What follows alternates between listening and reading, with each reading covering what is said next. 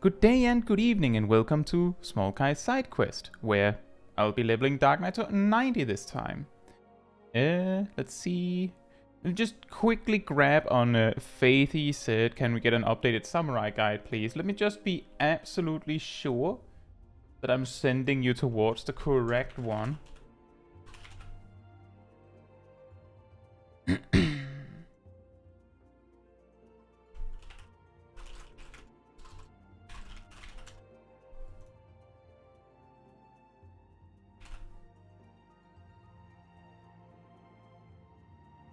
Whoops.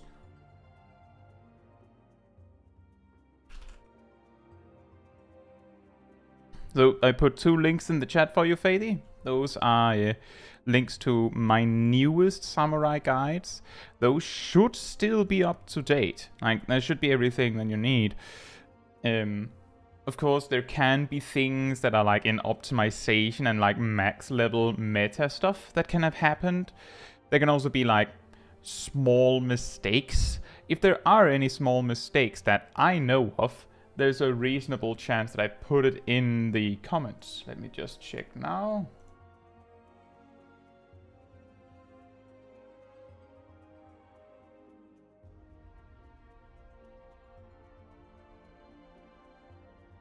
Yeah, for the most part, there isn't anything from what I can recall. So that should be everything that you need.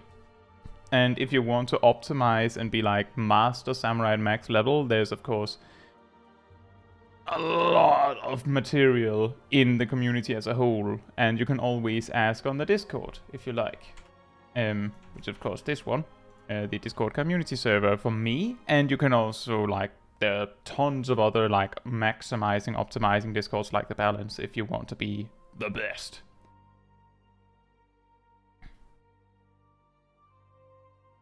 Yeah, all of my job guides should be mostly up to date. Now, with that said, hey Yaradel, hey Gazel, hey Eleven, hey Tristan, and hey Faithy, hey Yumia, hey Gitsu, hey Vivi, hey Fila, hey Traverse, hey Giraheen, hey Derpy, and hey Orion. I hope you're all doing very well.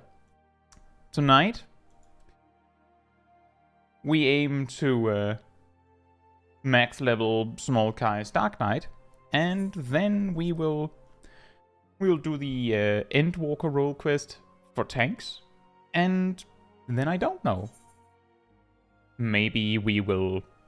Who knows, maybe we'll take some time in the Gold Saucer. Like, I don't know if there's any reason for Smol Caetsu to get the car. She'll probably never use it, because we always use the magic school bus. But maybe.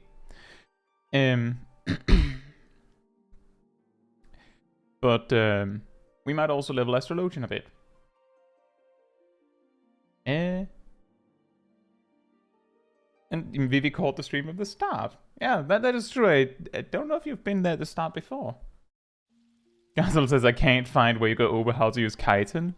Wow, like, I actually do have a samurai guide on that.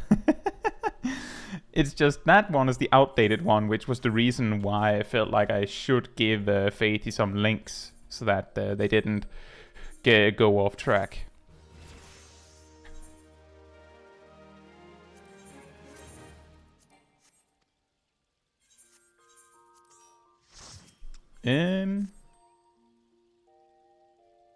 Traverse says, I've been healing roulettes this morning, feel like a babysitter. Now, what, like, if you really want to feel like a babysitter, you should do that, but then do it in mentor roulette. Sometimes, I tell you. I didn't mean to give you that. Did not mean to give you that. You shouldn't have that. You should be wearing all this though. You just reached level 74. We have more for you. Nope. Hey Justin, hope you're doing well.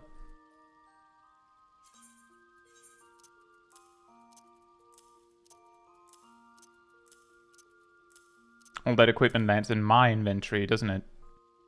Pretty sure it does.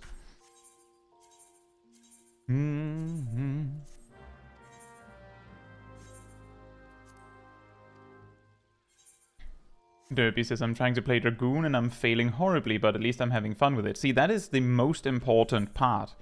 As long as you're having fun with it, then it is at least not all for nothing. Wait.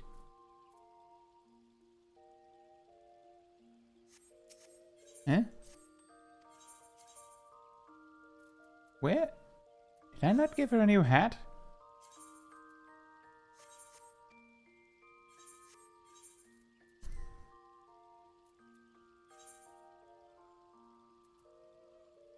Oh, it's probably this and this. I was expecting like a blue piece, and I was also expecting it to be a little bit more highlighted.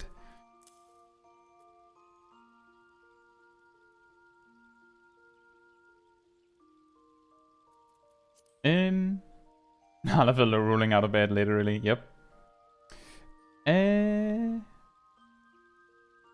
11 says, do role quests unlock anything? So in Shadowbringers, doing the role quest itself, as I recall, is what actually unlocks access to the job gear. So like, there's this NPC that gives you a job set, which is like this sword that I've glammed to, for example. You only get that if you've done the role quest. People usually miss that, or sometimes miss that little detail, because you have to do one of the role quest lines to actually get to talk with that guy at all. Like, otherwise he will not let you progress in the MSQ to the point where he would give you a gear set in the first place. So, and most of your, like, extra jobs after that, you'll just get, you know, the Cryptlurker key or something, so you don't even notice. But that is what unlocks access to that.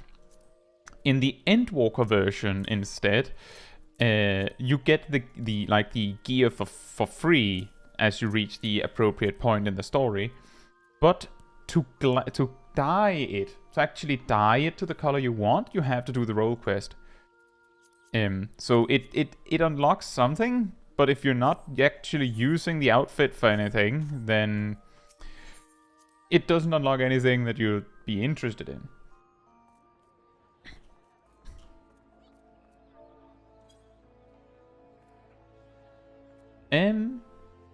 That was you on VR chat yesterday. Philippe says, I was leveling Bard and I just cannot seem to take my eyes off the hotbar. There's just too much stuff for me to keep track of. Yeah, that's understandable. I can't really give that much advice on that one, because Bard is quite chaotic. One tip that... Oh, look, there's Bizarre. One tip that I could give is, for Philippe's Bard, because I see someone else asked as well, is make sure... consider moving the dot, like the debuffs on your target down here. You can separate these things by using this menu. So you can separate it, so you can grab the debuffs on your target and put them down here, so that you can keep track of your debuffs while your eyes are on your hotbars.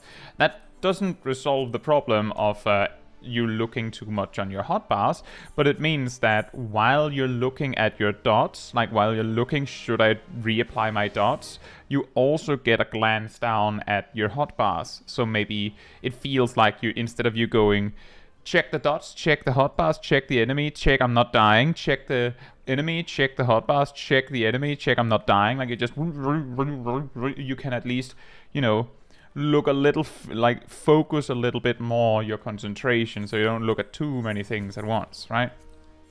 And that doesn't solve it. Another thing you can do is try to learn a few things to watch for when other things happen. Like, for example, now you're saying you're leveling Barb, so I don't know how far you are, but for example, there's no need to actually watch the cooldown on Battle Voice, because Battle Voice is going to come up with whatever song you paired it with, because you're going to pair it with a song. So if you just keep track of that song, you'll go, well, when I use that song, I also use Battle Voice and Barrage. For example. So that can like remove a lot of the things to keep track of, but it doesn't remove everything. Like when you're in Mage's Ballad, you kind of have to watch Bloodletter. You always have to watch Imperial Arrow. You kind of have to watch Straight Shot and Refulgent Arrow. Like you just have to, because the, you know, random procs. So it can be hard. That's why I'm like saying, try to keep track of as few things as you can get away with. It might make it easy. And yeah, Battle Voice comes out on Wanderers. That is correct. The reason why I suggested it would come out with like if you're at lower level, it might come out alongside Mage's Ballad. Like if you're level 50 specifically and not level 52, I suppose. But yeah, the fewer, like if you can cook it down to as few things as possible, you can reduce the amount of time you have to spend looking at your bars. But you will probably have to look at them a lot anyway, simply because Bard has a lot of randomness involved. Victor says, should I keep the gear given out on MSQ? You can. Like, it's decent gear most of the time, and if you don't have any reason to throw it out, you can keep it.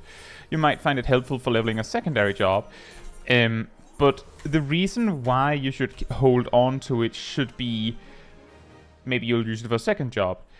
If you don't know if you will, then you can for the most part get rid of them. You will be able to get them again. Like, if it's a unique item you can't get anywhere else, then there is an NPC, the Calamity Salvager, which are in all the major cities, that can give it back to you. So those items are not lost. If it isn't a unique item, then throwing it away can of course result in you having to go through the motions of reacquiring it, but that's an entirely different story, of course.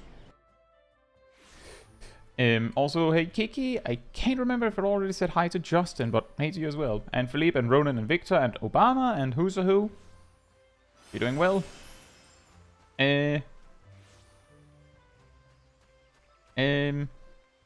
Ronan says, any tips? Chose the Thaumaturge as my first class. You can become a Dark Knight on the free trial, but you have to complete all of the A Realm Reborn story, which means that you have to reach Ishgard, and, well, to make a long story short, you have to complete over 100 of the main quests to actually get there. So, like, if you like Thaumaturge, maybe stick to that for now, because it'll be a bit before you can play Dark Knight. Tips for Thaumaturge? You want to cast as many fire spells as you can. Make sure you maintain your Thunder Dot, and use Ice Magic while you're recovering your MP. And there's no reason to hang out in ice, and there is no way to make Ice Magic superior to Fire Magic. That's just not how the game works. I of course can also say that if you want more advice, I do believe my Black Mage guides give a lot of information you can use there.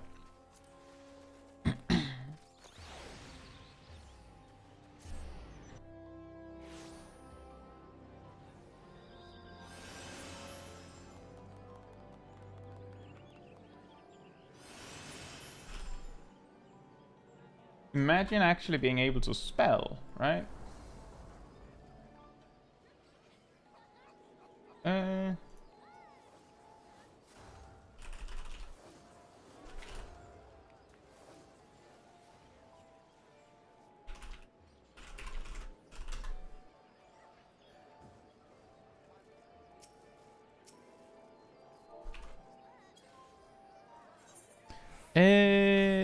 Right.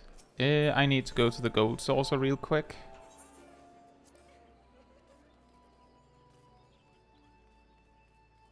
I'm both surprised we have this many MGP, and then also surprised we only have this little MGP. That also solves my problem. But yeah, just a general tip for all of the people that are just starting. I know there's a lot of people starting with the Xbox release. You don't have to do all of the optional side quests. Like, if they have... Let me just get back to Gridania real quick while we do our daily roulettes.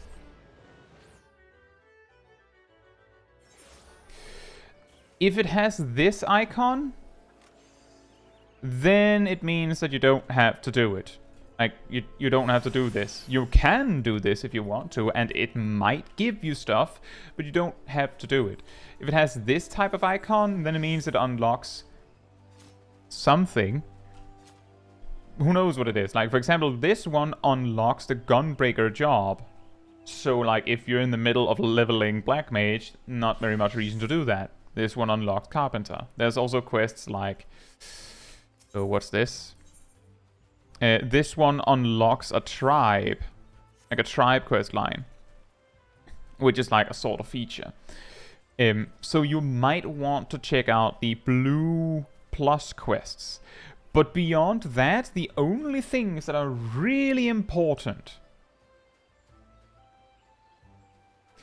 Then it is this quest. It should be up here by default. This quest is the important one. Like, if you want the more details and you've picked it up, it should be over here.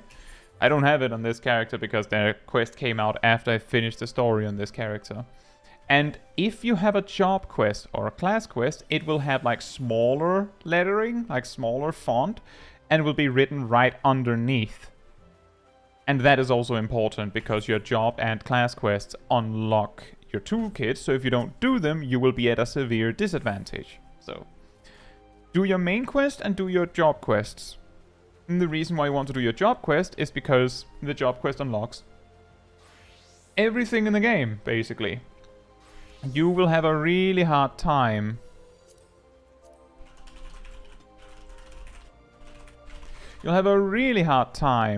actually enjoying the fruits of your labor if you've power leveled a job to 90, but your job quest is level 50. You can't unlock any level 90 content, so you're just kinda stuck then, right? So you want to be sure you do your job, you do your main quest. That is much more important than leveling itself at first. How does the cursor work on the Xbox controller?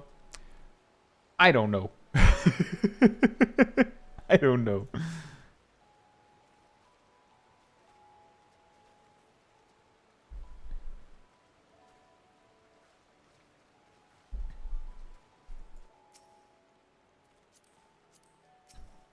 Wait, why did Caetsu leave the group?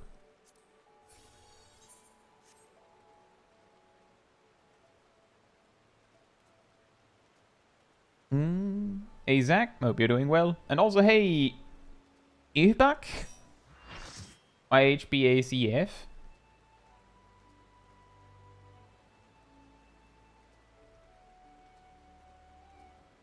The Xbox ones don't have a touchpad. Ooh.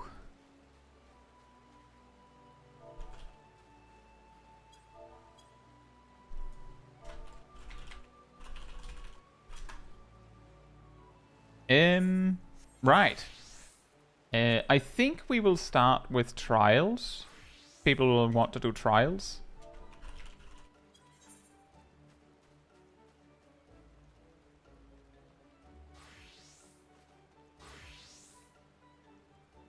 Is it Marketer?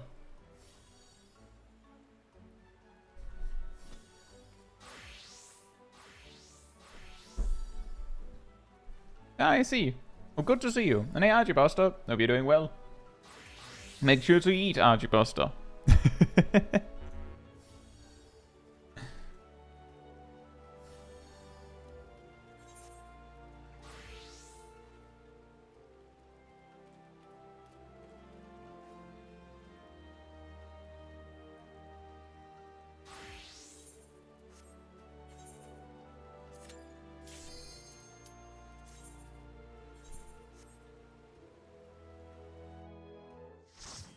A laser pointer. Nice.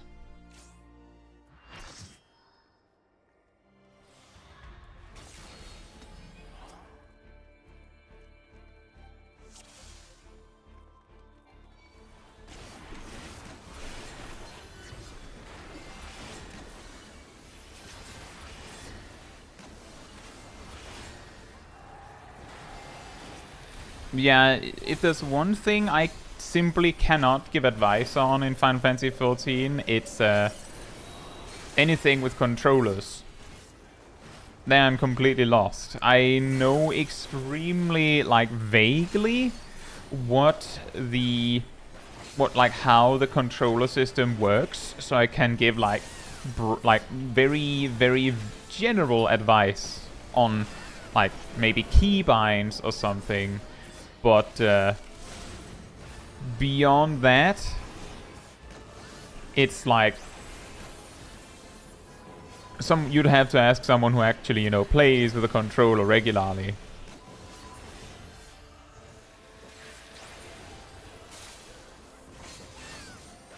For a second there, I thought she brought forth the bow, and I was like, wait, this isn't extreme.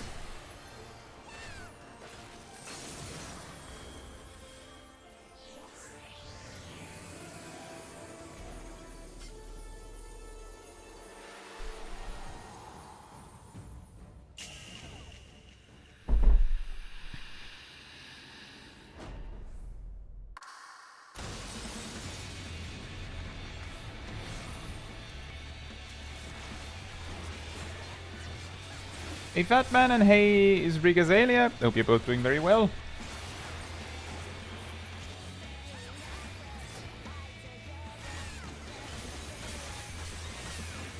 I should also add that when I say I have no idea how to play with a controller, it's not like I'm saying, oh, it's bad. It's simply that I came from WoW, right? So this kind of...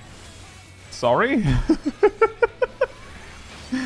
This kind of, like, setup, I have, like, we're getting close to 2 decades of experience with playing an MMO of this type with this kind of setup. So it would simply not be worth it for me to switch to a controller.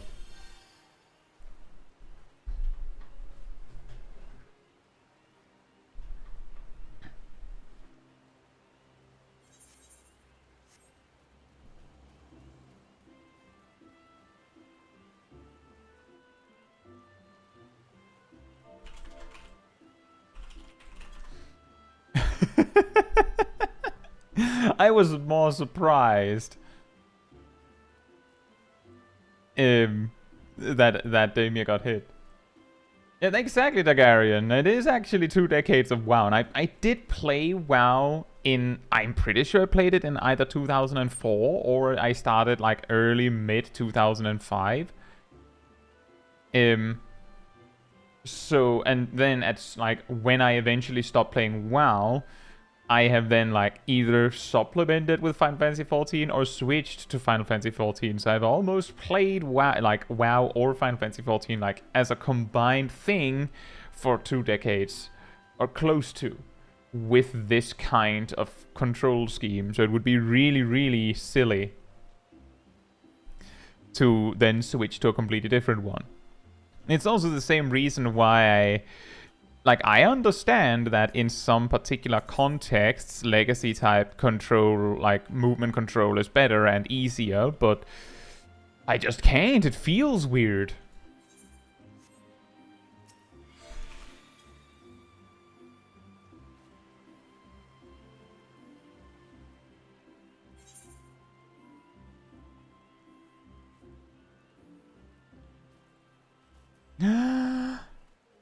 It's a pink umbrella.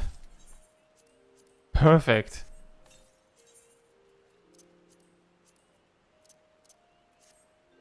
There we go. Thank you.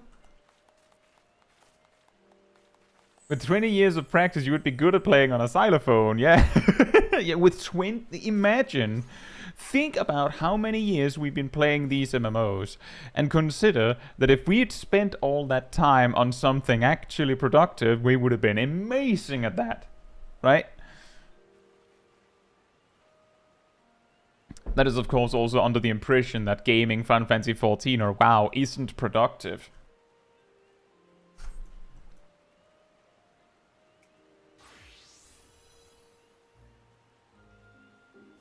Sip says, I almost learned how to play on controller because someone told me Gunbreaker was too hard and they were using a macro to do their rotation.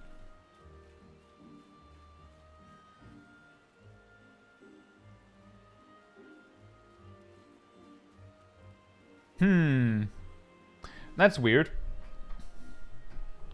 And I agree, Girhin.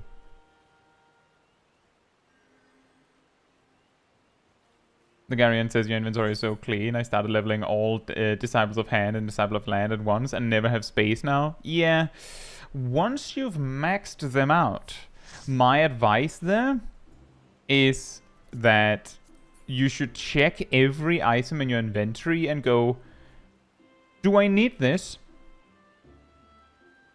Like right now? And if the answer is no, then go, will I need this in a week or 2 weeks? And if the answer is, I don't know, then check, can you buy the item again? And if the answer is yes, get rid of it. If you can buy it, then it doesn't have to be in your inventory.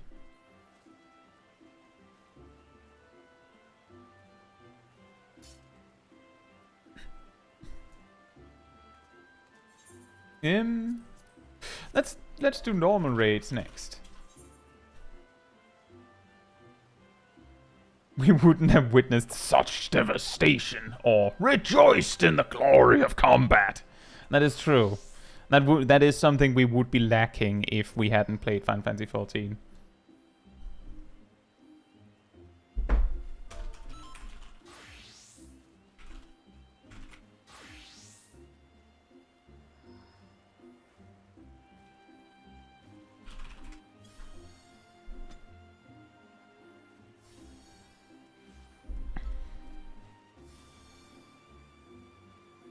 Rejoice in the glory of eating things. Rejoice in the glory of consumption.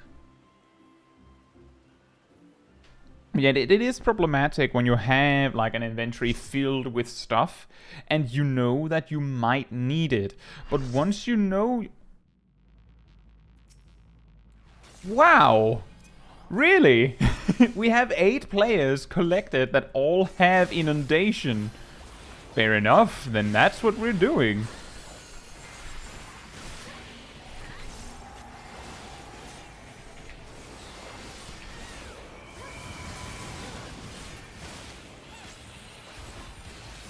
Victor says, is there a way to check the content on expansion to make sure that I'm doing everything before jumping to the next?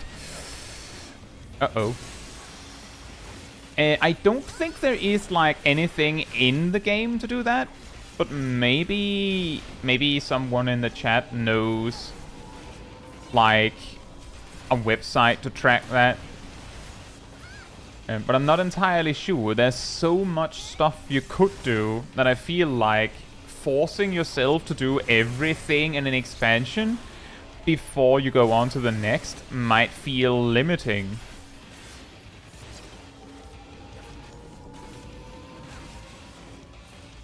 Hey, look at the Mage. Hope you're doing well.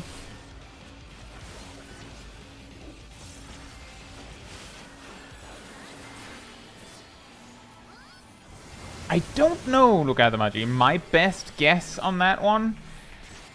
Oh, I wasted 10 blood gauge there, I think. My best guess on that one is that maybe a lot of people have gotten Inundation specifically as their weekly task for the Moogle Treasure Trove.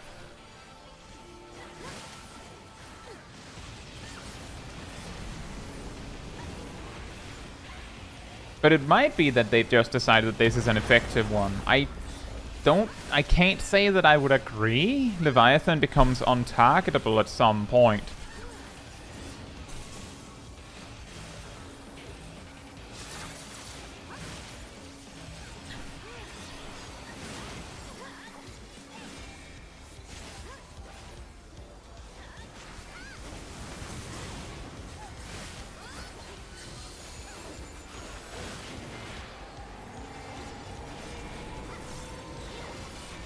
I'm specifically highlighting that it becomes untargetable at some point, because that would be something that eats into the timer, making it take longer.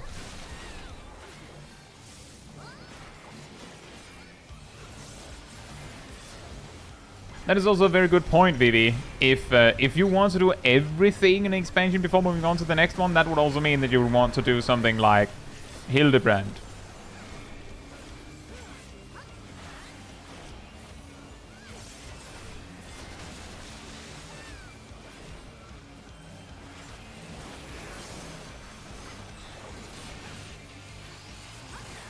Oh, I have no debuff. Nice. Well, I had the knockback, I guess.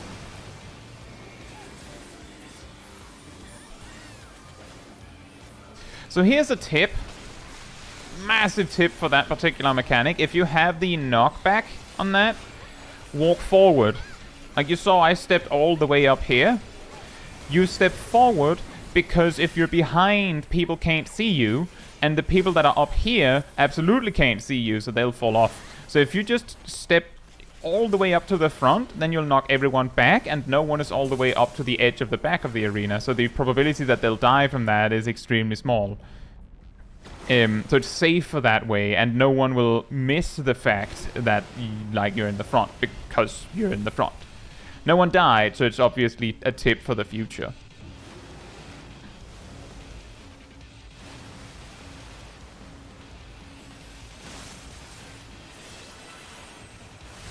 But that is the reason why I step all the way up in the front when I see that mechanic on me. Hey Steve, hope you're doing well.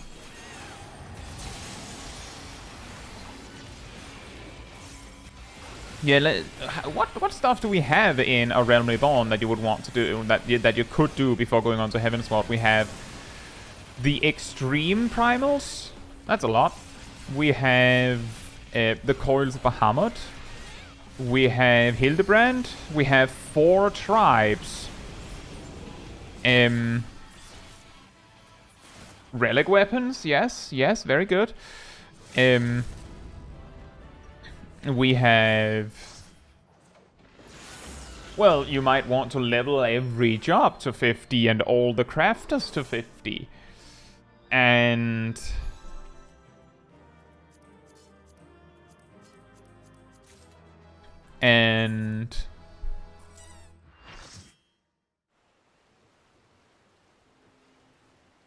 It's just a lot.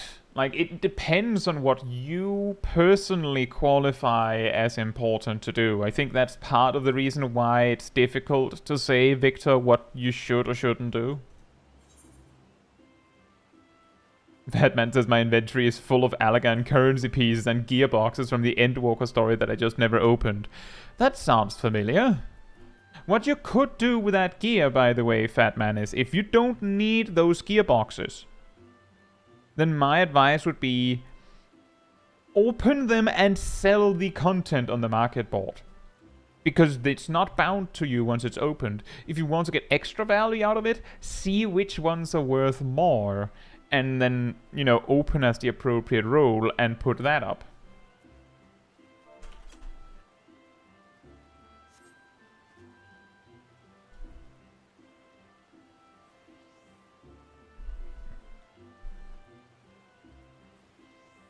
Thank you, Aridel. Also, hey Shakespeare, hope you're doing well. I mean, I'm not saying that you can't go and like try everything before you go on to the next expansion. I'm just saying that you might not like that. It's going to be a very, very, very long journey. Right, so next we are doing Alliance Raid. Wait, how much XP did I get for that? I feel like I got nearly nothing. 303... I got 350k and then 190 for the boss itself. Wow.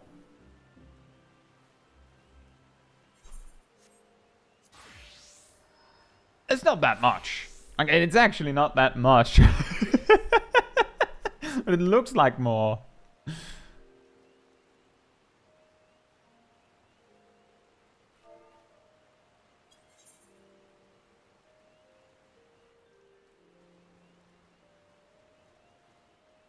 Orion says, actually want to join for Alliance Raid. Oh, right. Well, I mean, I can, like, we're 8 right now, but I can give a little announcement, a timer, so that everyone that wants to join, you can, like, queue up at the same time as me if you would like.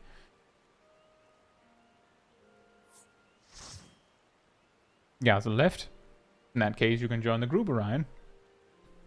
Alright, 11, enjoy your walk with the dog, and give it head pats from me. Ivy says, when I started, I thought I'd do every side quest in each area before moving on. That lasted all of Limsand mid... Lano? Yeah, when I started on the game, I remember that I was like... I reached level 30 with Arcanist and discovered that I could not become a summoner because I needed to do some quest.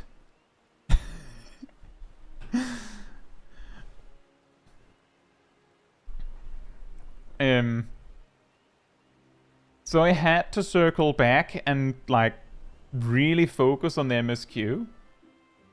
Now, Midlands here. Right. And I thought, because the thing is, the first thing you get as a summoner is Ifrit, right?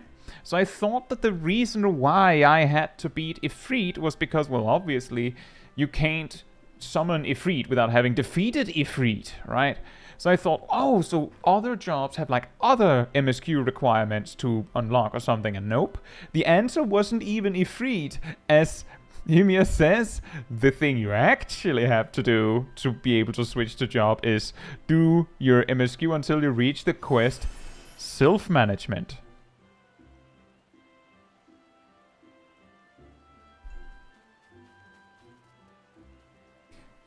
Podstilka says, is there any merit of having 2 characters like you do?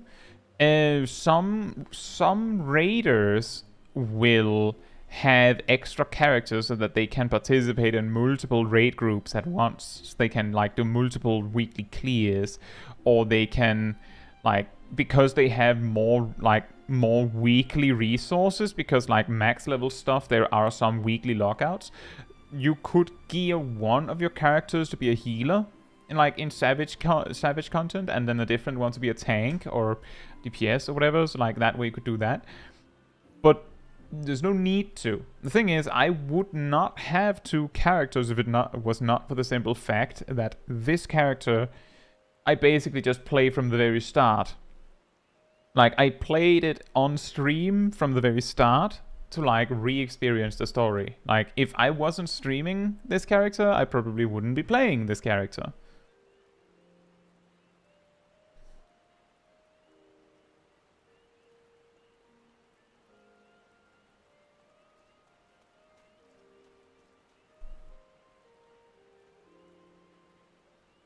That is also true. There's a weird additional requirement that summoner has to do that anyway. BB says, don't raid racers have backups to get more gear for this Heme on Savage release as well? Possible. There is this... oh, what's the word for it? There's this trick where... like, if you have, like, let's say everyone had 8 characters, right? In your entire raid static each had 8 characters, then you would be able to do a boss with 7 alts and just funnel all of the gear to the only main in the group. And then you go in again with 7 different alts and 1 different main, and you do that 8 times. Like, for example, if you conclude that you need all the upgrades you can possibly get for the final boss in a raid tier, then you could, and you also conclude that it is absolutely feasible for your team to beat the first and second boss, for example, with an alt. Yeah, split runs. Then you could basically multiply the gear that you get by 8 by doing that. But it's really, really sweaty to do that. Right, so we're all here.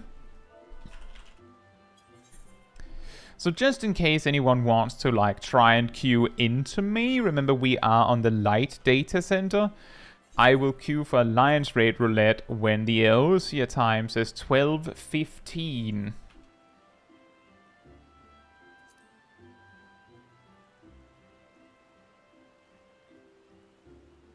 So you would have to queue at the same time.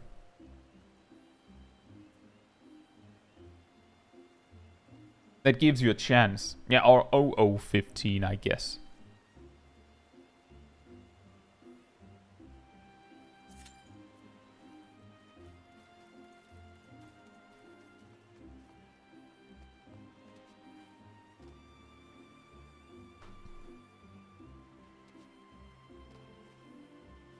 Maybe his biggest advantage to having multiple characters though is saving money on Fantasias. That is also a big one. Like if you want to play multiple different races, then that can be a huge help. I know some people that have done this thing where they have like multiple characters of different races so that like they get a taste of the different races so that they don't spend too much of their fantas on switching.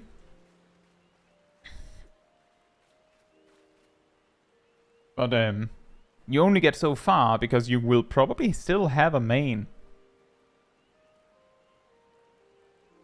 But beyond this, Podstilka, there isn't a strictly like super helpful advantage to having multiple characters unless you want to.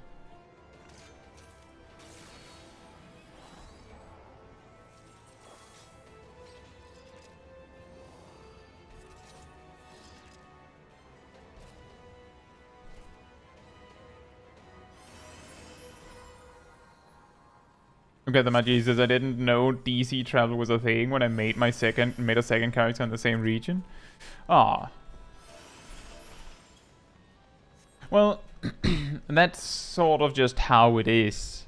I will say that a lot of people don't even realize that data center travel is a thing or how you do it. It's weirdly hidden away because... Let's be real here for a second. How many of you would right-click your character name in the character selection menu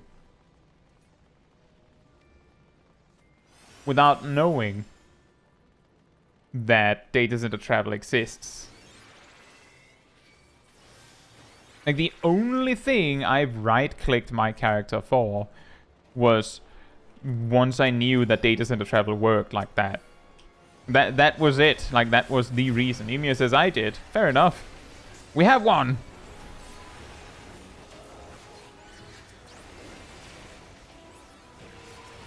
Maybe, yeah, exactly. Also, maybe if you misclick, Steve says I had to look up how to do it. Exactly.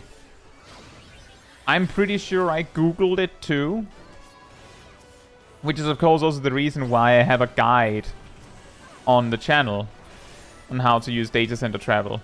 Because it's not obvious. It's weirdly hidden away.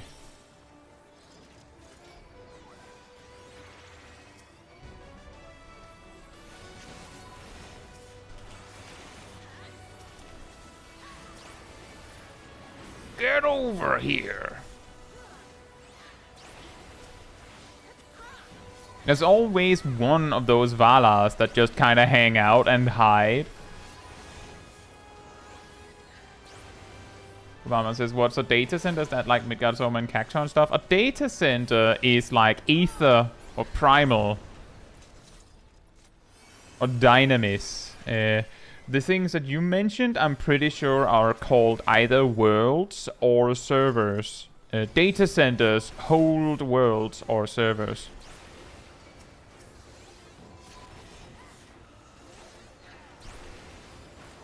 Yep, you can travel between them, but you can only travel between those that are in your region. So, for example, if you're on an NA data center, then you cannot visit an EU one. But you can visit any other NA one. I see we have some active tanks, so I'll just turn my tank stance off to reduce the confusion a bit. Do you think that we'll fight Bone Dragon in the center or off in Narnia? Here they go! I'm pretty sure that person came in here through Mentor Roulette. They have the crown that says so.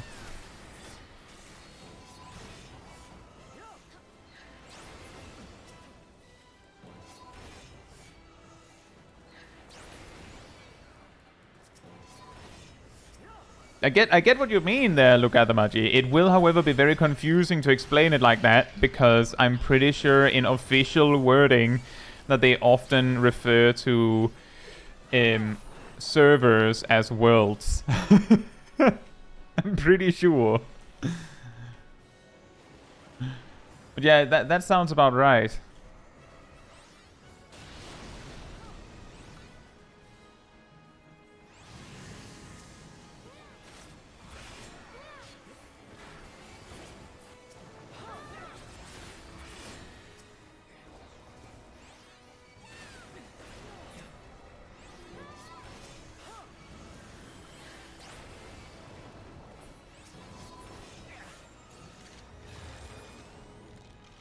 Bark Shark says it shouldn't matter on Crystal Tower, but shouldn't you just shirk aggro while keeping your tank stance on? Not necessarily. It's a way to do it. If I'm actively fighting something, then I might turn on my tank stance to make sure I'm highest in my group, for example. But an equally effective trick to make sure that the DPS don't get hurt is to use your eyes.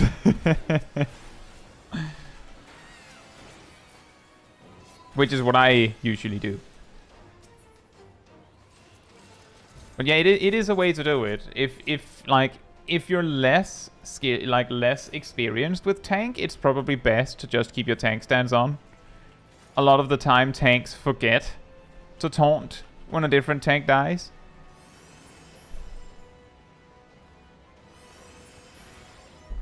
And the reason for that is that unless it's like savage content, a DPS can take a few smacks. They don't die from one hit, so there is time.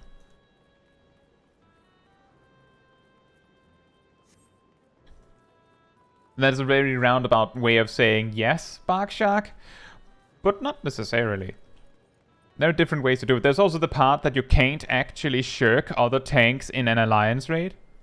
You can only shirk party members, and those are not party members. So if I over-aggroed the main tank, then I would have to do something else to let them take over.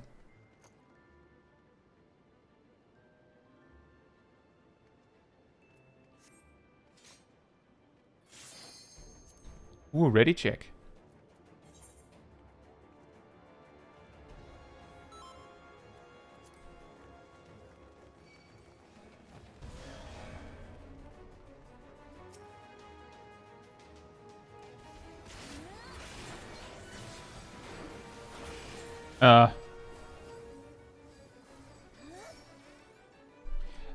It's not my fault. When it has the ring, guys, it's because the group to the left of us isn't doing it right. It's a little funny, but yeah, it's group 1. Make sure that group 2 can play. Make sure group 3 can play.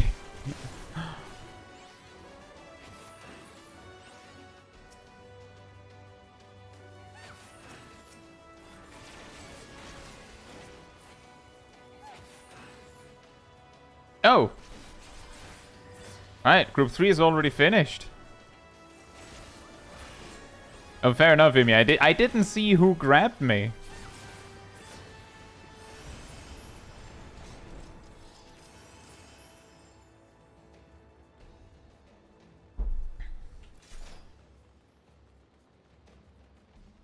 Trolling. We do a little bit of trolling. That's fair enough. That is totally allowed. I can take that. It was just the absolutely incredible timing of there being a problem with the boss and I'm getting grabbed that made me think that there was a misunderstanding.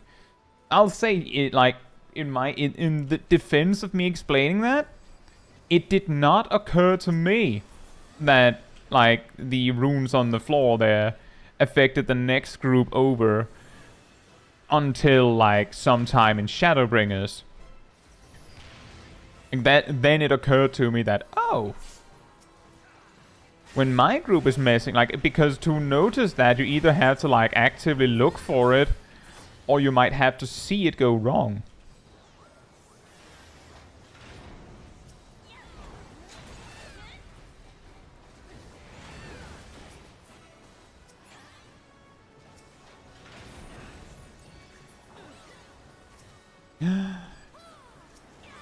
We get to fight the boss now. Woohoo!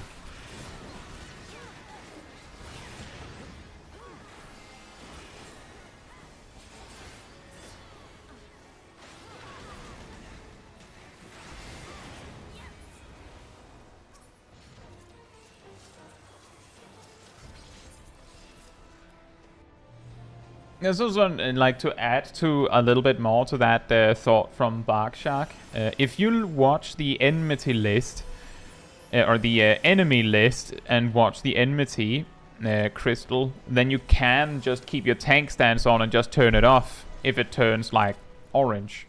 Because that indicates you're about to pull aggro.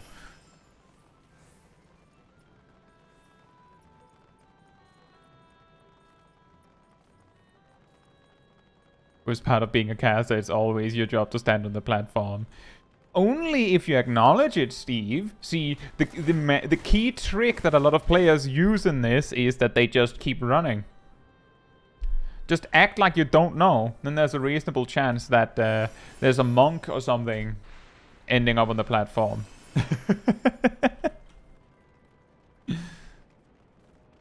If you just go for it.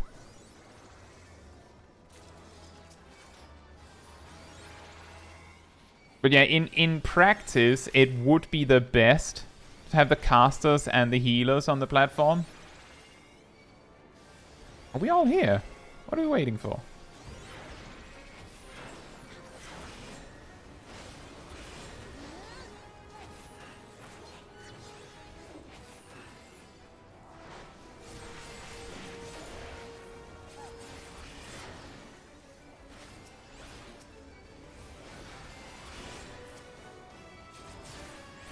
Oh, that means I can use my AoE combo. Wait, why are there so many bombs on us?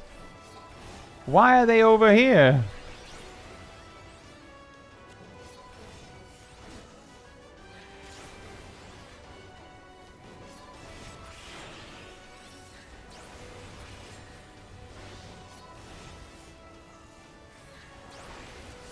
If your party has all casters, you would have the chance. Oh yeah. If your party has all casters and there are other people in the group who isn't just running forward.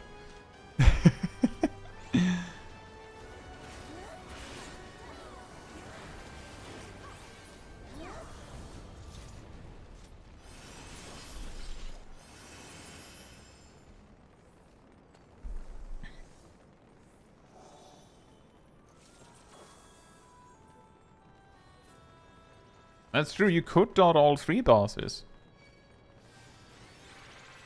You could also do that as a healer.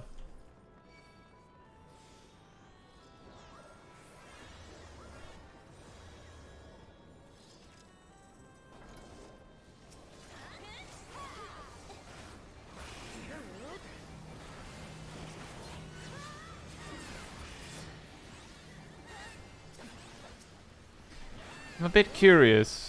The last few times I've been in here as a tank, I've actively gone out of my way to actually grab the Iron Giant, and then I always end up in an awkward spot of not knowing what to do with it. I'm a little curious. Do we die now? We don't. But I think the main tank did.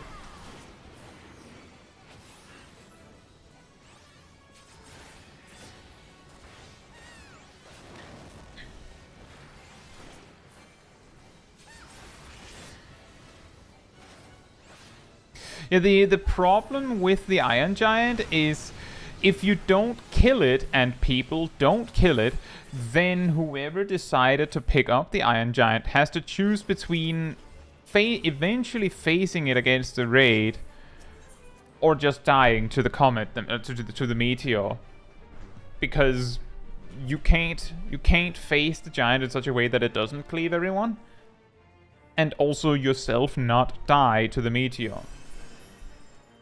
So that's why I wasn't entirely sure.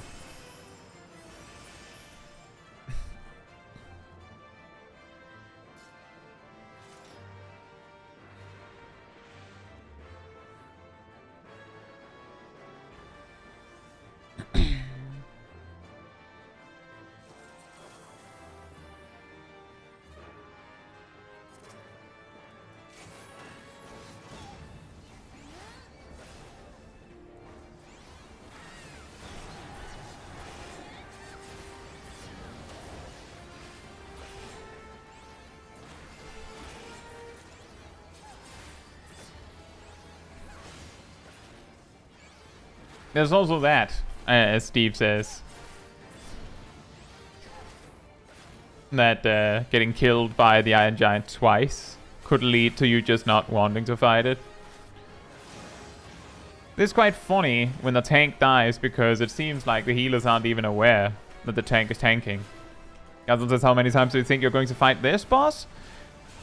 Ooh, that's an excellent question. Do you think we can greed it hard enough?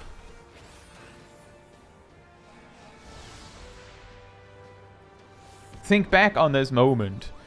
One day when the power creep has become so incredible that we can kill him before the first ancient flare. Shaman, get over here. I said move, mate. Okay then.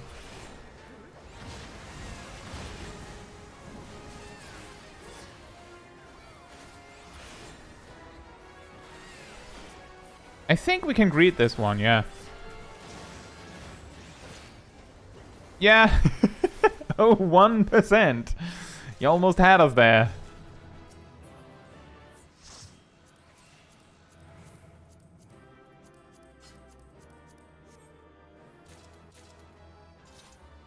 And double 88!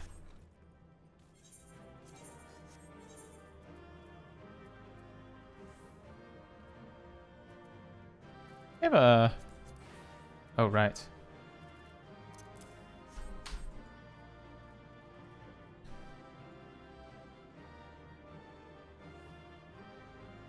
Yeah, I've had that happen too, Tristan. It's rare, but like the entire crux of getting the greed, it's super specific.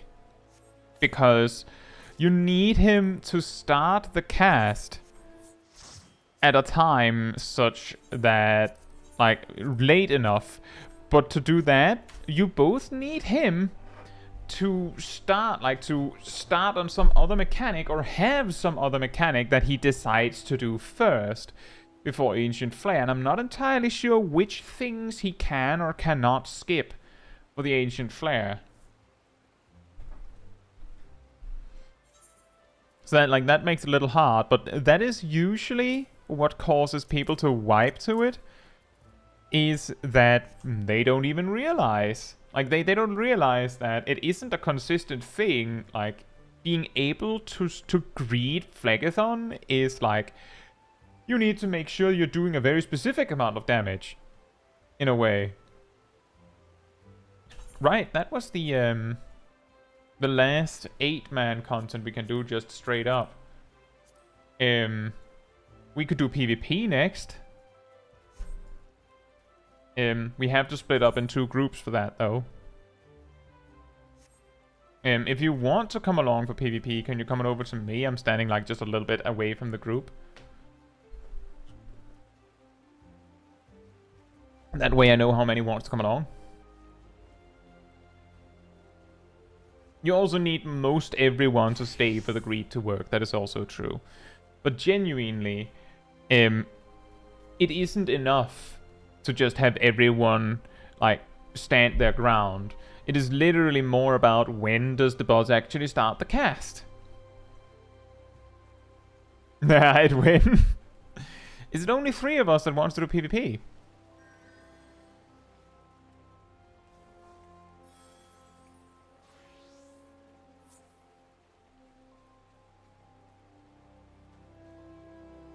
you want to do PvP, just come on over to me, and then we'll figure out making 2 groups. If we have enough for 2 groups. I'm guessing Tristan, so Milo, Gazel, and Naomi does not want to come along, is that right? Yes, no, maybe.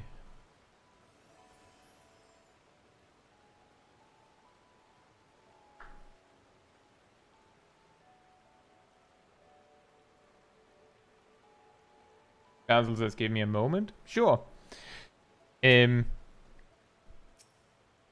I'll give you a moment. If you go over to Aradel, they'll make a group 2.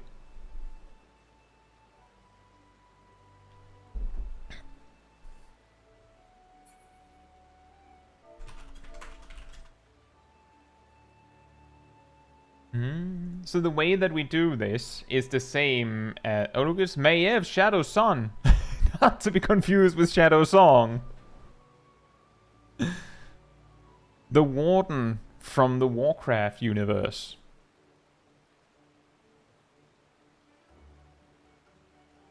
She got that fan of knives.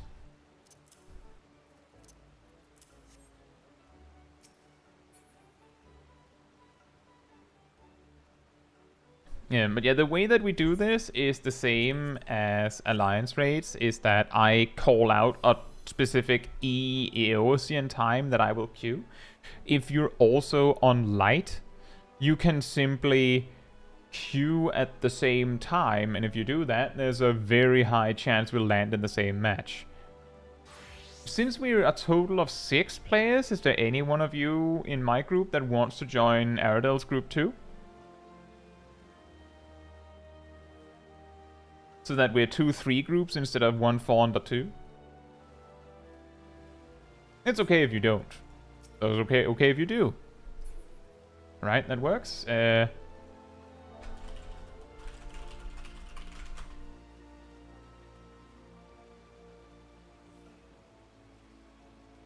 One Himia per group.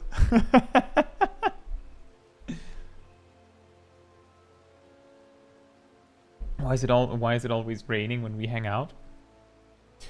Yeah, I don't really know. I feel like it's raining a lot in Gridania. Is that the problem? Is that it? We're just waiting. Unuvara here said they needed a moment. It's the big dog. The big dog. It's a rainforest.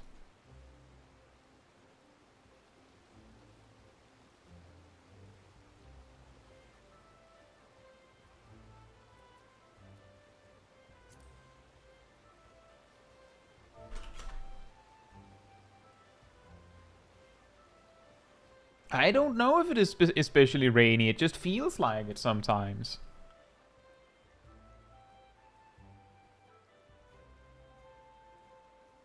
I can't remember if...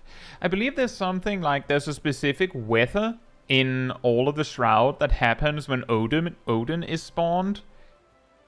Does that also appear in Gridania, or is it only in the zone where Odin is? Are there some dungeons that just hit harder? Yes. Relatively speaking, yes. And there are also sometimes just mobs that hit harder. Is it something in particular you're thinking of, Traverse? Hey, Uno Ravara is back. In that case, I'll do a ready check. Do you need to do another ready check, Ardell? Or are you good over there? All Shroud zones get the weather. Does Gridania get the weather?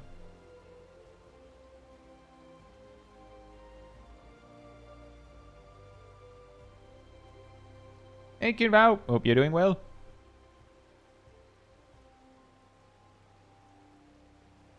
Alright, I will queue at 8:40. So if there's anyone else who's also in the light data center that wants to go surprise and queue into us, you can do that as well.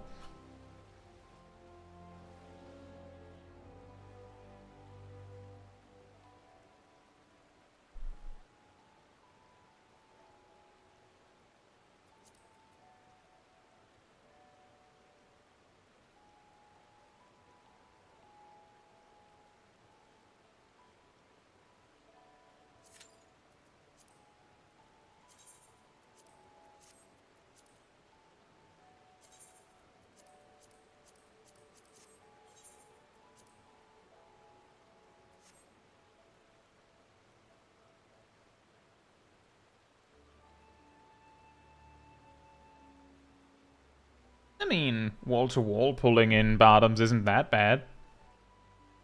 The problem is if you're the healer and your tank isn't strong enough, or you're the tank and your healer isn't strong enough. Because in some of those pulls, it's not good enough that one of you is really good.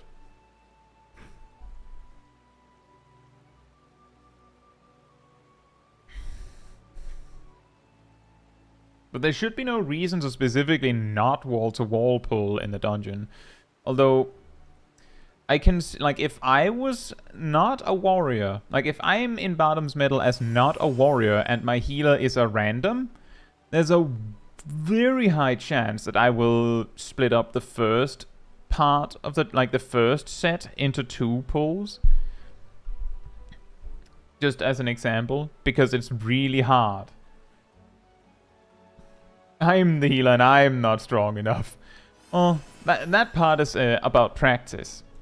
And confidence. Low DPS can also do it, yeah.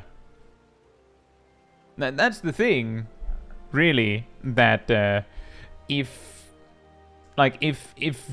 you wipe to that, then it's really hard to figure out exactly what went wrong, because maybe what went wrong is that your tank didn't use cooldowns well enough. Maybe the reason was that your healer didn't heal enough.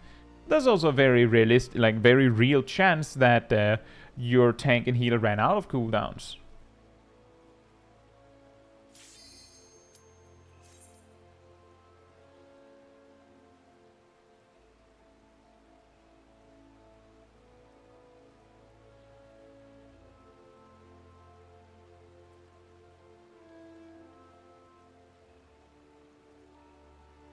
Thank you, Vivi.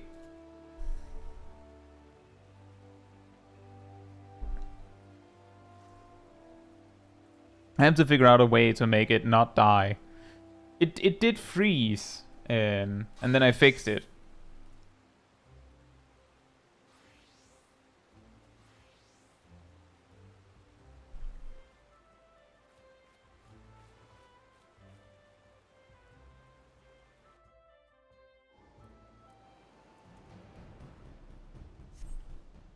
Traverse says should have recorded it for the next tea time. You could have done that, yeah. I want to highlight that when Smol Kai was leveling in Stormblood levels on Dark Knight, we did wall-to-wall pulls in Bottom's Middle. The key thing there that makes that one a little harder is that oh, I think we're on different teams. Is that well, my healer was obviously someone that I knew was good. So it's not really a fair comparison, is it?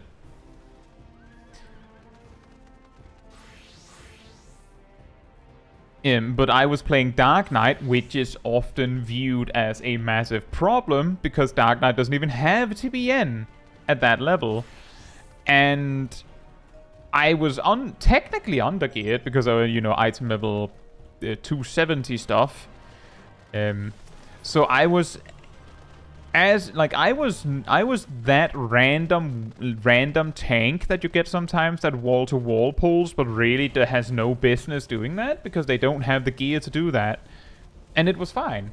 I do believe we had at least one of the runs in Bottom's Middle where I didn't even use Living Dead for the giga pulls.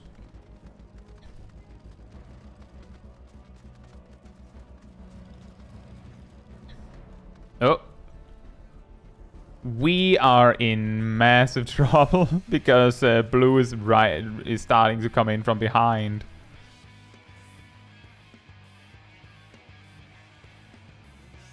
Obama, they are mostly the same strength. I think it's just that because how can I say it?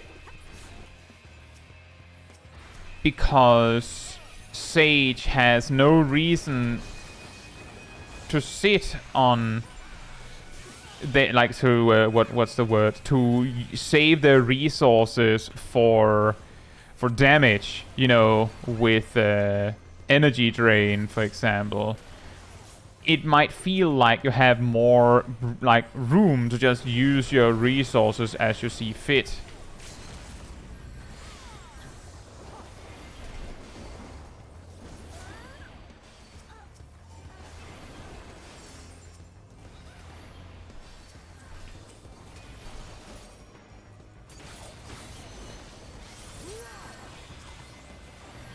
Yeah, I also feel like Sage feels a little easier. But they are just about the same strength. I think it's generally like some people would say that Sage is like the dungeon master healer in a way. Like it's the one that is like insanely good in dungeons, a little bit like Warrior's insanely good as a tank in dungeons and things like that. It can also be that it's just like a preference thing, that you just find it easier because the toolkit makes better sense.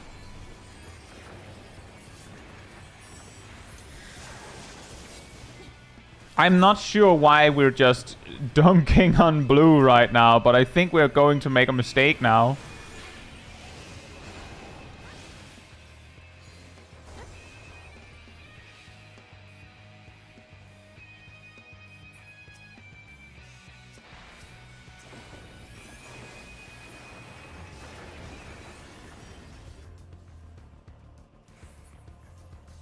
Never mind, we came out of it safely.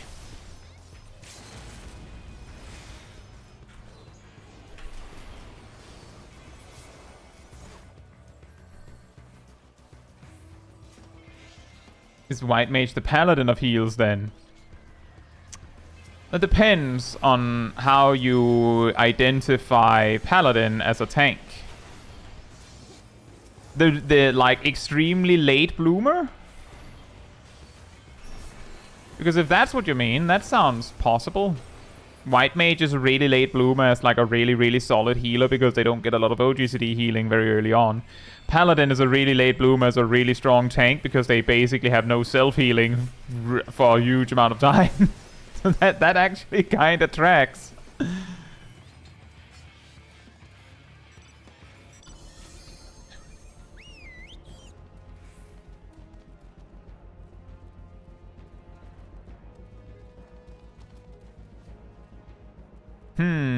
This is awkward.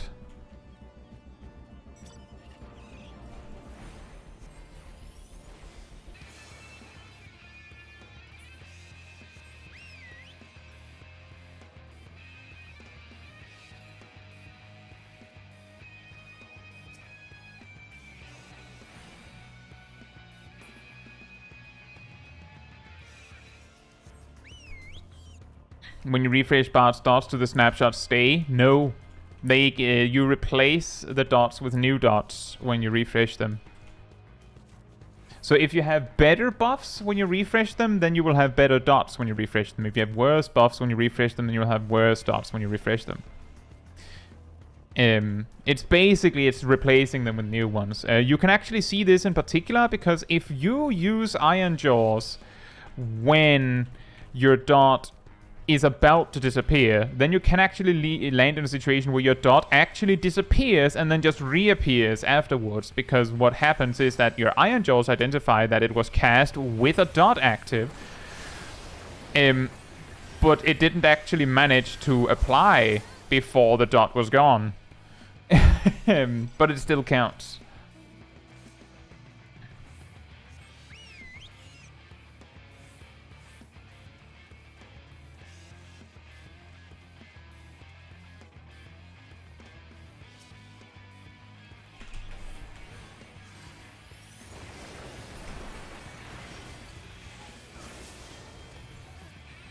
Oh boy, that's a lot of players. Zoinks. I'm outie. Bye. I'ma head out real quick. No thank you. Where's my team at? Why are we down there?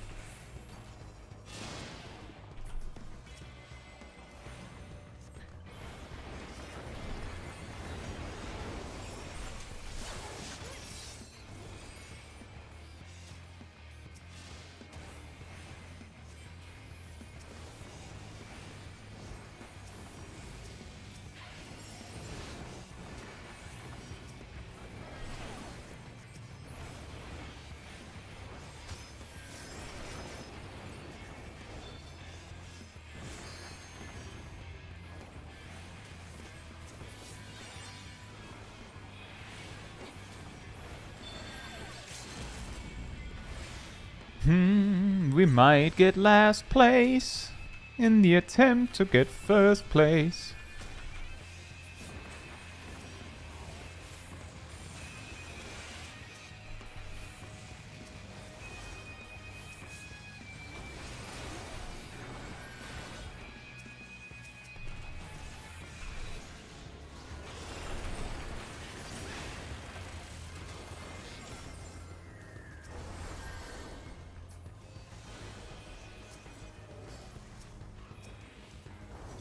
Are you dying, son?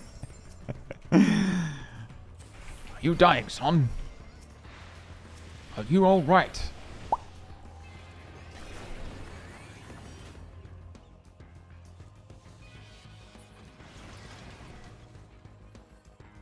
This is a little bit dangerous.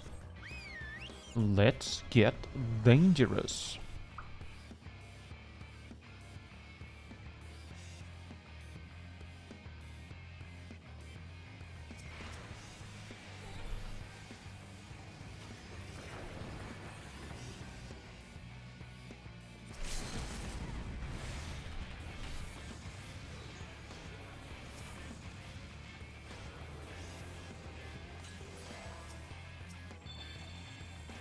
They call me walking artillery.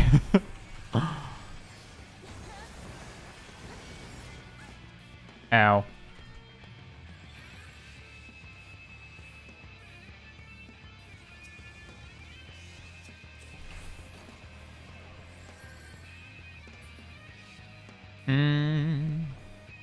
Now we're in last place.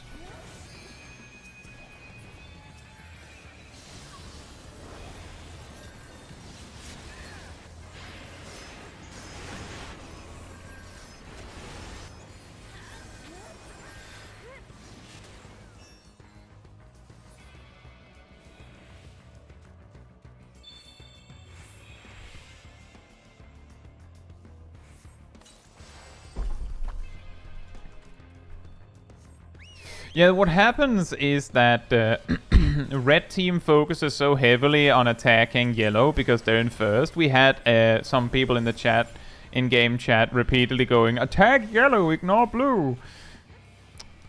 Now we're in a situation where we tried, and I've talked about this like a million times in regards to PvP.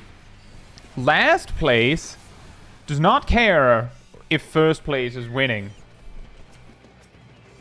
And right now, blue is capitalizing on the simple fact that, I mean, they were focusing on getting second place. That's what they were doing. And now they have second place. And now the game is so deep that we have to keep going. Like, if we try and turn and aim for second place now, then yellow wins before we can change it. Yeah, blue is too far ahead, so blue can kind of just keep doing that, potentially.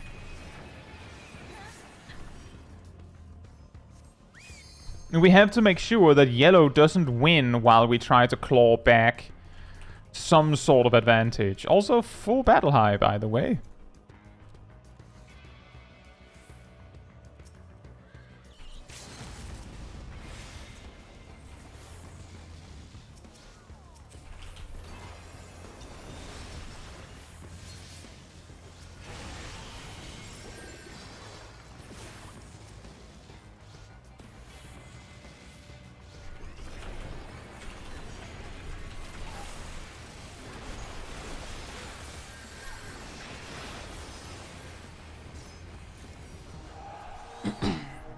Still good match, and I still get my XP, so whatever.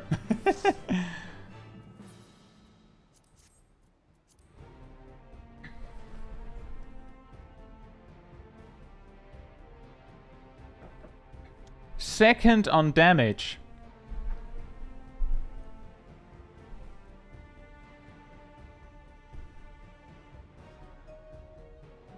Yeah, I mean, I've been switching to Black Mage for PvP for a bit because I'm really bad at Dark Knight.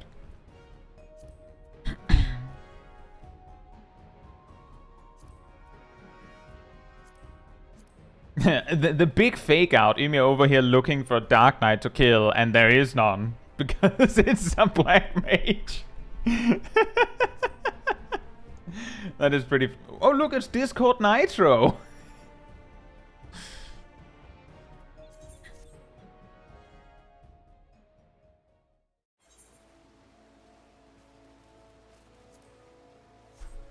Oh, sorry, Ymir, I just clicked out.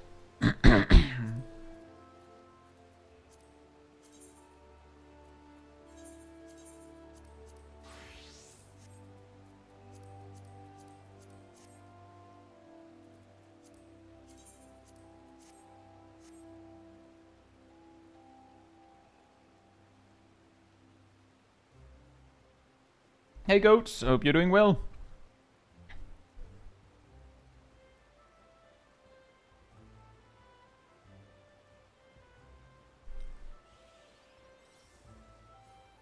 Maybe says PvP feels very counterintuitive. You focus leading team, you probably both lose.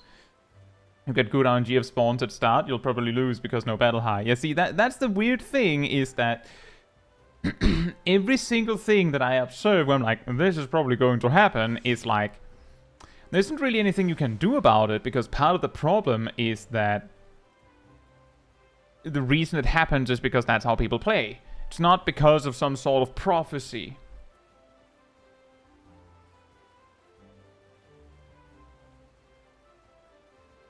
Hey Aiden, hope you're doing well, and I feel like their leveling is going okay.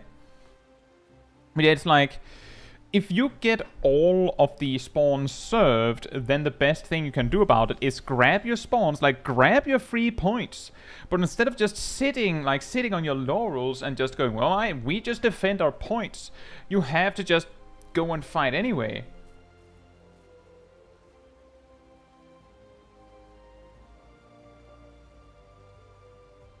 Even if it means that you might lose out on points.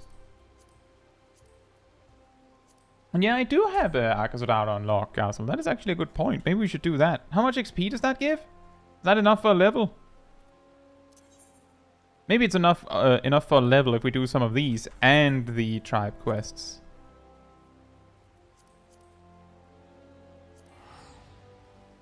Oh, just a moment. Let me just pick up all the people. Or at least attempt to.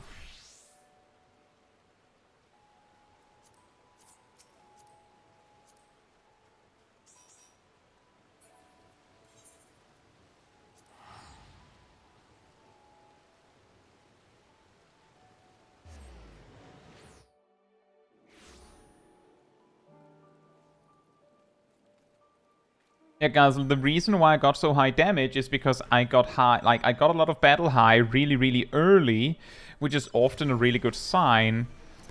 But on top of getting, like, a lot of battle high really early, I also switched to using Flare instead of Freeze at some point.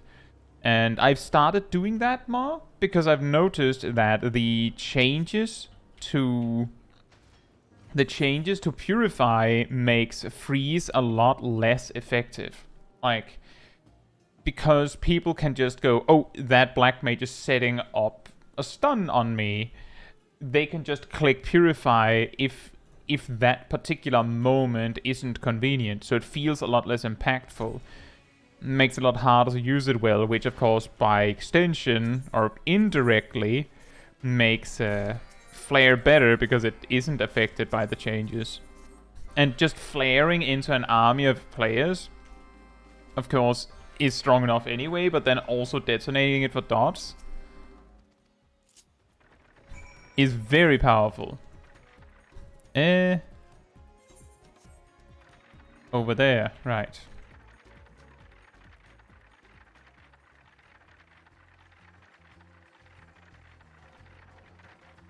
But yeah, if you want to get into PvP in Final Fantasy XIV, my best advice there is don't get too focused on it. You'll just get really annoyed, because it feels, for the longest part of, like for the majority of your experience learning it initially, you will have a very strong feeling that it's all random. It just feels like it's random why you win or lose.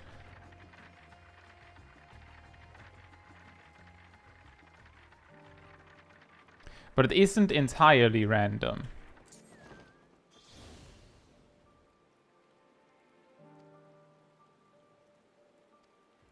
No, I chose the right one. You just need to figure out what it is that it takes to win, which is also why I'm like making some of those observations, and then we end up losing anyway. Like, for example, me saying, well, if you get all of the points served to you, don't have enough battle high, and then you lose. That can take a long time to figure out.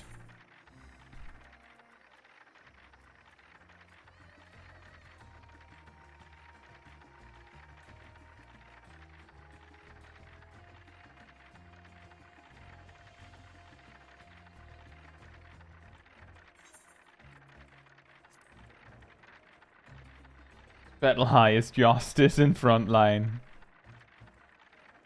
But I feel like battle high is a very weird thing because it it does do what it is intended to do. It makes it so that it is optimal to fight. But I feel like the problem there is that it makes it very difficult for someone who isn't already into PvP to understand why you're losing or winning, because how backwards is it that you are lucky in a match, you get served all of the good spawns, like all of the good spawn points for nodes, and you lose because of it?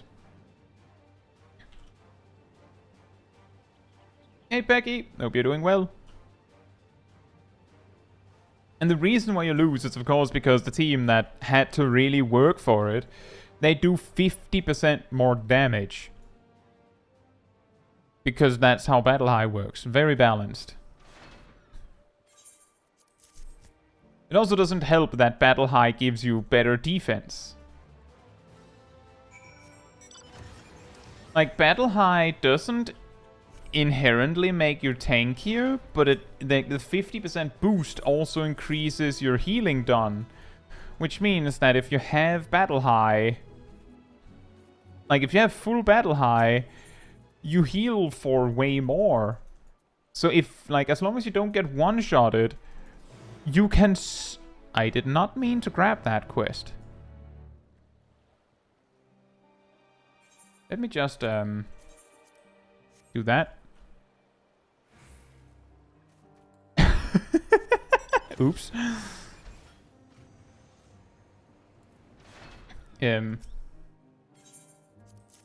But it means that as long as someone isn't getting one-shotted, they can just heal up again. Like, there were points where I could really feel that I was getting focused, where just because I managed to use guard at the right time to, like, halt the biggest brunt of the damage, I could just heal up and leave.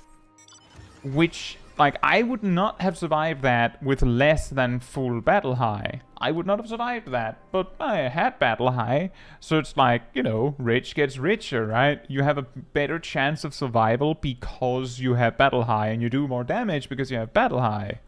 Very balanced. Oh, sorry, I thought you were a tribe friend. Oh, sorry, I thought you were a tribe friend. Good luck with your problem. Why am I holding these fruits? What happened?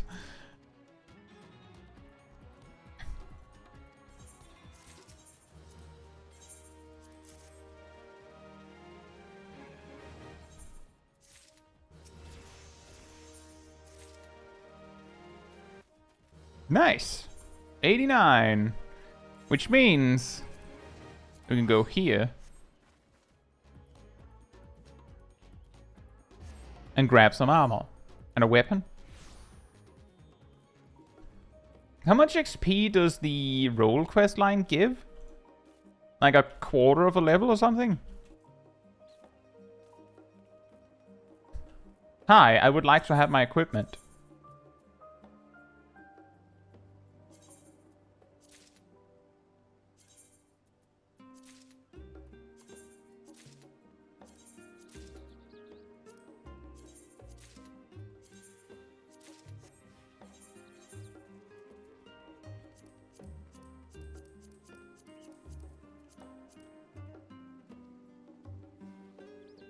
Well then.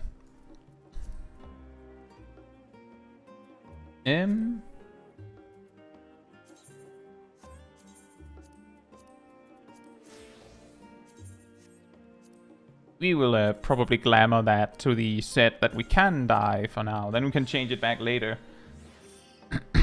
Edge.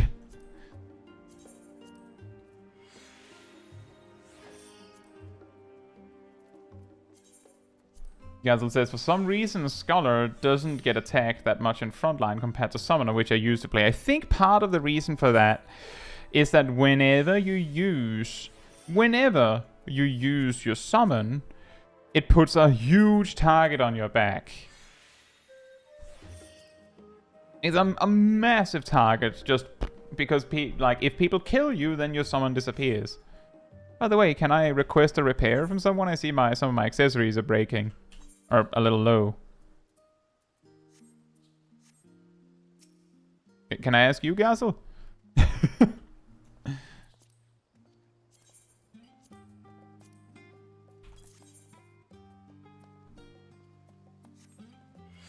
Thank you.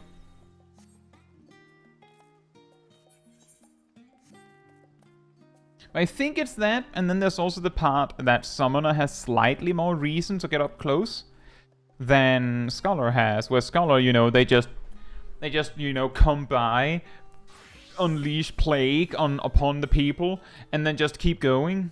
Meanwhile, Summoner sometimes just charges in and smacks someone with a book. Which incidentally makes you more clear in the audience. You kind of stand out. I mean, like, that's the same thing with Black Mage, is that if you use your strongest attack with the burst, which is an AoE around you, then, like, if you use it a lot too aggressively, then you're hopping into fights you shouldn't be doing. But if you're using it to finish someone off in a safe position, then you're never close when you don't want to be. You love to use the melee action, range action on PvP Scholar. That's fair. I usually use it to punish when people get too close.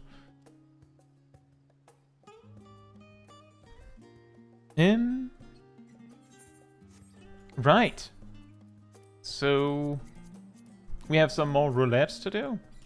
We don't have any more that I can bring everyone for. Are we all here?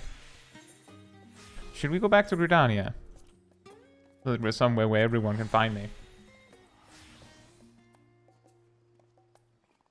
Also, hey BSR, and welcome back, 11.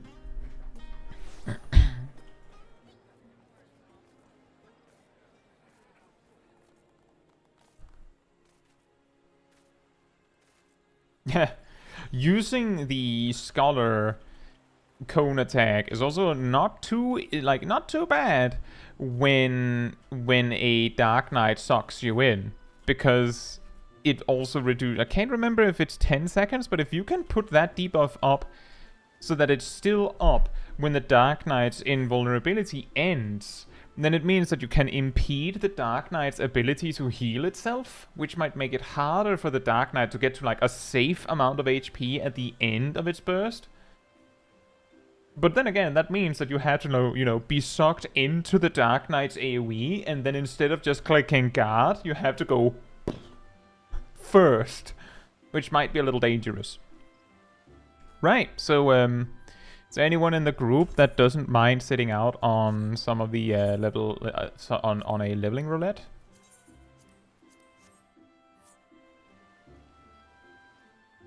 Since I only have space for 4. Okay, well, that works. Thank you, guys, my Naruto. Is there anyone in the group who would like to heal?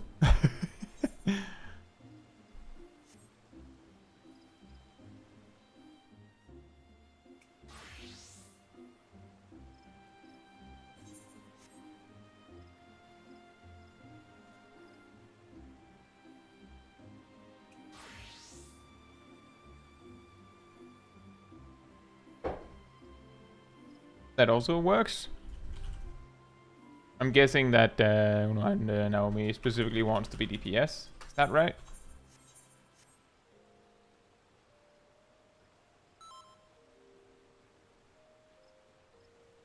Look closely, there's a healer holding an axe.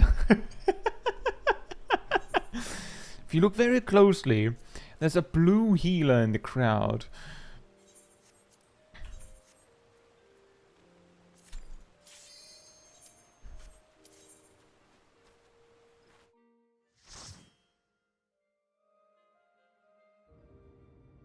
Mount Golg! Are you okay with the gigapole, Tristan? So it is you. You will not defile my new paradise. Uh-oh, I can't reach that one.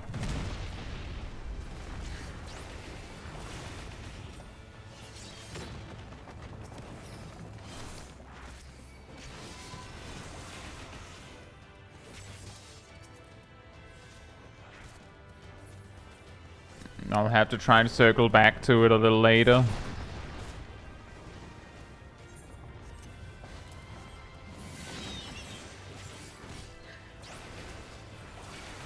I think I missed another one. I hope our group are good at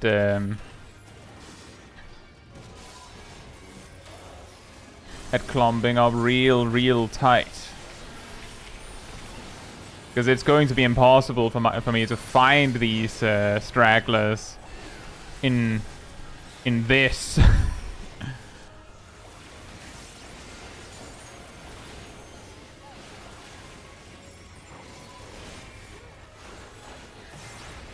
I'm using Living Dead. There was Benediction. I don't think Living Dead is going through. I'll use Rampart instead.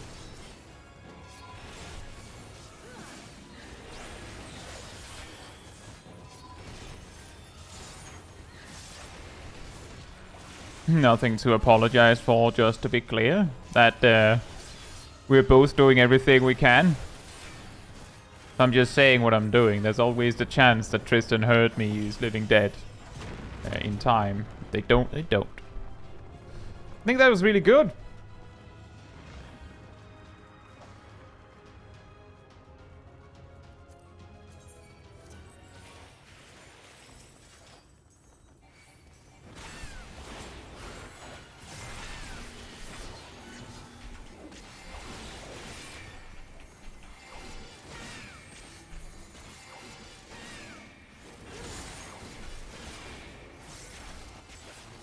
Yeah, that is true, Amos. Like as I said earlier, like a gigapole like that, I might ask with a random healer in that particular context. I might.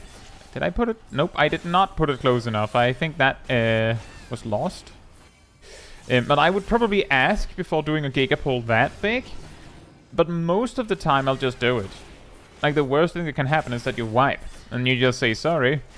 And go again.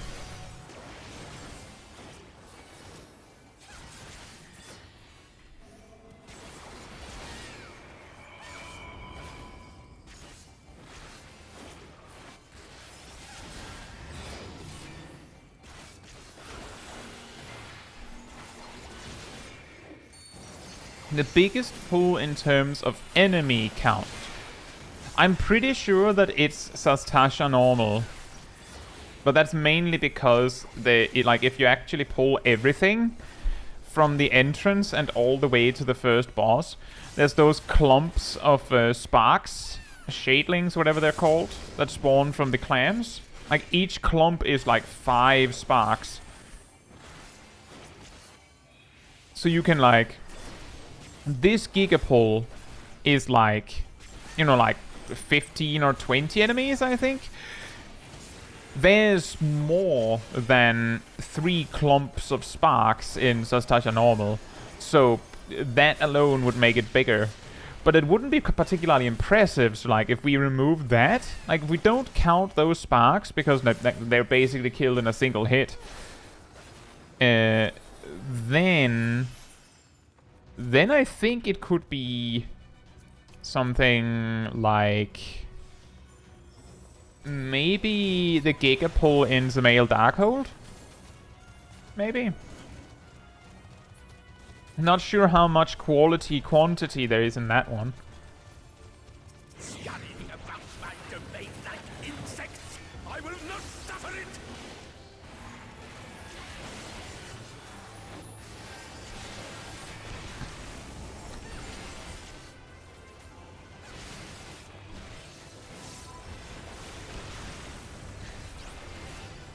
I will not suffer it.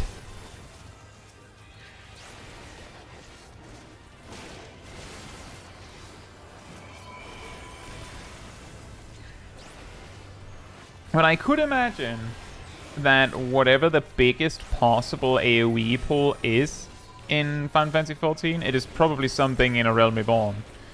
And if it isn't something in A Realm Reborn, it is absolutely like some sort of surprise answer. Maybe in Heavensward as well. Mainly because as you go further and further up in expansions, the walls become tighter and tighter, you can pull less and less. So that's why, like, this Giga pull at the start of Mount Gulg is like a weird one. Another one that could be a good contender for the biggest AoE pull is the first Giga pull in Pagalthan. Because you can break the wall there at the start. Come no closer, filthy creatures.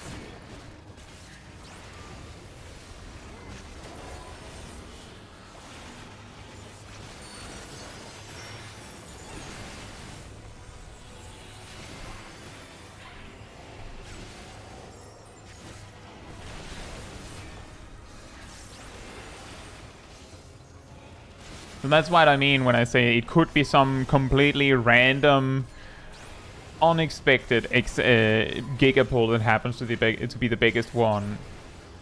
It could also be Stone Vigil, since you can pull like dungeons like Zemail Darkhold and Stone Vigil, where you can pull like 5 packs and then the boss, like on top. Those are likely to be the best options. Like, the absolutely strongest contenders.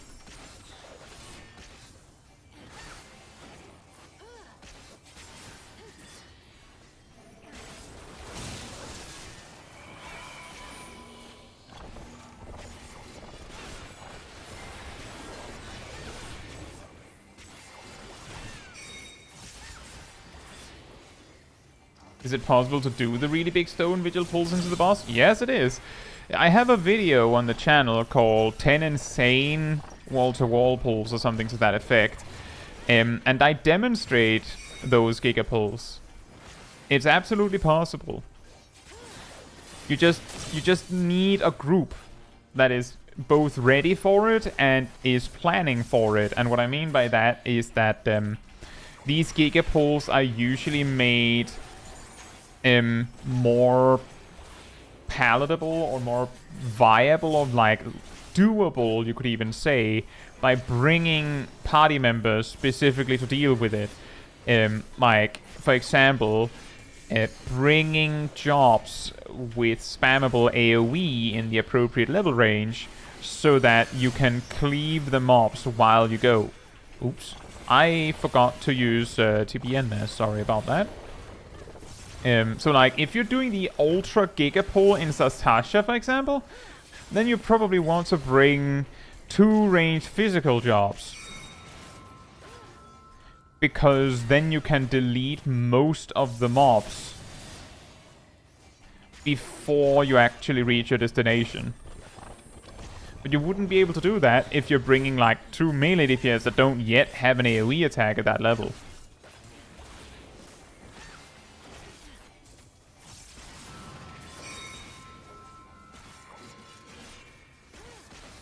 And similarly, you would probably want to bring particular healers and particular tanks. Like in Sastasha Normal, the best tank by a pretty significant margin, I'm pretty sure, is Gunbreaker, because those are the only ones in Sastasha Normal that actually has access to healing.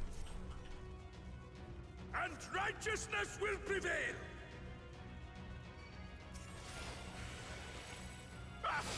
Can't you do anything by yourselves?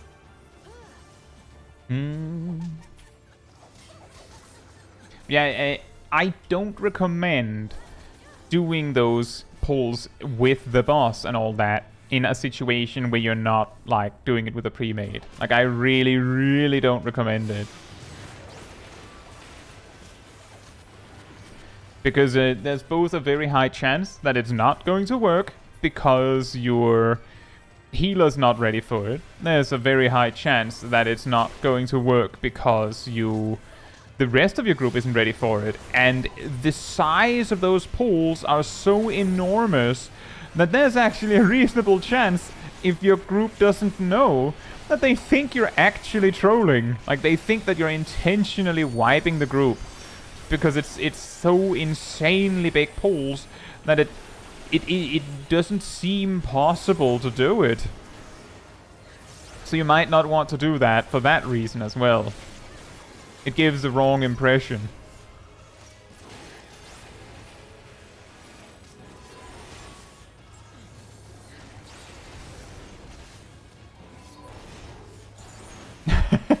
That's the spirit, Obama. Yoink.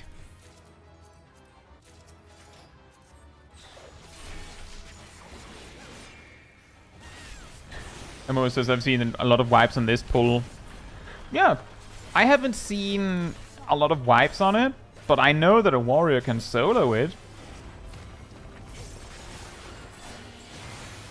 Because a warrior is that insanely overpowered.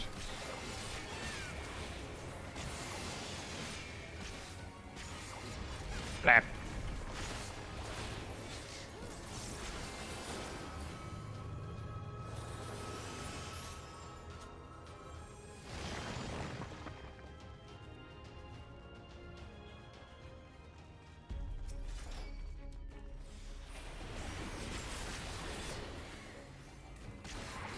It is quite funny what kind of Gigapulls Warrior can get away with soloing and which ones they can't. Warrior can solo all of the Gigapulls in Mount Gold, but a Warrior can't. I'm pretty sure that a Warrior synced cannot solo the Gigapull at the end of an Amnesis Anida, and a Warrior cannot solo the Gigapull at the start of Bottom's Middle. And the reason why they can't is because there's too much ranged damage in the pack, so you just get whittled down before you can even, like, set up shop. At least in my experience, you can't. Have you done the Gigapulls here on Scholar? It seems like those would be tough with a leeway for mistakes in planning your kit.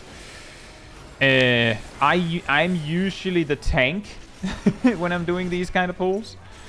But you would have to plan out your cooldowns very well. You would want to use Sacred Soil on cooldown. You probably would want to use Excogitation on cooldown with Recitation. There is a chance you might have to cast Adloquium more than once, depending on your tank. And you will probably have to use all of the pet healing you have. But I'm pretty sure it can be done. But it obviously doesn't boil down to the Scholar on their own. If the tank isn't good, then it's just not happening.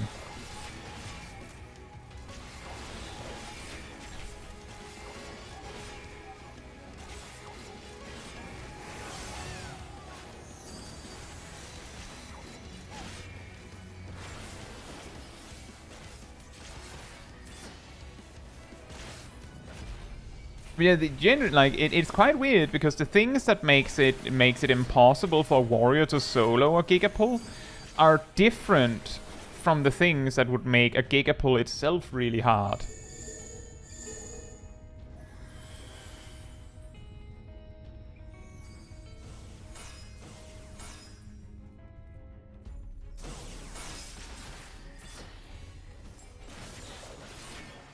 I'm pretty sure that's the tank buster. Yep.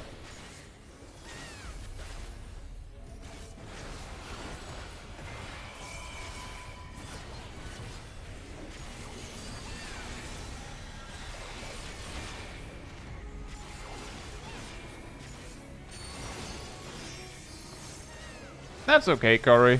There's so many things that that people ask quote-unquote all the time, but, like, you weren't there to hear the answer last time, right? See... I leveled my samurai to 80 and really want to play a tank. What would you recommend? If you're new to tanking, then I would highly recommend that you start with a tank that starts at really low level, or whichever tank you end up choosing, try some of the low level dungeons first, like you get acquainted with like the general idea of tanking. Among the 4 tanks, because you have samurai at 80, you could play any one of them. Paladin is super basic for a long time, so there's a lot more emphasis on using your defensive cooldowns well. It does, however, come with the disadvantage that it doesn't unlock much healing for the majority of its leveling experience, which can make it a little hard. Warrior has a start where you have a lot of focus on like builder-spender kind of situation, a little bit like Samurai can have sometimes. Like, you know, with the Kenki and that. But that completely disappears at level 70 when they get inner release. At the same time, Warrior is also insanely overpowered once you get Raw Intuition level 56. You can fully heal yourself quite often on AoE. Dark Knight is generally considered like the hardest tank to play in dungeons and such. Because it has, like, the problem that Paladin has with not a lot of self-healing for the majority of its leveling. Well, Dark Knight doesn't have very good self-healing for all of its leveling. Like, it doesn't... It has slightly more than Paladin for a long time, but unlike Paladin, who gets its problem solved, Dark Knight doesn't. So it requires you, like, it requires more effort to get the same value out of Dark Knight in dungeons. But once you're in like high-end content, you can do whatever you want. Like, all 4 tanks are somewhat equal in like really hard content and like trials and raids. And Gunbreaker is of course the newest tank. It has a lot more focus on like a burst rotation a little bit. Paladin has that a little bit too. So it's hard to say. If you don't want a too hard of a time starting on tanking, Paladin or Warrior are really good, because one emphasizes defenses a little more with Paladin, and one emphasizes self-healing and an attack rotation a little bit more with Warrior. If you just want one tank that works for everything and isn't too intense to play well, then Warrior is a really good pick.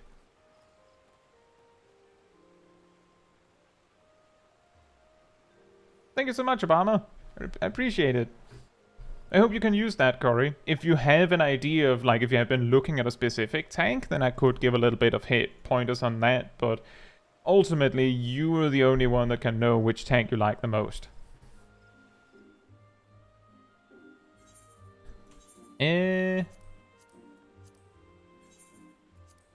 Oh, I need to spend some poetics.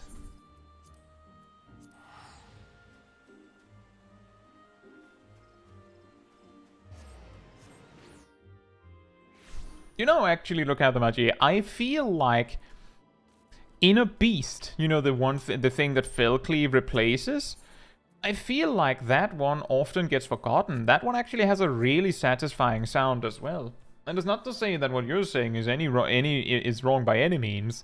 Absolutely not. Just to say that that clong from Inner Beast is also very nice.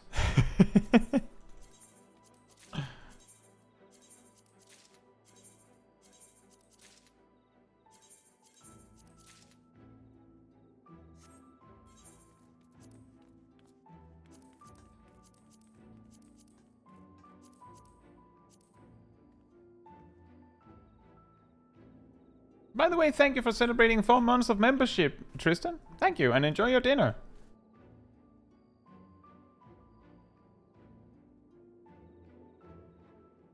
Alright, Gory. The one thing that I want to, like, say with Paladin is specifically that just make sure you're, because you don't have a lot of self-sustain as a Paladin for a lot of the leveling, it's, like, it might feel a little scarier. That's normal. the best you can do is emphasize your defense. Eventually you'll get options, like more healing options. Paladin is just, and we talked about this a little earlier in the stream, but like Paladin's a little bit of a late bloomer, you could say. It gets awesome. Like genuinely, it gets really, really cool. And like Paladin was my first tank as well, because I love Sword and Shield. So I'm sure you'll love it. Who says, do we have any relics? On this character? No. Not on this character.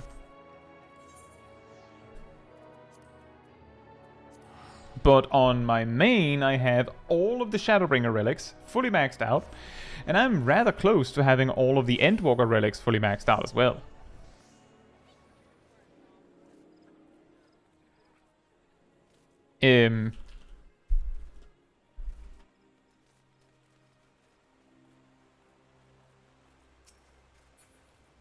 But I don't have any finished relics from any other prior expansion. That's something that I've considered doing eventually. I haven't gotten to that yet. Right. I've cleaned out my poetics. Do we have 3 takers for MSQ roulette? I don't know if Uno and Naomi wants to come for that, but...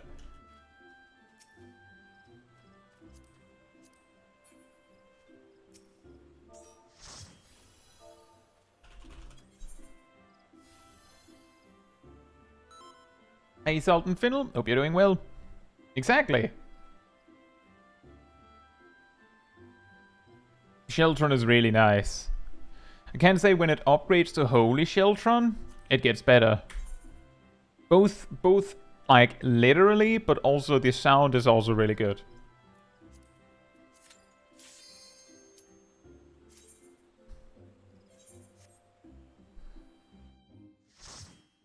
There's a Holy Sheltron unlocked at level 82. It heals you.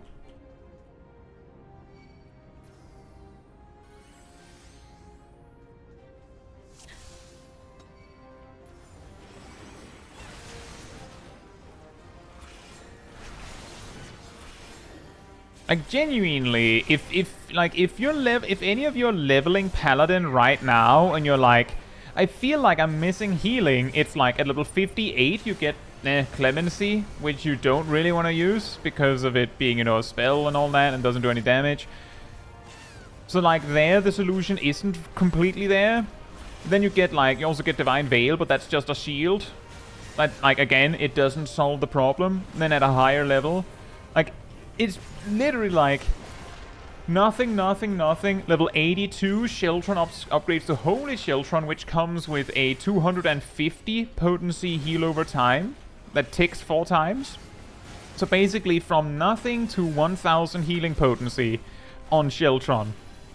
84, all of your attack spells heal for 400 potency on top of everything else they do.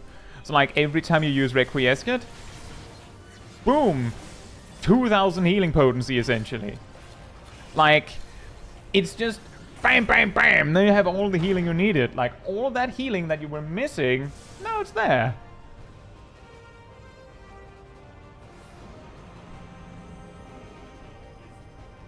Love Knight is what happens when a Dark Knight gets so angsty they loop back around. Enemies defeat themselves with guilt, the guilt of disappointing you. Actually, we discovered that in the Dark Knight leveling, in the Dark Knight story, that that maybe Dark Knights are powered by emotions, specifically emotions like love. That's why it's a Love Knight. It's just that the Dark Knights don't want to admit it because it sounds cooler when they're powered by Edge.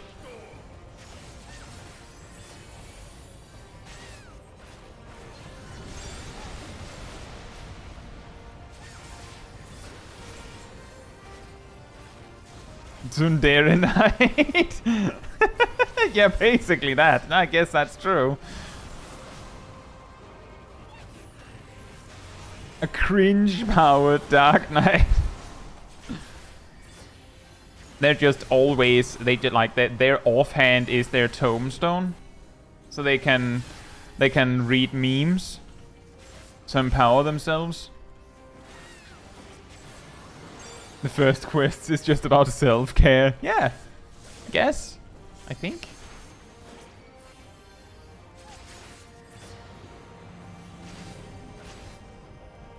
It almost looks like you can escape this AoE by just running away.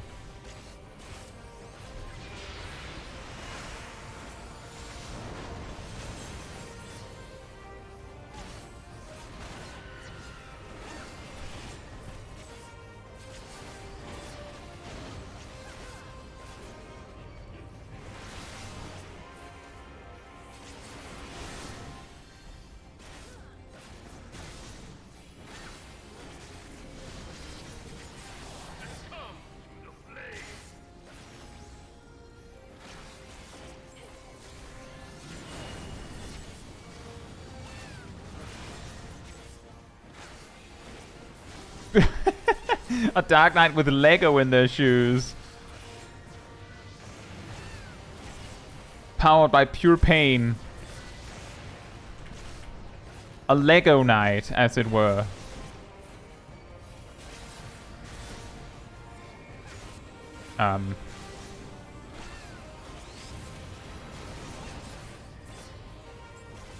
When you see the circular knockback and you're like, but there isn't anything on the edge. Is this a problem?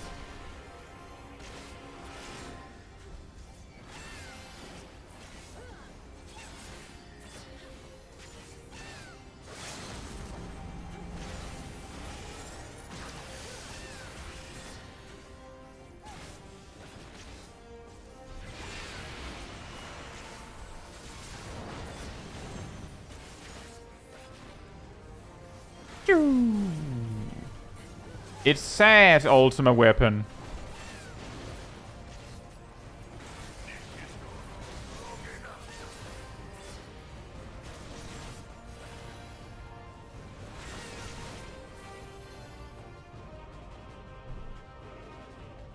But the Ultimate Weapon is all powerful. Why does my enemy still stand? But I bought the microtransactions. How can my opponent still stand? It is the blessing of light that confounds you. Pay to win, guys. But I bought the battle pass, Skip. How does my enemy still stand? Under the protection of the crystal she bears. So, this is what empowers her. This is what empowers her. You just see like a slash played that just has like 9999999 hours. The grind. This is what empowers her. For the Ultimate Weapon is host to a power of which you are as yet ignorant. Hi, my name is Chaiji, and this is the story about how I became the Guardian of Love. Shoujo Kazu Chaiji, ultimate pretty princess soldier of love themes blast. Wow. The Smol Kai anime. Coming soon. Within has lain dormant for eons. Of what magic do you speak? It's just a Spell without parallel. an anime heroine with a way too big sword. I sought the life force of the primals for no other reason but to quicken the core. For the true power of the Ultimate Weapon lies within its now beating heart. It's now beating hard. Slow slap. No more than was necessary for my god to be reborn. Lahabrea, what have you done? Ah, I missed. The hour hour is at hand. Behold but a sliver of my god's power.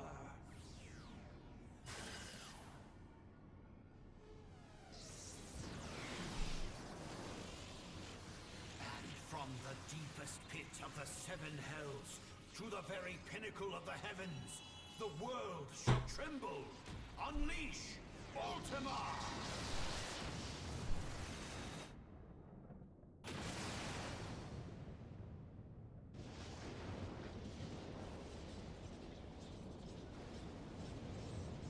Unleash Ultima! Buy the microtransaction! Beep!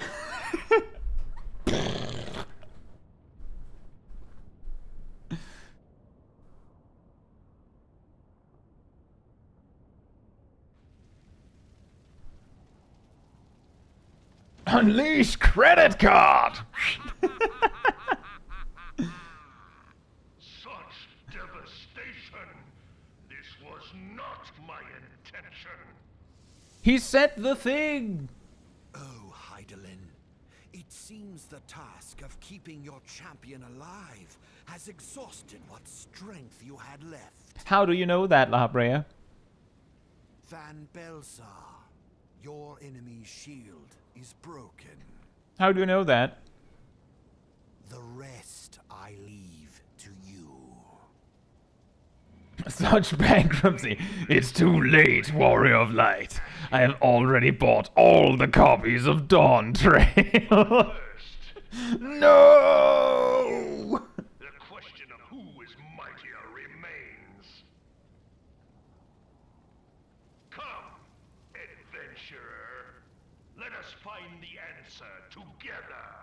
It's really funny how the way he says adventurer, really like it has that ring of if that even is your real name.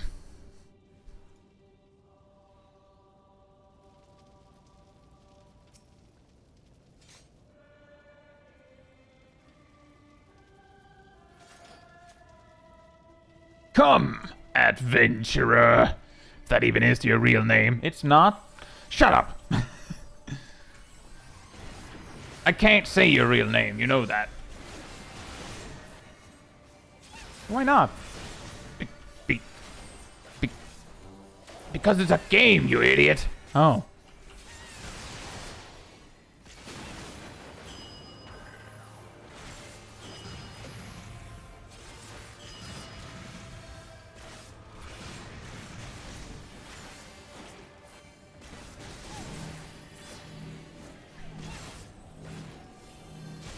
Kaboom! 600 damage.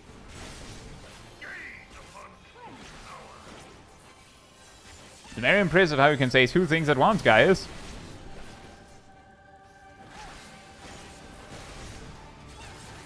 The dual speech move.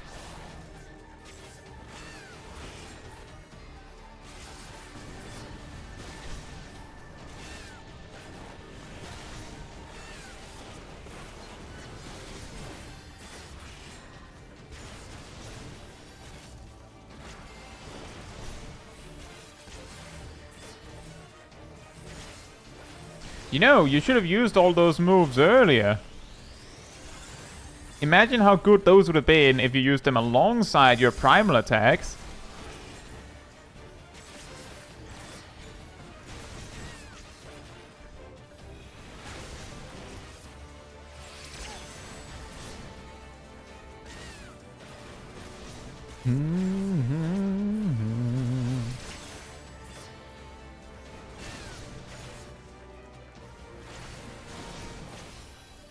You had to wait for Nero's credit card to clear.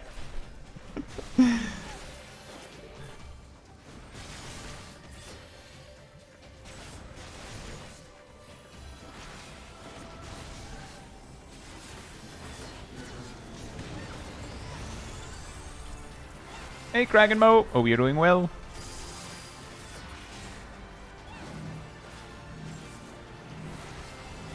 Oop.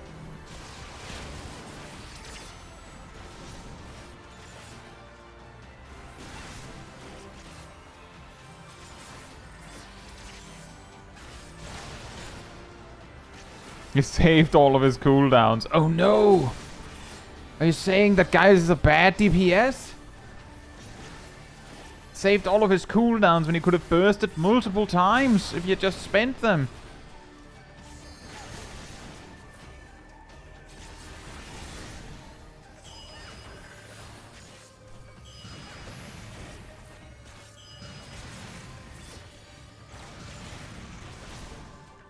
Ah!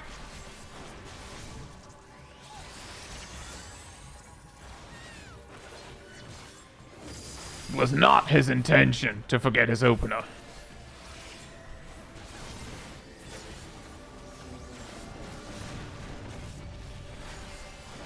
He's actually almost certainly dealing with one of those like MSQ, you're controlling another NPC kinds of hotbars. So he's like, not like reading his tooltips as we fight. Oh, Citadel Buster! I should have used that earlier. That sounds really good.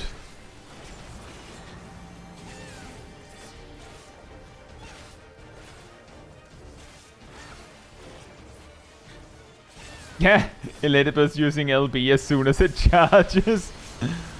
Maybe he learned the little thing from Alizé. There'll be nothing but a smoking crater.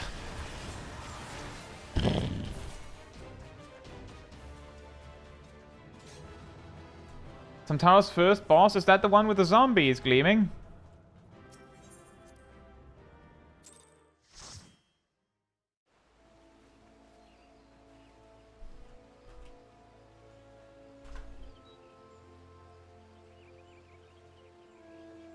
Right, don't kill the zombies. Only single target. When the spread marker appears, make sure all the zombies are in the spread marker. Don't worry about dodging it yourself, it does nearly no damage. But if the zombies are killed by anything but the spread marker, then they will kill you. So only single target, don't hurt the zombies. Hit them with the spread marker.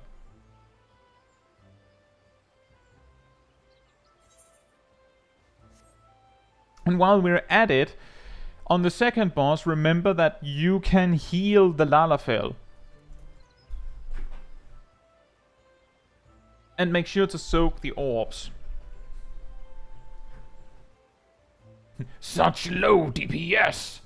This was not my intention. I've only had one attempt on the striking dummy, you know.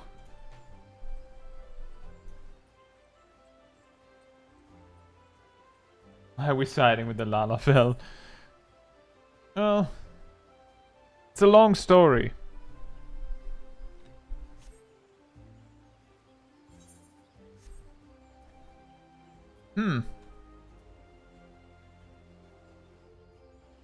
Yeah, I think we will level up by killing a... Sure, why not? A lambda.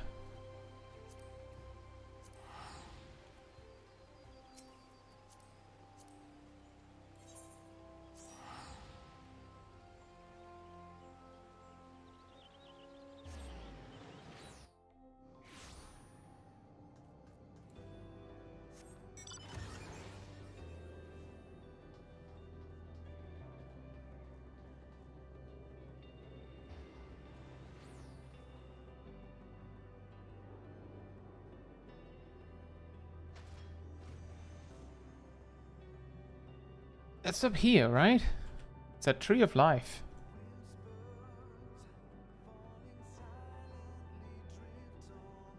There's one. Take this!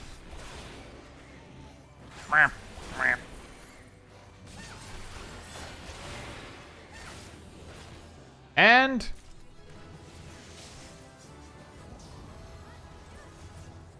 we did it!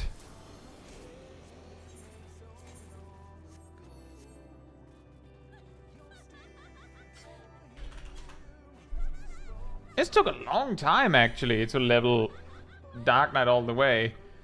From 30. Despite, I believe it took us like one session to reach 50, I think.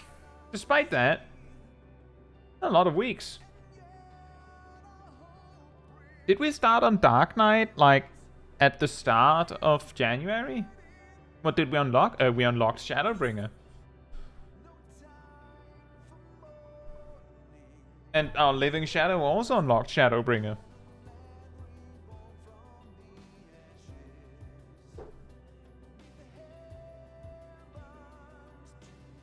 And now we're ready to do the level 90 side content for a few streams.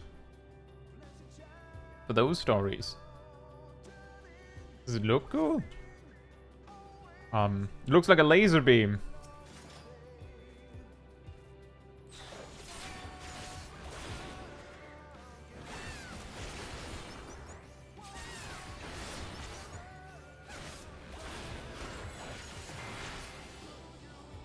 Other players unlock Shadowbringers at level 80.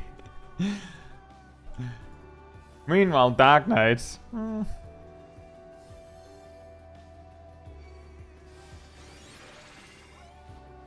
does Paladin have a ridiculous opener, Caetsu? I don't think it's ridiculous. Paladin has one of the simpler openers at max level, I feel.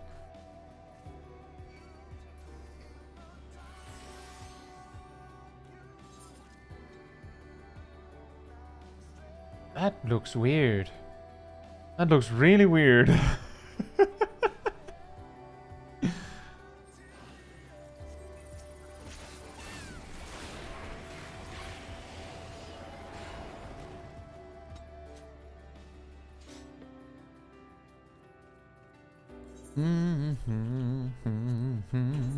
Right. That means that the next step is the tank role quest line in Endwalker. We go to Razatan. To Razatan.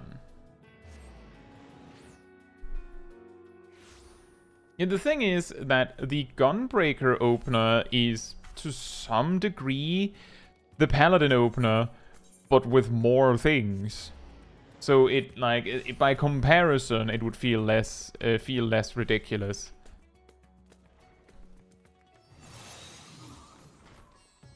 Right, we will do this quest next, but before that, I will be right back.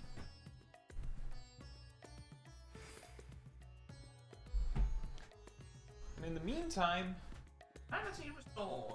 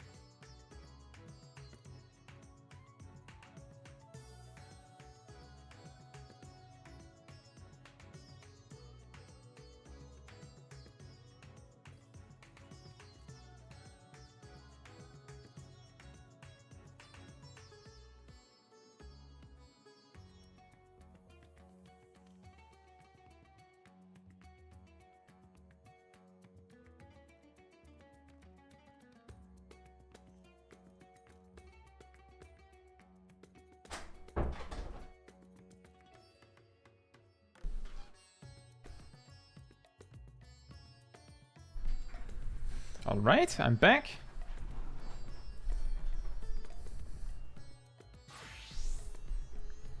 You know, Derpy, if you do all of them, you get an extra quest. That extra reason and motivation to do them. Right then.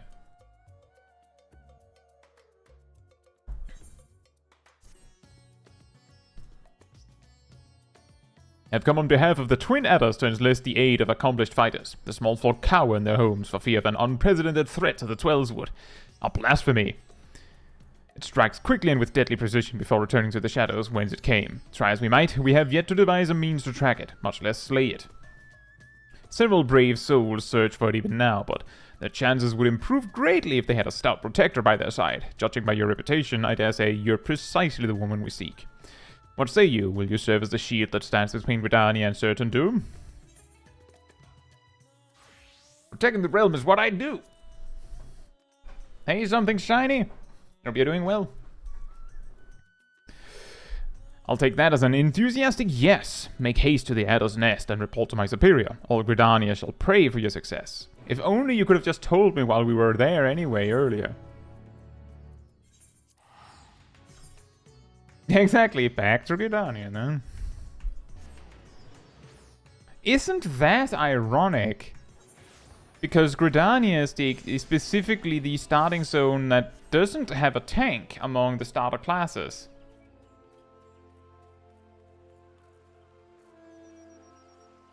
Actually, it's not the first time that there's a plot point that is like, oh yeah, but Gridanians don't have tanks, if I remember correctly.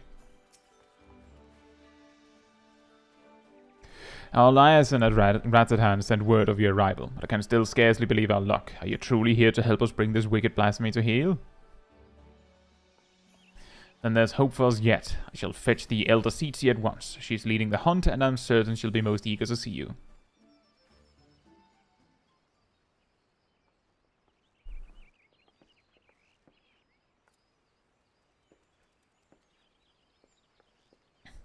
Full glad am I to welcome you in good health and good spirits, Caetsu.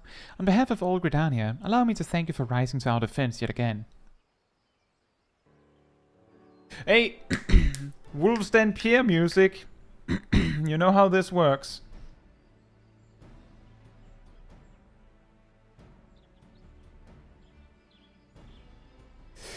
You'll forgive me for eschewing further formalities, as time is of the essence. I shall share with you what little we know of this elusive scourge. Following the events in Thavnair, we received a report that an unidentified man had fallen into fits on the road before transforming into a beast most foul. A blasphemy, we soon determined. Eyewitnesses to subsequent attacks spoke of patterns on its skin reminiscent of heavy chains, and thus we have named it Gleipnir, for the creature of legend. It emerges from the brush without warning, bringing destruction and tragedy to those unfortunate enough to be near. Ere we can respond, it retreats into hiding, leaving no trace for us to follow.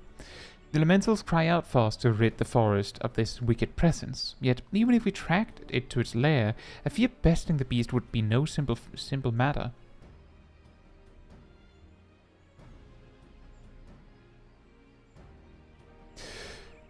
The wounds of Gleipnir's victims are tainted by corruption. We can but conclude that the fiend's fangs, claws, and horns all imbued with a powerful poison. The smallest scratch sends the afflicted into fits, and death soon follows. Hey. Went a little too far there. Mayhap you know of the creeping death? The effects of Gleipnir's vile poison bear more than a passing similarity to the symptoms of that deadly plague. It swept through the Twelveswood many years ago. The sick found their skin covered in chain-like patterns and spent their final moments in excruciating pain. It was long before I came to Gridania, but people still speak of it with dread. Is it true that the disease spared not a single year? Very nearly, yes. Before the remainder were taken, we were able to devise a cure from the Glimpshroom. Slow though it was, the scars of this tragedy could then begin to heal. Gleipnir threatens to reopen old wounds, I fear. Yet, despite the similarities between the blasphemy's corruption and the creeping death's marks, it is unclear how these two phenomena are related, if at all. Both conjuring and white magic have failed to abate the poison's spread. To confront Gleipnir now would place our soldiers at risk of grievous injury. Forgive me, Elder Seedseer, but this appears to be urgent. Yes? Oh, my pizza's arrived. Oh, excellent. What? Again? Leibniz struck once more in the North Shroud. The whalers came too late to see the beast themselves, but the man it attacked yet lives. They're bringing him to Falgod Float as we speak. Then we must meet them there. Will you accompany us, Caetsu? I'm not going to acknowledge that I'm talking to you by looking at you, though. Aethelmare should be able to apprise us of the details upon our arrival. Are you coming, though? Yes.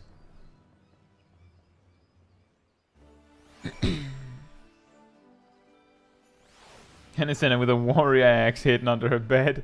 Gleaming says, what's the other Gridanians don't have tanks plot point? I believe they kind of bring it up in Endwalker when all of the armies are there bound for Garlemald, that like the Gridanians only have like that they sent healers in particular.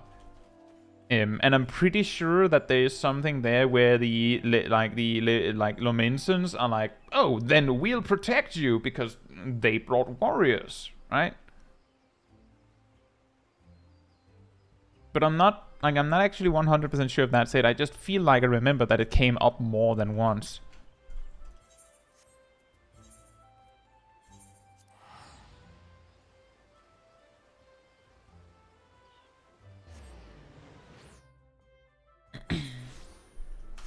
Traverse, I believe that the logical explanation for how this can still happen post-Endwalker is that these blasphemies are so powerful that they just stick around despite things being resolved. I believe it's something like that.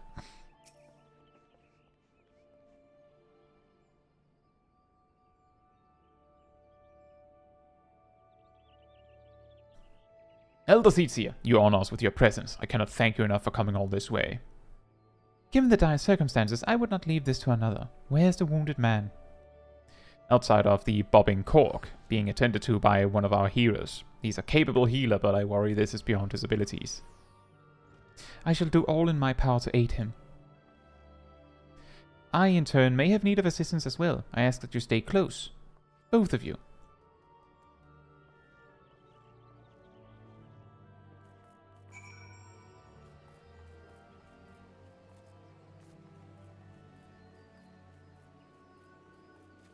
Vivi mentions also when Alfie calls the cities together at Adamantide. Oh yeah, that's true. They had, like, the Gridanians had to get help elsewhere for tanking, right?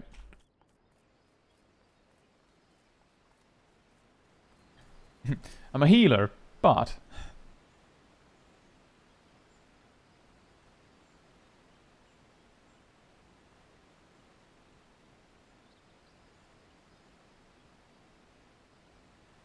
And that is the thing, Yurhin. That's the weird thing, is that, to my knowledge, Gridania being like, oh, we don't have any proper frontliners as tanks in our midst, seems to have come up more than once. Meanwhile, Ul'dah and Limsa having no healers, like, aside from, you know, scholars and Limsa, I guess, but does that count? Doesn't really come up. It's as if like, that's a detail. We just get conjurers from somewhere, I guess.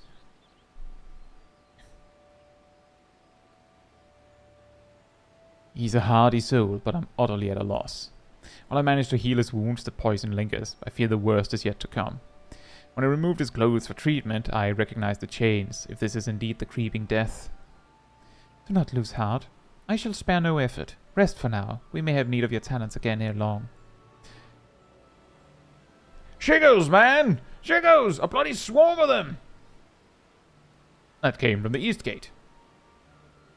Shiggos are known as carriers of the creeping death. The villagers are on edge. If they think the Vilekin are harbingers of another plague, they may panic.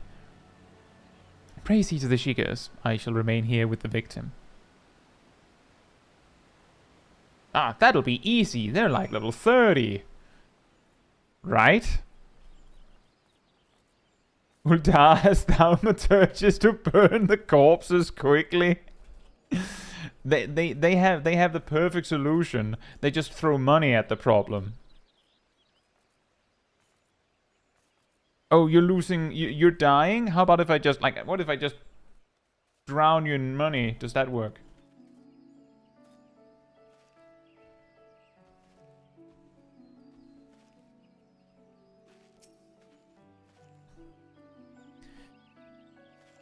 They were near Elder Springs. I'll swarm them like an army getting ready for war. Bring the creeping death like us not. Folk have been dropping dead with no rhyme or reason, and I'm not about to join them. No, sir. Came running back fast as my legs could carry me. We bidden. I will show it to a hero if so. Not a single hole that doesn't belong, you can be sure. What? You'd best do something about that swarm, though. Would that we could, but keeping the gate manned is our priority, and we have not the numbers to spare for a hunting party. By the time whaler reinforcements arrive, it may be too late. We'll deal with the Shikos. The one who calls the greater number owes the other a flagon of ale, eh? I commend your bravery. Godspeed and don't get bitten. Was there an Artbird contest? Artbird look-alike contest going on? What? Hey Zin, hope you're doing well.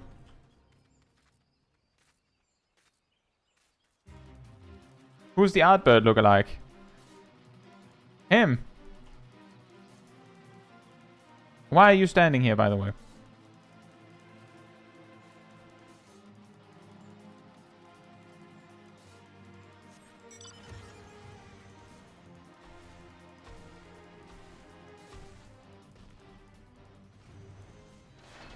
Hello. I have arrived. No, I was bitten. I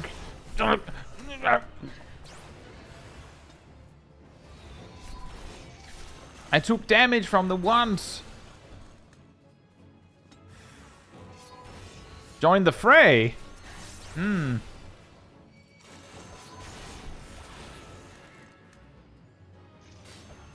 Hudbird just has one of those phases. Do I know you?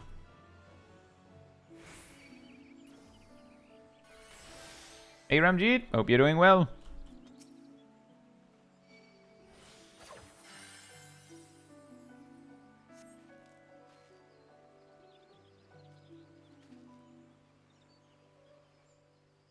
So be praised. And you. I've come bearing a cure for the creeping death, but it's of little use against actual death. Aye, that's why I've come. I've heard tell of a man suffering from uncommon pains at Fall God Float. Since an opportunity for philanthropy and a touch of profit, I'll admit. But if what you say is true, his condition demands a much swifter pair of feet than mine. Could you bring the medicine to him in my stead? No need for payment this time, of course. You saved my life, and one good turn deserves another.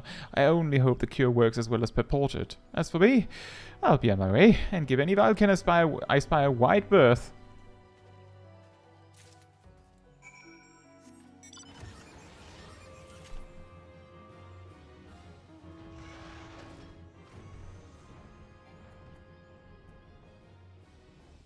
Did they get final sting when you weren't looking?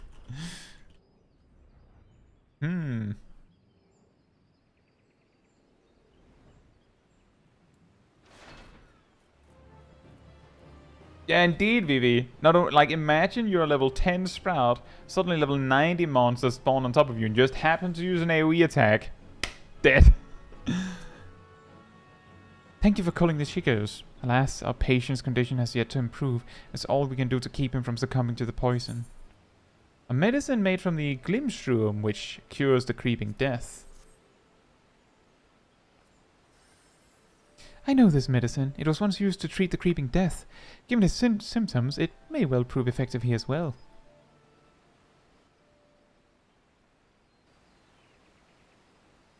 It works upon the body quite quickly, as I recall.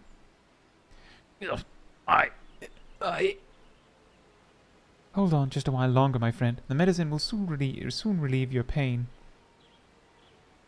I don't. It hurts. It hurts. Ah. Why? Why? Man's shrieks die in his throat as his body is racked by violent convulsions, then falls still and quiet, as if his breath was snatched from his chest. Well, his pain was relieved.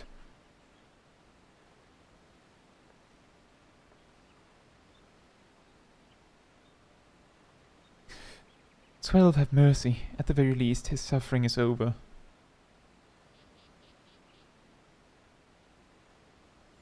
Had we been quicker to deliver the medicine, would he have lived? "Nay, I think not. He was doomed from the moment the poison entered his blood, as will be others if we do not soon gain an understanding of our foe. Let this tragedy not be in vain, but serve as a lesson. Though the effects of Gleipnir's corruption resembles the creeping death, it is clear that the two share little else in common. The poison burns through the body more quickly than any disease. Too deadly is it to be borne by creatures so fragile as Chicos, or any other besides." And that is one less possibility the people need fear. It is a shame a life was lost, but this knowledge may help us ensure that others are not. "Spread word, but do so with delicacy. In these troubled times, fear and despair can drive even the goodliest of souls to desperate ends. Gleipnir is the only blasphemy known to us in Gridania. For now, we must do our utmost to stop him from sowing further discord." Understood, Elder Seedseer. I'll give this man a proper burial before sharing what we've discovered.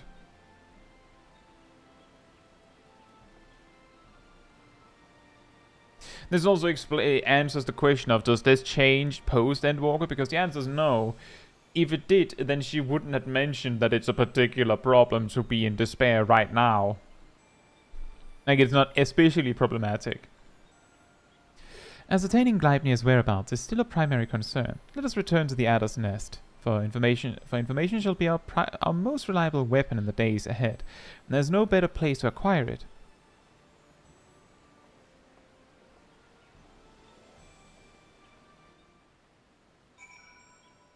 Imagine there was open world PvP and being a level 10 Sprout doing MSQ and level 90 just comes along.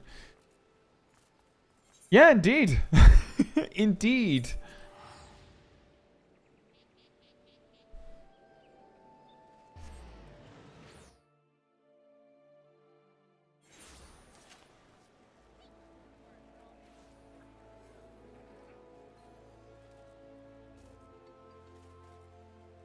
I think part of the reason why there's so much story on Uldar is simply because Uldar had had characters that had a lot more focus on Alamigo, which indirectly and directly means that the Stormblood had some reason to focus on that. And there was also just Uldar being such an influential place, where Gridania is a state or a city that tends to stick to its stick to itself, where Uldar, just the possibility of profit causes them to often be there. In a Realm Reborn, a lot of conversations happen there because they have the best resources to host all of these meetings.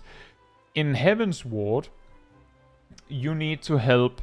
There's still story from A Realm Reborn, to not get too specific in case anyone hasn't done it yet in the chat, that you need to resolve from there. In Stormblood, same, there's, again, you go to Kugane, and someone from Uldar has their fingers in something over there, right? Because money. So it makes it really hard to, it would be weird if Uldar didn't show up all the time. Whereas it makes kind of sense for Gridania only to show up when they really have to. And, Limbs Elementa shows up when they have to, but again, they have less reason than Uldar to do that, I think. Yes, this poison didn't have an Ishuna blue bar over it. That'll teach him for not paying his bar tab. Yeah, he didn't pay his bar tab. That's when the blasphemy appeared.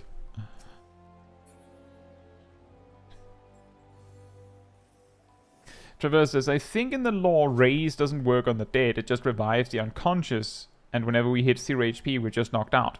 That makes sense. It's the Pokemon style. You just faint. Hancock is so funny to me. Gleaming says, Hancock is so funny to me, by the way. Hey, put the archetypical white guy who really likes Japan in this game. Yeah. I will say that I feel like Hancock is I think he's a really cool character.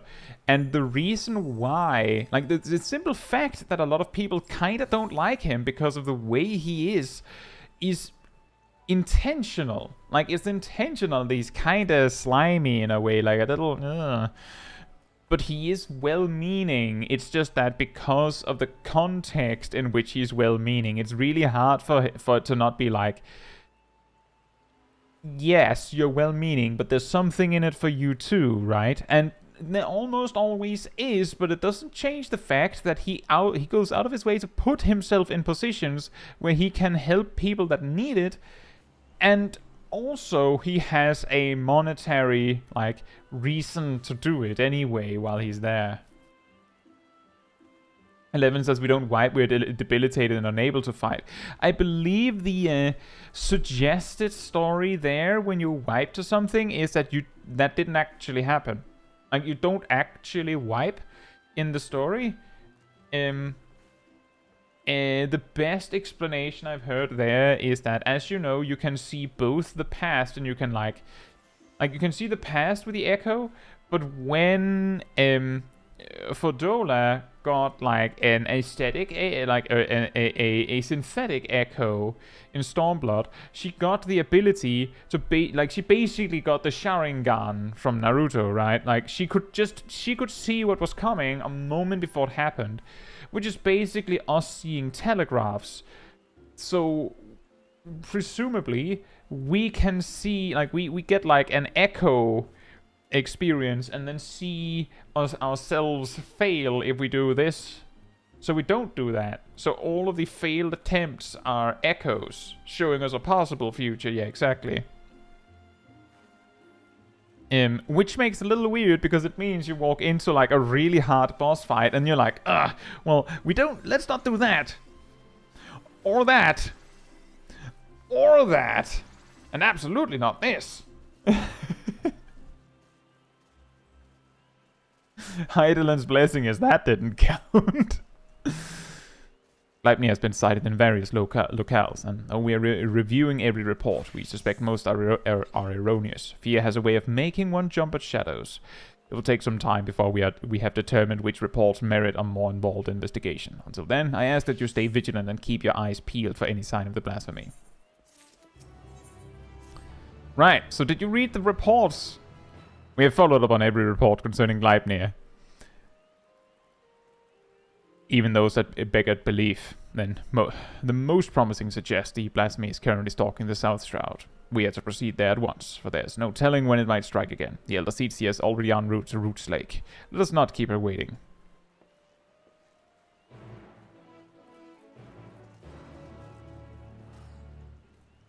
That is also true, Girain. That, like, but I think there that they're basically trying to explain the mechanics of the game in the game. And someone has to say it. Indeed, Traverse. Like, the boss is like, I've never used this attack ever before. Time to use my ultimate move. And like, there's just 1,500 different telegraphs appearing all at once, and your opponents just dodge them deftly and perfectly, just as if they knew. And you're like, but I've never used this attack before. How? Hey, Coco. Hope you're doing well. Whoops.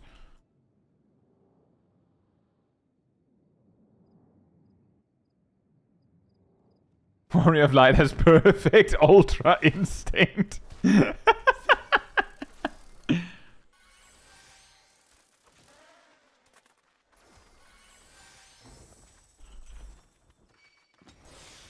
That is also a good point, Iterit. There's also the part that this suggestion that we see through Echo is something that is an idea, like a suggestion that that's the reason we can see it. It's not something that is outright proven, but it would explain why we can sometimes see something that we shouldn't be able to see.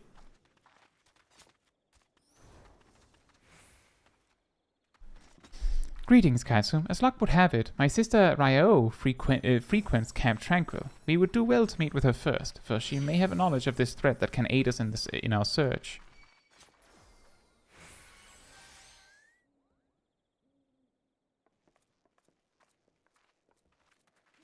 Well, the good news there, Levin, is that ultimates are entirely fictional. It's just a bard telling you, or a wandering minstrel just telling you, what if this happened, though?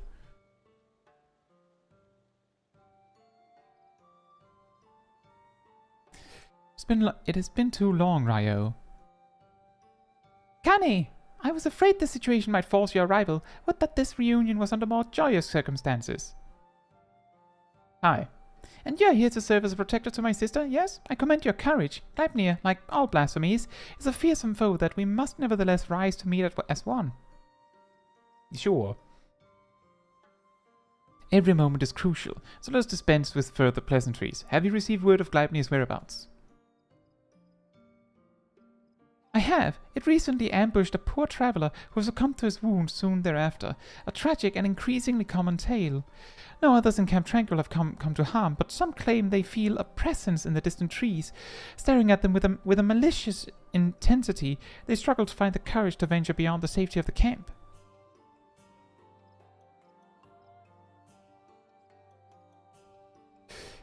While its victims exhibit symptoms reminiscent of the creeping death, Gleipnir's corruption seems only to affect those who have been assaulted by the blasphemy itself. We have yet to confirm a single instance of it spreading from one individual to another. That's somewhat reassuring, but it will provide little comfort to the people here, I think.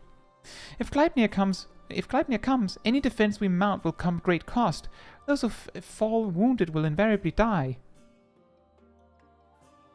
I'm at a loss, and the people under my care can see it. They grow tense and bicker amongst themselves. Some even accused me of standing idly by while this monster roams free, as if I'm not doing all that I can. I apologize. Would that I had come to you sooner. Would that there were more I could offer you. Perhaps the elementals could help?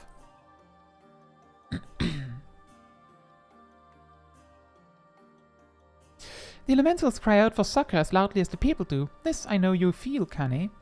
Gleipnir poses a threat to all life in the Twelveswood, and as such we should face it as one. Their strength has waned since the calamity, and I'm reluctant to impose upon them. Nay, as Seedseers, it is our duty to first expend every option available to us and spare them further distress. Once we have laid low the blasphemy, the elementals will be at peace. Well then, how do you propose we go about that? First, allow me to speak with the people here and assure them that all will be well, that Gridania's resolve to weather this storm remains steadfast. No road is closed to those true of heart. I suppose I shouldn't be surprised that you'd begin with an earnest and heartfelt appeal.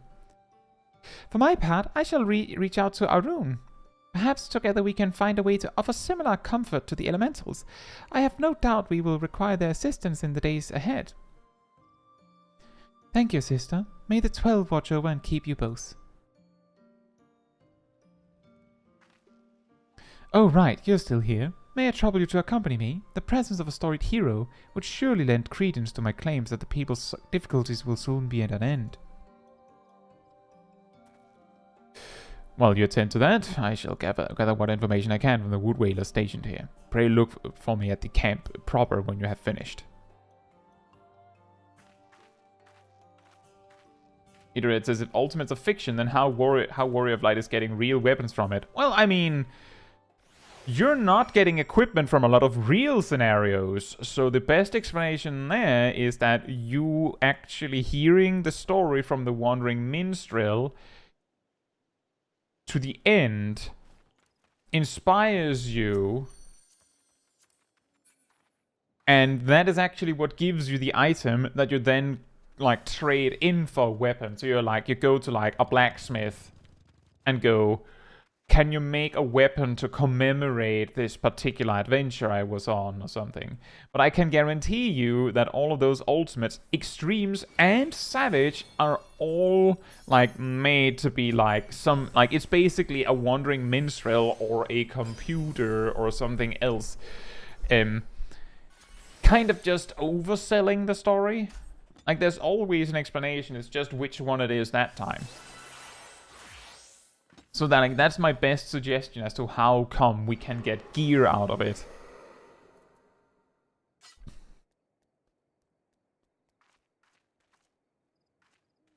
We're also getting actual gear from the last patch dungeon. So I'm like, yeah, that's also a good point. We're basically in the echo in that part. And we're looting gear. If we are to convince the people that they need not live in fear of Gleipnir, then my words alone may be insufficient. I do not comport myself as an imposing figure blessed with martial prowess, to say the least. You, on the other hand, are renowned as a peerless warrior. Dark Knight, excuse me, was triumphed in countless trials. Simply looking on your features fills me with confidence that this crisis too shall pass. I pray you stay by my side, that those we speak with might be joyed by your presence. Vivi, the hard versions were picked up from Urianger. I'm pretty sure they're picked up in some other context in the extreme version, but they're not, I'm pretty sure they're not presented as like an additional real fight. The Seedseers are sitting pretty with their guards and finery. What do they care if a beastie is running amok? They'll be fine. That's why they're doing nothing while it hunts us. We'd be fools to trust our lives to those what don't care a whit. Aye, past time we went south. At least in Ul'dah, they don't pretend to look out for the common man. Are you saying that it's better to go to somewhere where they don't even pretend that they don't care? Elder Seedseer, I was just, I promise you that we are sparing no effort in our hunt for Gleipnir. However, it will take time, and more may suffer before the beast is laid low. Nevertheless, I ask that you place your faith in me, if only for a while longer. I love the Twelveswood and her people with all my heart, and I will not let our enemy torment us forever. I understand. Man's gotta give voice to his worries from time to time, eh? Nothing I want less than to abandon my home. I'll stick around. For now.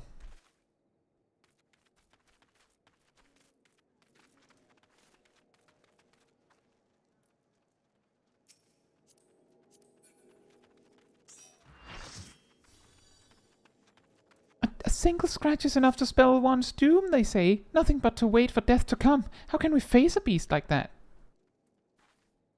Do not give in to despair, my friend. Know that I shall do all in my power to see us through this crisis. Hold fast to hope, and encourage others to do so as well. I'll try, Elder Seedseer. I'll try. I know you've placed yourself at risk leaving the safety of the city and coming here, and that means a lot to me and mine. I'll stay close to the Whalers and pray news of your triumph reaches us soon. Thank you. I promise you that it will not be long.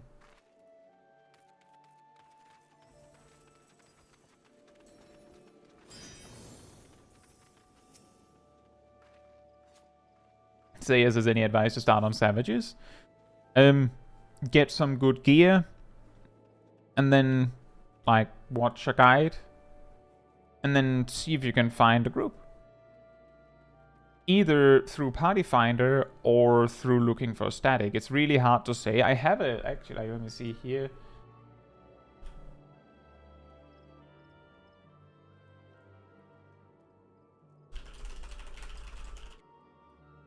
I have a guide on how to get started on it, but the hardest part is finding either A, static, or B, concluding that you're not going to and you just go Party Finder. That is a more lonely adventure, but that is also a way to get about it. And if you're not sure if you're actually into Savage, it might be a good start, because if you don't even know, you might spend a lot of effort trying to find a Savage static, you get into one, and then you don't actually like it there. And then you've wasted all that time, right? And you accept that you will die a lot, that is also true.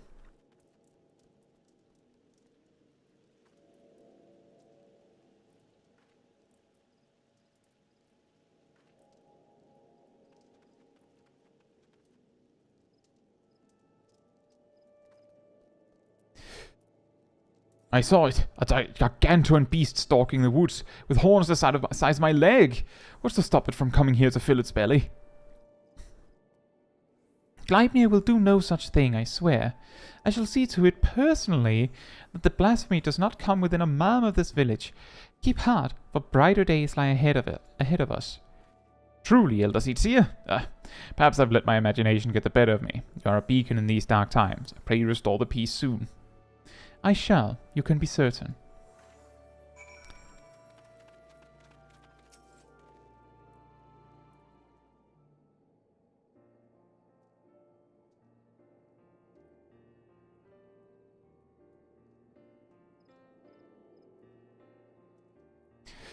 Will that be all for now, Elder Sietzier? It will. I've done what I can to quell the unrest, but so long as Gleipnir lives, they will never be at peace. Do you doubt your chosen course? Wait, sometimes simply lending an ear does wonders. As must be the case for the elementals, yes?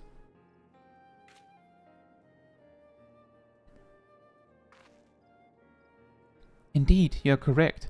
Today was a welcome reminder of that truth and an important step in our journey. Mayhap I should visit these settlements more often. Doubtless some here think me as distant as the elementals, so rarely do they see me in the outer reaches.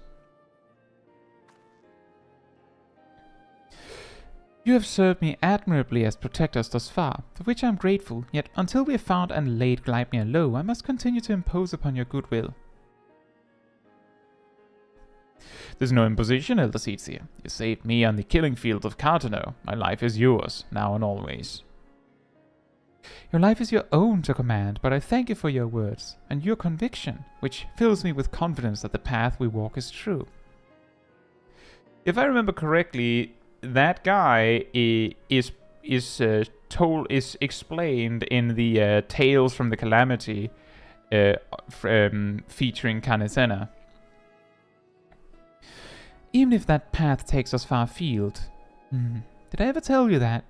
When I was a young student, I would often steal into the woods with a dear friend of mine, much to the chagrin of our teacher.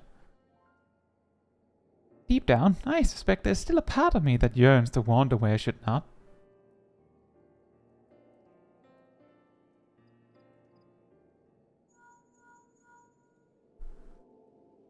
Yes, hello? My pizza! Perfect!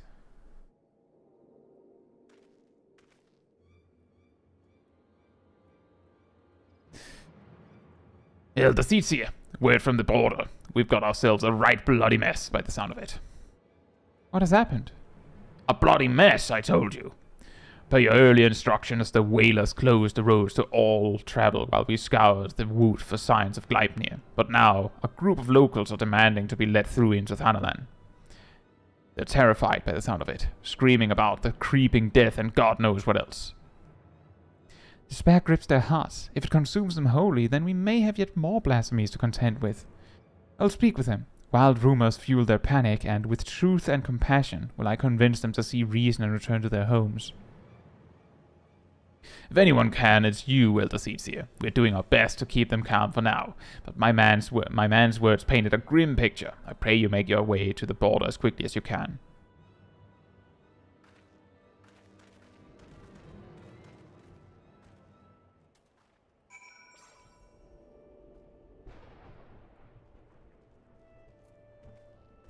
That is quite interesting, maybe, that some of the extremes are actually canon.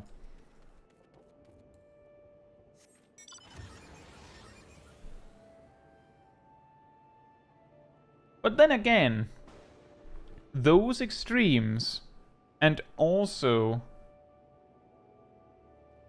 like, those extremes and also the,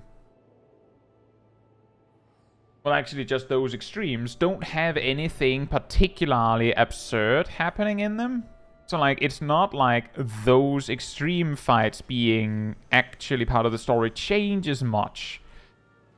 Aside from the fact that that does mean that the hilarious image of the player character having an incredible amount of echoes to experience all of the times they wiped could be real. Himia says, wasn't she a bit of a party girl? Yeah, Canesena, absolutely.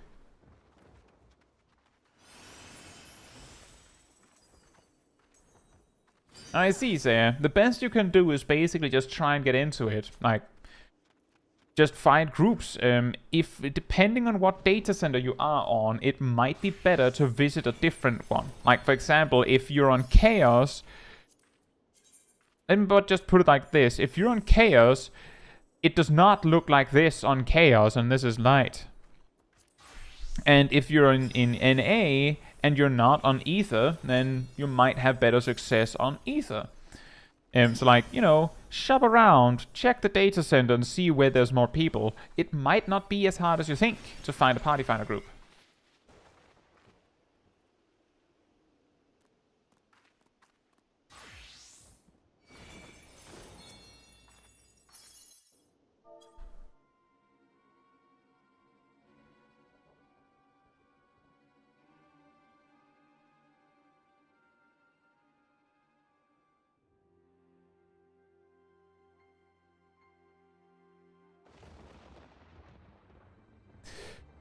Let us through, damn you! We're standing here while the creeping death nips at our heels. You're telling us to die!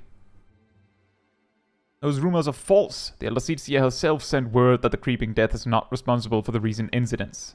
You mustn't surrender to panic. Return to your homes while we deal with the threat, and pay no heed to baseless stories. Stories! Stories! I've seen the dead with my own eyes. Don't tell me what is and isn't true.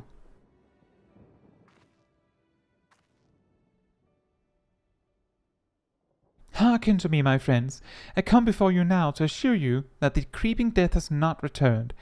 Only those who have been wounded by Gleipnir are in danger, and so I beseech you to take shelter in your homes until the threat has passed. Gleipnir? The beast I saw in the wood! We have to run! It could have followed us! Oh no. You saw him? Where? Not far from here. Those glistening horns, those terrible chains, reaching out to drag you down to the seventh hell. We ran and never looked back.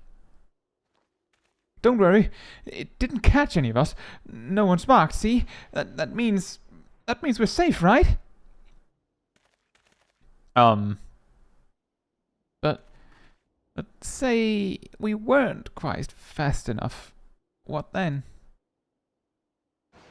Its horns and claws are where the poison resides, and even a scratch would be cause for concern.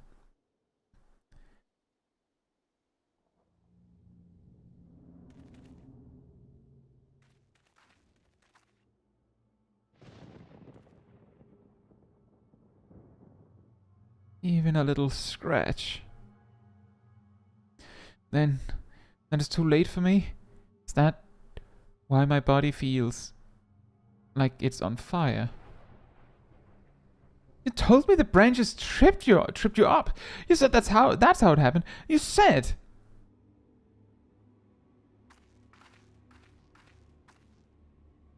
Oh, heavenly winds, guide us to the font of strength. May we drink from it and be made whole. Cure one. I don't feel any better. Do it again. Do it again.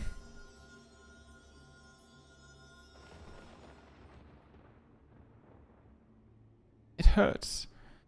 Help me.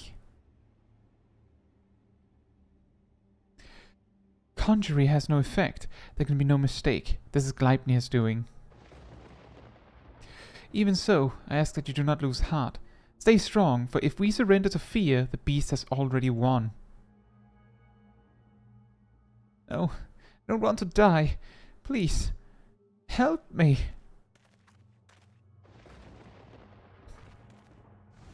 He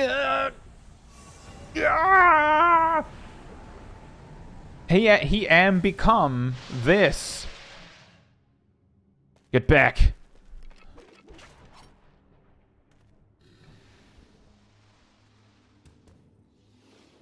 Oh. You said it wasn't. Why? Why? Liar! Liars! All of you! None of us are safe! None of us will. Yeah, that's smart. Genius right here. This man.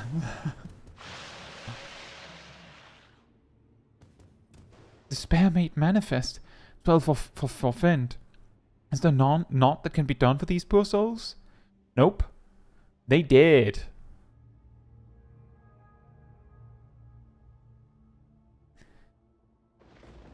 Not but one thing, I know. I know. We must lay them to rest. Contain the threat.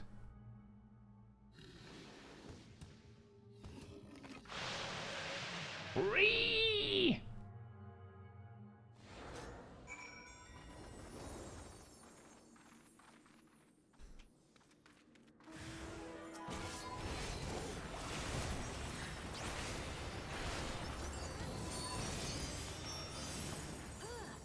Oh! I guess Odin's here.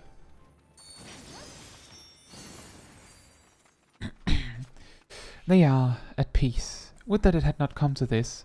I was powerless to prevent it. You did all you could, Elder Seats here.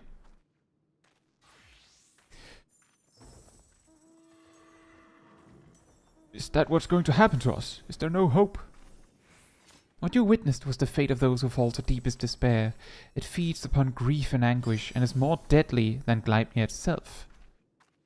As I swore to you that we shall defeat the blasphemy that haunts our homeland, so too do I swear that despair will not be the end of us. Keep the faith and look to the horizon, for brighter days will come. As you say, Elder Seats here. As you say. Gleipnir is not here, and you are free to return to your homes. I but urge you to take care on the path back. We will, Elder Seats here.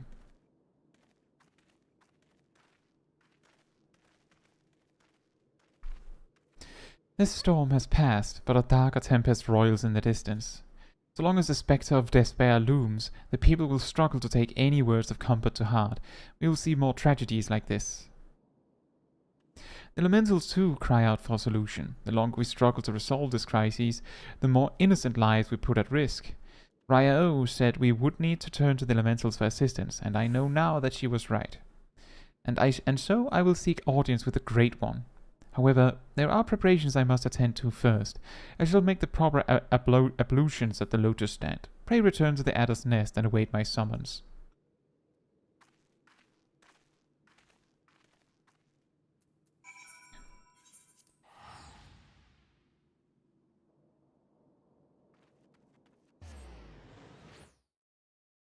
And that is also a good idea to try with Unreal or Extreme first. Those are a bit easier.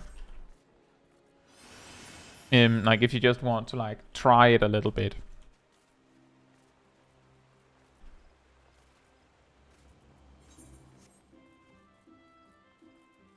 Hello. Despite our best efforts, we've been unable to prevent further loss of life. I foresee even greater hardship ahead. As we press on, we mustn't forget the words of the Elder Seats here. We must strive to remain undaunted in the face of despair. She's preparing for a communion with the Great One. When the time is right, she will call upon us both. Until then, my friend, stay strong. It's time now.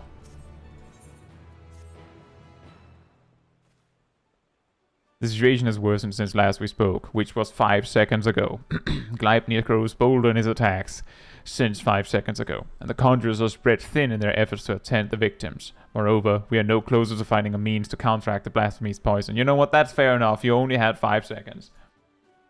With no choice but to wait until death claims them, some are overwhelmed by hopelessness, becoming mad beasts that lash out at their former countrymen. Such tragedies all too easily beget further tragedy, as bereaved loved ones are in turn overcome and share in the same horrid fate. The people speak of these incidents in hushed whispers, afraid that at any moment a monster might appear within their midst. If we could find a cure for the blasphemy's poison. Indeed, let us hope that the Elder Seats here's efforts to enlist the aid of the elementals are successful, and that united we may at last cleanse the 12th foot of this evil once and for all. Sorry, that's my pizza. Never mind. Urgent news, Caetsu. Gleipnir has ambushed a party of wood whalers.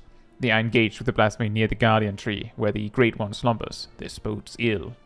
Has it divined the Elder Seats here's intent? Is it attempting to prevent her from communing with the elementals? Bah! In any event, we cannot let Gleipnir harm the tree. The Elder Seats here bade us rendezvous with her at Sorrel Haven. We leave at once.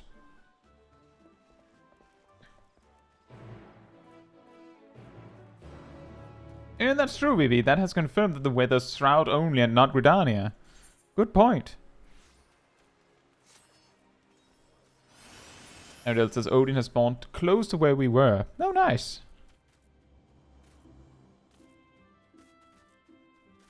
Mental Red gives extreme, right? It can, sometimes, but it's not very common. Honestly. Like,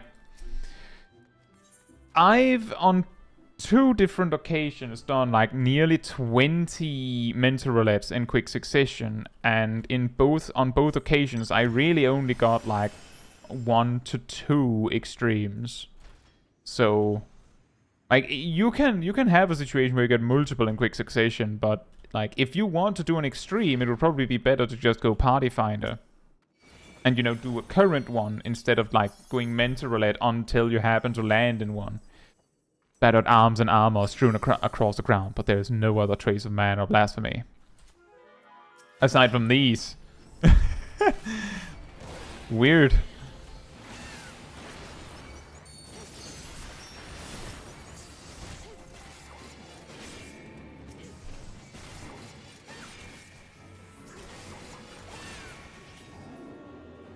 There's no sign of blasphemy. 2 enemies appear.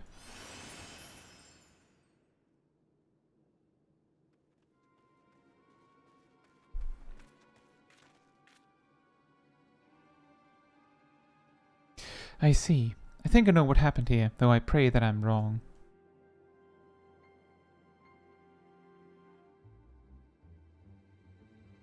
There's no sign of the Wood Whalers save their arms and armor. Seasoned warriors would never cast aside their equipment, but here it lies, and I see not a single body. In the face of certain death, even the bravest among us can succumb to despair. Before the blasphemy's poison took them, they transformed.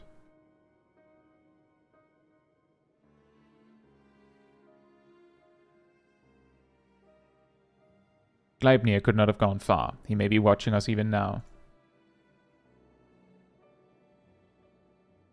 Be on your guard. The air's thick with corruption. If the Wood Whalers succumb to a man, then we can expect a hard fight. Wait, what did she say?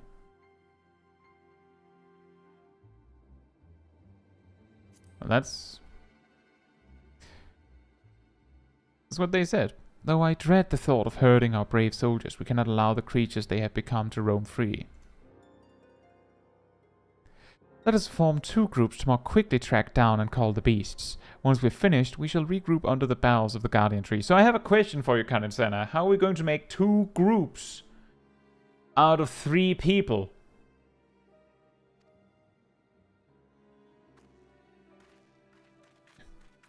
Oh, that's what you meant. And by groups, I mean you go alone.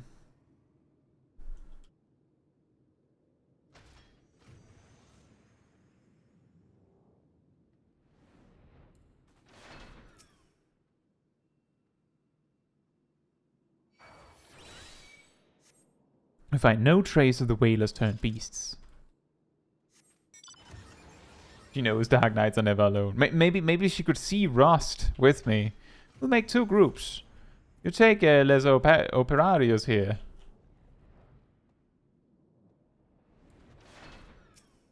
And I'll take my no-name guy that are more important than you'd think.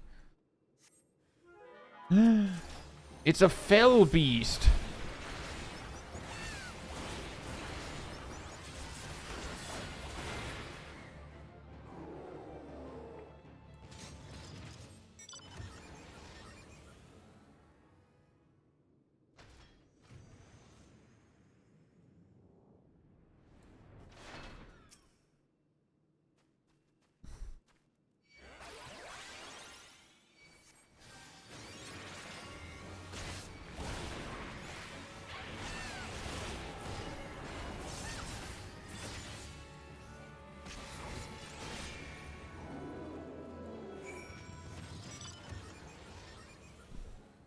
A fell cleave. It's a living fell cleave.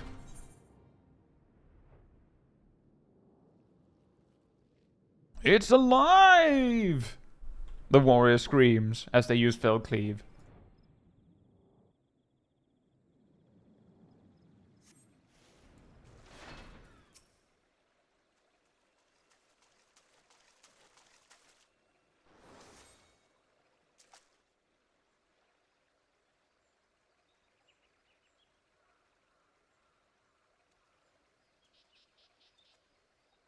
Inner beast became outer beast.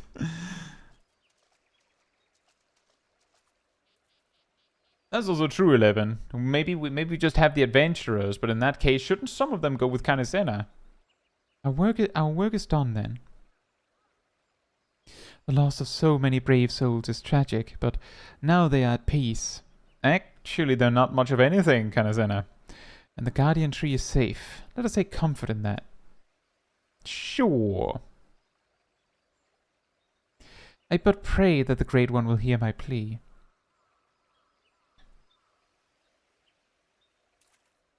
And I will go over here.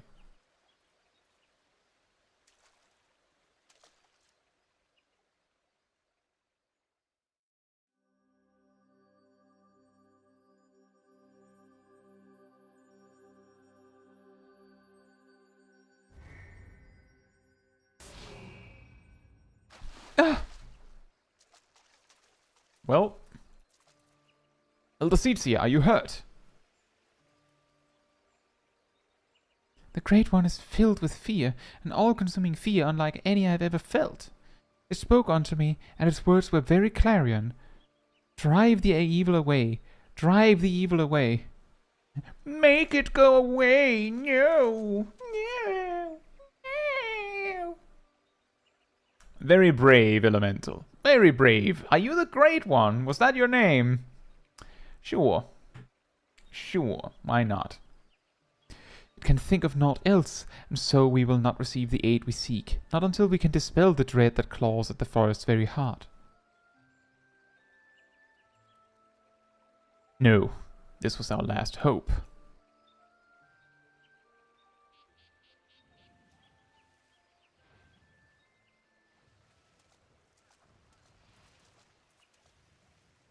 It was a reenactment of what the Great One was saying.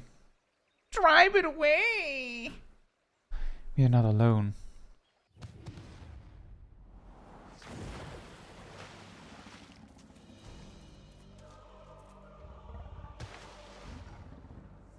I'm Behemoth, but with a beard and a very long horn. Wow! There can be no mistake. This is a profane beast, the blasphemy that has mired the Trellswood in despair. Gleipnir. I'm very muscular, you know. Stay back! I'm going to use collective unconsciousness. Or unconscious. It makes for the Guardian Tree. We must stop it. Yum. Grr. I'll poison your shield. The poison, you mustn't let it touch you. Such fearsome strength. Smash!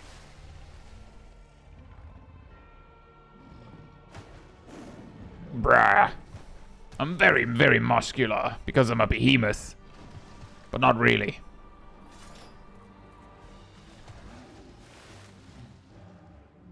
Look how tall I am if I stand on my hind legs.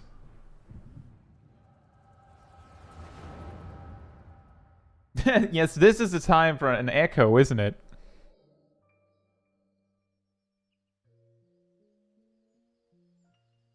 In accordance with our covenant, we Pajal have been blessed by the elementals. From the moment we are chosen, we are bound to act as mediators between man and nature.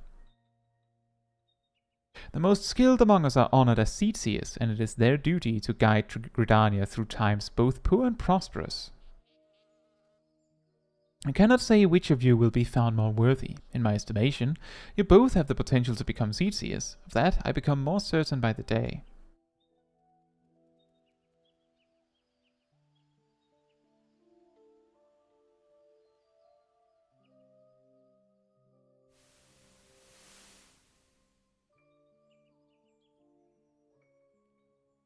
But I don't want to be a seed seer. I never wanted to be a Pajal either. I never asked for any of this. Why can't I live a normal life like everyone else? How come I don't get to grow old? Why was I cursed with these ugly horns?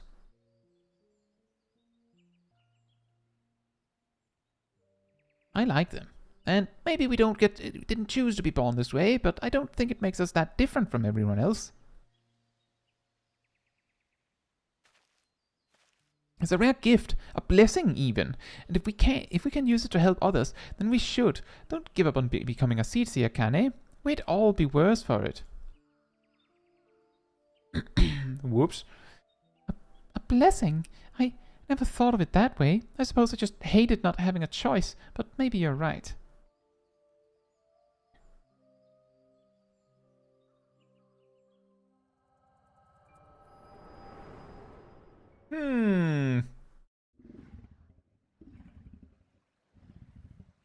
Yeah, you know, if it was smart, it would just touch the branch its head was glitching through. What does the Seedseer do? That is an excellent question. Honey.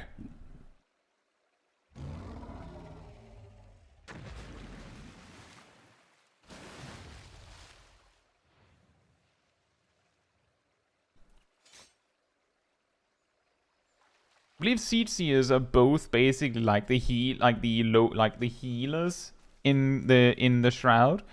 They're also the people that are responsible for like communing with the elementals, which is a really important part of living in the shroud. And you know, they do a bunch of stuff, but it does seem like they just stand around a lot, doesn't it? The matron is merciful. The elder Seedseer has fallen unconscious, but is otherwise unharmed. The blasphemy must not have touched her, for I do not see the telltale mark of poison. Still, I am no healer, and she should be looked after by those who are. I shall carry her back to Gridania. We must leave before Gleipnir returns. Await me at the Adder's Nest. What happened to protecting the tree? I have to go now. My planet needs me. Away!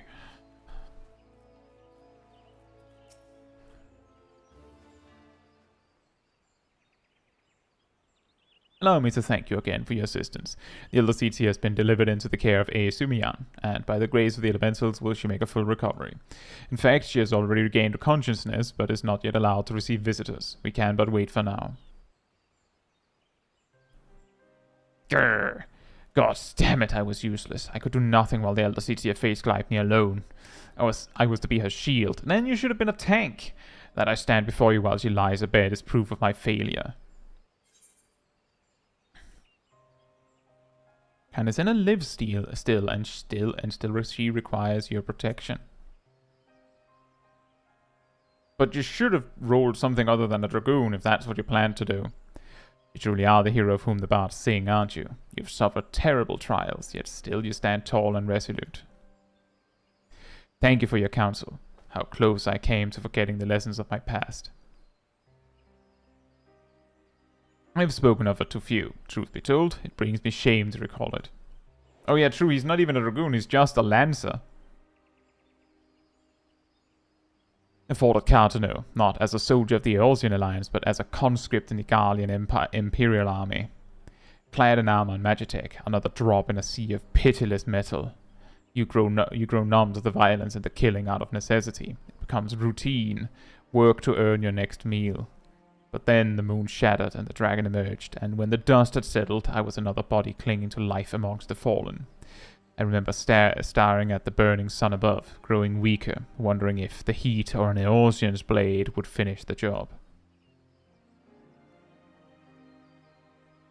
But it wasn't death that came, but salvation. I was delivered from my well-earned fate by the elder Seedseer. She deigned to save a man who once bared steel against her people. Her kindness didn't end there. Once my wounds had healed, she welcomed me with open arms. Never did she regard me with distrust, nor did she ever make me feel obliged to repay my debt. She fought, not to take life, but to safeguard it. Through our friendship, I came to see the wisdom in that distinction, and pledged my remaining years to her service. It would have accompanied nothing. It would have accomplished nothing to throw myself against Gleipnir in vain, and even if there was profit to be found in the sacrifice, she would not abide it. Your words serve to remind me of this. We will defeat the blasphemy, aye, but we will do so without forsaking that which we hold dear. This I swear.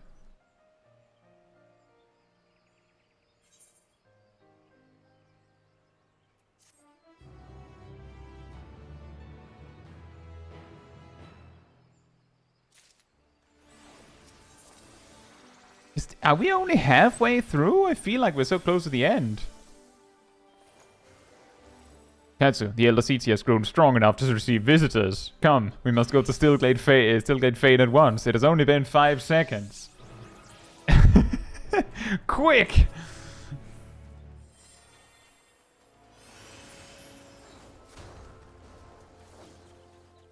I could actually just had like taken the walkway, but instead we do this. Being a floor tank is lore accurate.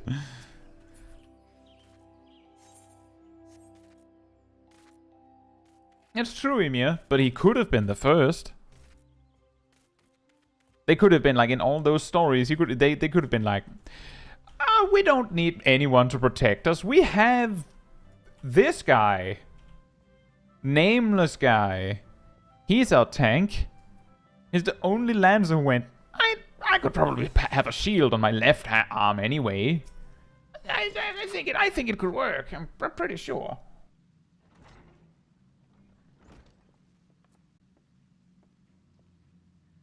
Elder Caetsu, it fills my heart with joy to see you in better health. I'm gladdened by your presence as well, my friend, and lest you wonder, know that the conjurers found no trace of the poison in my humors. If you're ready, I would resume our search for Gleipnir. They may be up to the task, but you are not. 'Tis one thing to engage in conversation, quite another to go gallivanting about the Twelveswood hunting a blasphemy. I'm aware you are a conjurer of surpassing skill, and would not presume to gainsay your judgment, but have my wounds not healed? Those visible to the naked eye, perhaps. I worry that the strain of your communion with the Great One has taken its toll on you in ways we may struggle to perceive. The Great One is a being of purest ether, and you were exposed to its unbridled despair. Its raw terror. There may be consequences. I am aware of that, but Gleipnir must be stopped. Until the blasphemy is laid low, people will continue to die. How am I to carry out my duties cloistered here?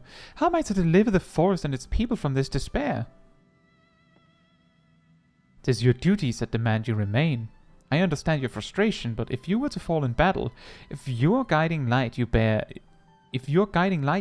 were to fade, then all Gridania would be lost. Rest, Kane. Rest and gather your strength so that when the time comes, you are fit to do what must be done. In the meantime, trust in your allies. No! You're right. That said, I see no reason I cannot join in planning our next step. As you said before, conversation is quite unlike gallivanting about on a hunt. Hey! Wolves Den Pier music! Our encounter with Gleipnir has made it plain that we cannot hope to triumph over it as we are.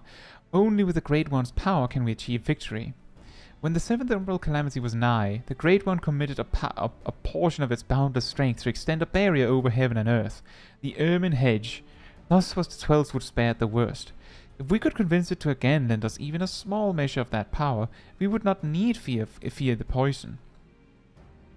Therefore, I believe we should pour our efforts into placating the elementals, that we might earn their favor. We must make your voice heard then, yes?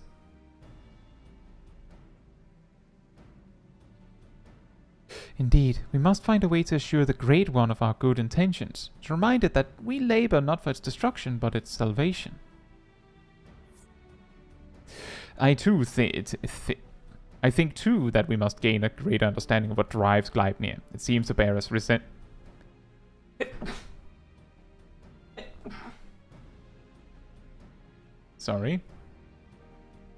Seems to bear resentment towards the elementals, the Great One in particular. Why? I've pondered this question myself. Lingering memories of the person Gleipnir once was may be responsible. Reports from Ratsathan suggest this is likely the case, in fact.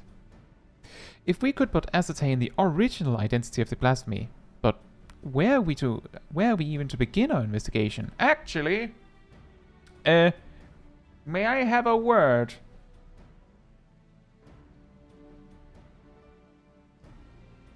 Thank you. You were granted a vision of Gleipnir's past, and I was there? Then I may know who he is.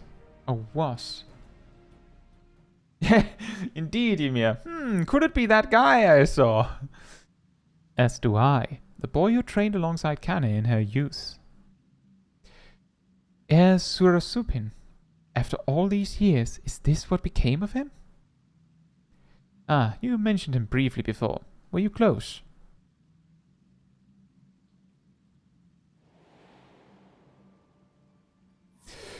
Ersura was Pajali like me, but he had never known his parents and devoted himself wholly to his studies. He embraced the role the forest had bestowed upon him, and truth be told, was a much better student than I ever was. A fair assessment. Despite your esteemed heritage, you never took to my lessons as well as he, ever dreaming of the outside world. Stealing off into the woods more times than I can count, I could not keep watch over you at all hours, not even if I tried. The elder seed seer, a rebellious spirit? I can scarce imagine it. I resented being a Pajal.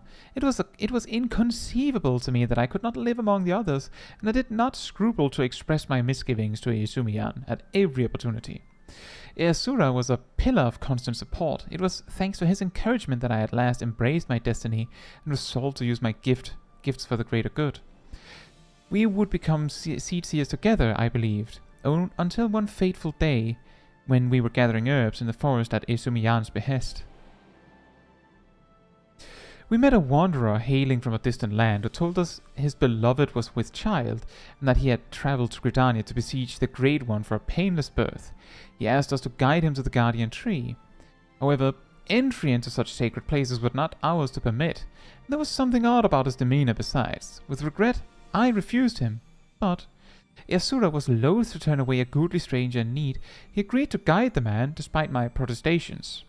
I ran to Eisumian as fast as I could, and together we made haste to the Guardian Tree. We found the man motionless on the ground, having succumbed to the Great One's rage, and next to him was Ersura, alive but unconscious. Wait, who was it that said that? Oh, it was Kanisena. I was like, wait, when did the speaker change? In time, he recovered and related the whole story. In truth, the man had been an adventurer, a seeker of wealth and glory, and as he had knelt to make false supplications, he lunged forward to tear a branch from the Guardian Tree. He was yet a child, and Ersura had no inkling of the darkness that could dwell within men's hearts. He learned the lesson that day, but the price he paid for it was great indeed. The Great One stripped Ersura of his horns, and with them the right to call himself a Pajal. I was forced to expel him from the fane.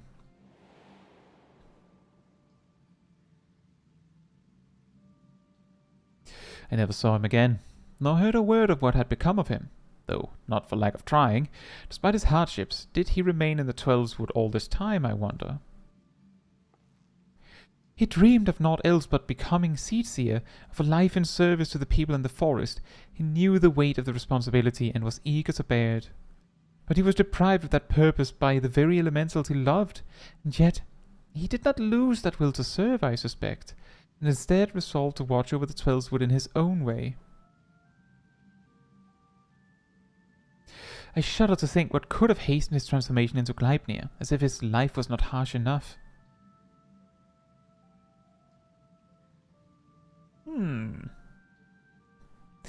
In our final conversation, Ersura confided in me that he would search for a means to calm the Great One's rage and earn absolution. To that end, he said that he would seek the counsel of the Mughals. They have called the Twelveswood home for far longer than we have, and so none are more like to have knowledge of its most hidden workings. That comes as no surprise. He would not give up so easily on his dream. Even if the Mughals know naught of Easura, they may be able to help us in other ways. Will you travel to the Bramble Patch in my stead, Caetsu? I have faith they will accept you with their characteristic aplomb.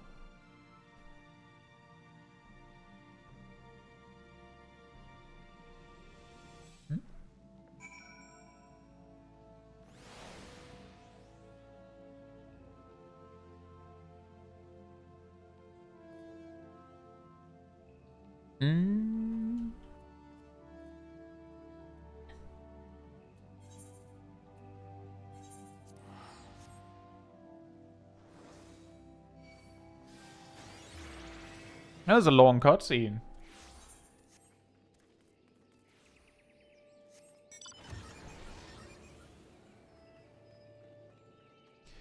That is actually, like, a quite awkward part about the Gridania's story, and some people earlier mentioned that they wish that we had gotten that we got more story about the Gridanians and Gridania as a whole in the game.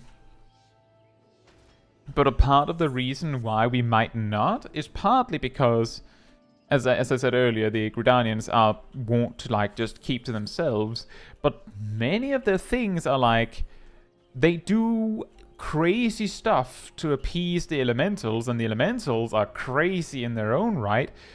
And some of the stories are basically oh, the Gridanians don't like a specific type of elf. It might be difficult to tell a story about the about the past of Gridania without it being elementals being crazy. So maybe that's the reason why we don't have that many.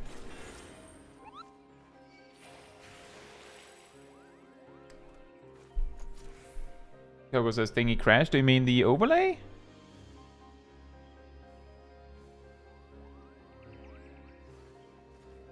I think it's fine. It's just that if no one says anything, then it quietly fades out. Thank you anyway, Coco. Appreciate it.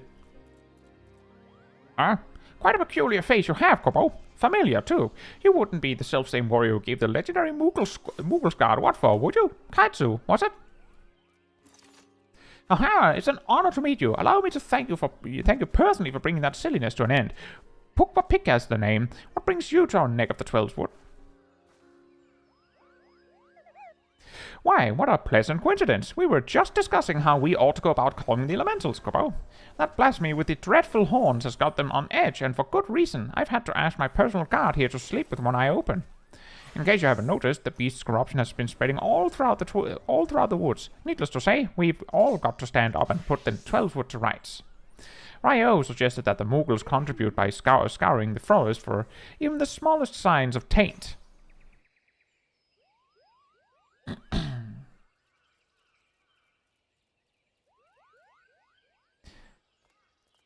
Got to cleanse it before it gets out of hand, you know. Difficult and time-consuming work, but if it's in service to the forest, then we'll do it gladly, Kobo. Me, I know you. You're the adventurer who gave me some of my finest scars. Coop-de-coop of the Mughal Guard. No hard feelings about the whole Hail to the King Kobo bit, I hope. Not going to call for a rematch either, in case you're worried about that. Ryo and the others cured us of our tempering, and afterwards sat us down for a stern lecture. No more calling upon good King Mogulmog the 12th. Praise be his fluffiness for us. May he ever remain unsummoned in his royal grace and splendor.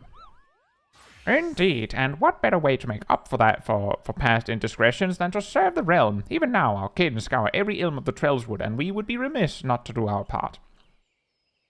We would be overjoyed to have a hero such as you helping us as well, if you're willing. Something tells me you have a sharp eye for the taint we seek to cleanse. Can we count on you, Kobo? Your reputation for magnanimity is well deserved. Let's begin by moving to higher ground, that we may survey the area and locate any particularly nasty spots of blight. I can fly. My mount. Okay.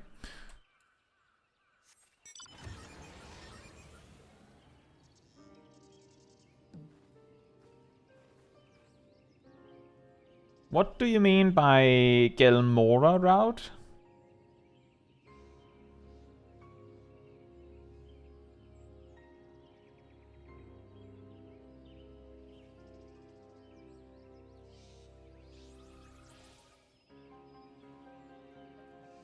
Mm.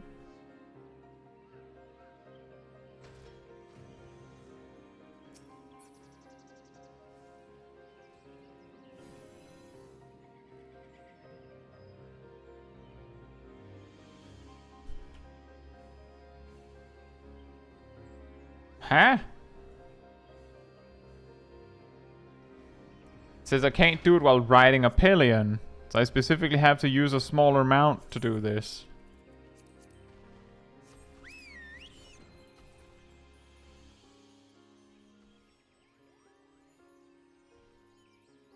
Gelmora in my... I'm not sure what Gelmora is.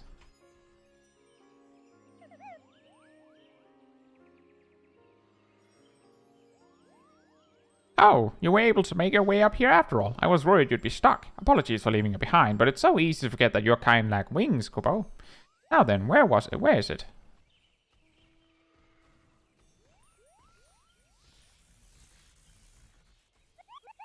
There, to the south. Let us cleanse that festering taint at once.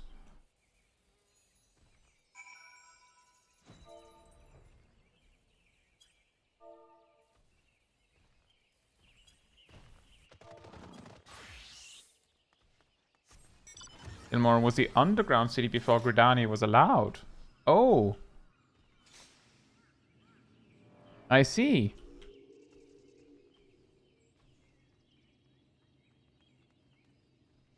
Well, there's still the possibility that we could see it. It's just that that story has, I guess, has been put away for a long time. Some Ellison stayed longer in Gelmora than the others and became the Duskwights. Ah, interesting.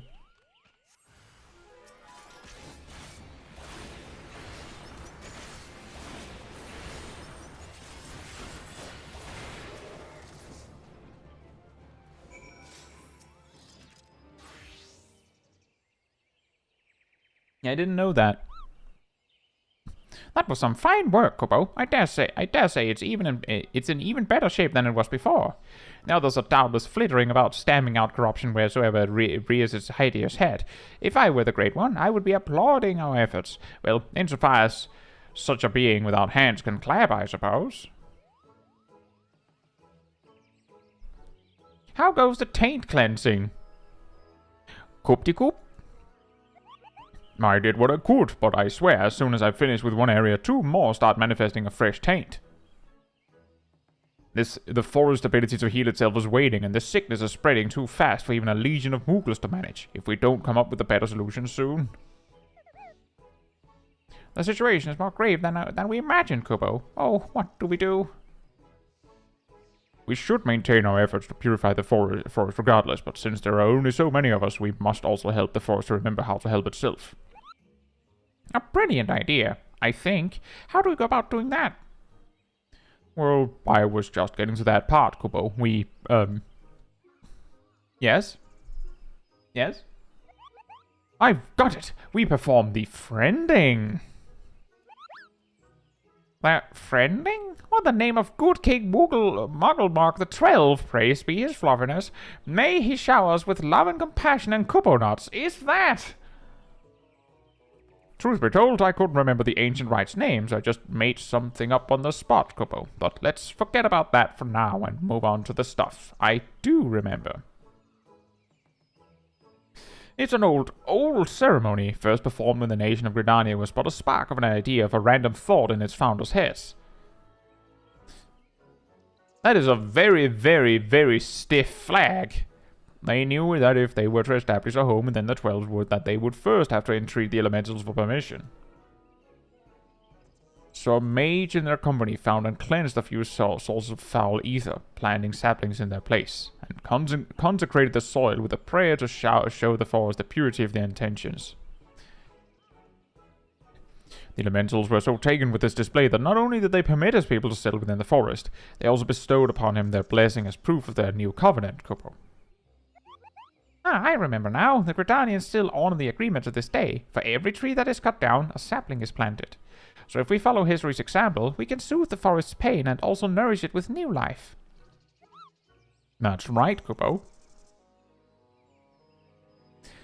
Oh, but I wasn't finished with the story. Remember the mage who planted those sacred saplings? He was none other than Jorin, sire of Iohok Porta, the very first Pajal. From that day forward, the elementals would bless a select few hewers with horns, favoring them with their fellowship.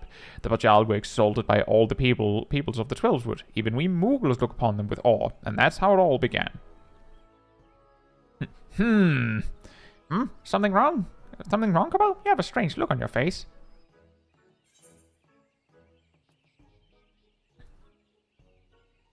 Gleipnir's poison is particularly deadly against hewers. The friending of the taints. Gleipnir may be a Pajal, a former Pajal at least.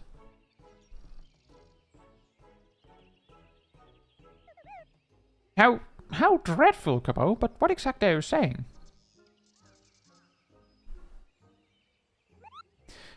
So the man you think may have become Gleipnir was a Pajal stripped of his blessing, and the blasphemy kills with a poison that manifests symptoms that resembles those of the creeping death.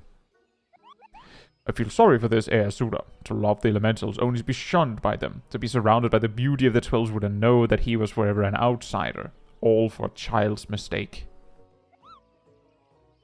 That despair could easily have caused him to turn, and this poison that preys upon those who bear the Twelveswood's blessing, the hewers, just like the creeping death once did, might be another manifestation of that despair. That would explain the elementals' unease, Kupo. We must redouble our efforts to plant saplings, or they might never speak to us again. Indeed. Well, first things first, we must gather as many saplings as we can. Caetsu, wait for us at the Adder's Nest, and make ready for a long and back-breaking day.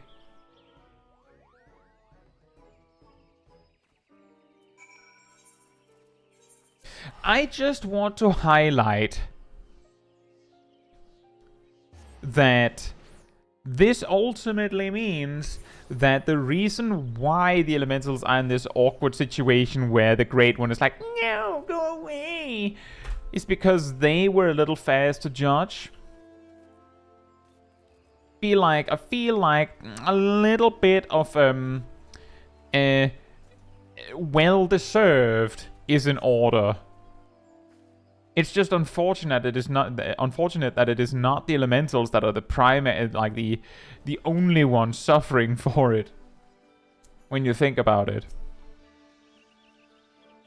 Welcome back, Caetsu. Did the Mughals have any insight into our problems? A reenactment of the ceremony which laid the foundation of Gridania. A fitting plan, given the gravity of the threat our nation now faces. As ever, there's much work to be done before we can even begin. While the Mughals gather saplings, we shall continue to scour the Twelveswood for new beasts that must be purged. Let us pray that the Elsetia regains her strength quickly as well. For now, take a rest, my friend. 'Tis a rare indulgence these days, and one you have earned 1,000 times over. Alright, 5-second break over, let's go. Gleipnir has not been seen since our last encounter, which was 5 seconds ago. This brief respite may be our best chance to quell the Great One's terror.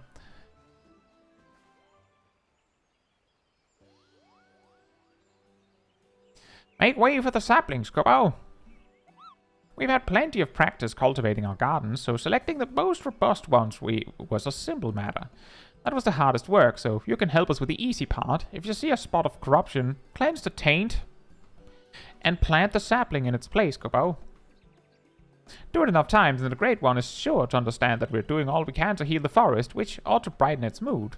We'll see to the East Shroud, so you should have no trouble taking care of the rest, Kupo.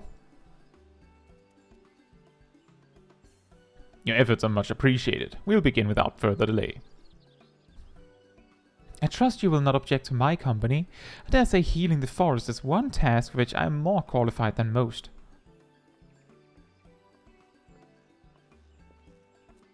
Elsetia, are you well enough to leave the city? I should like to think that I have been for some time in any event. I should like to think I have been for some time.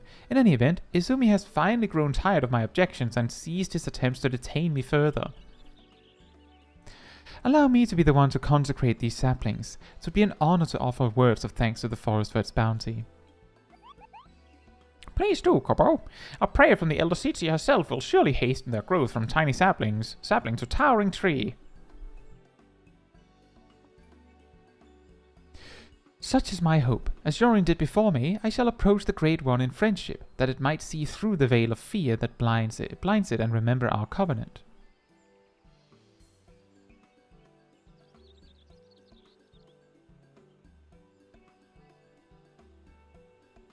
Let us begin by cleansing all traces of corruption in the central shroud.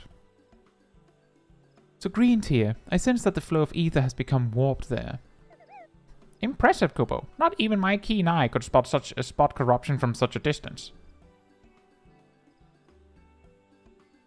It is but one of many talents I owe to the elementals. Well then, shall we be on our way?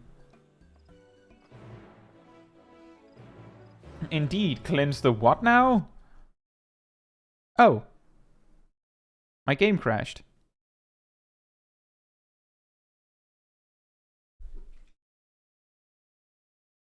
That was a little random and sudden.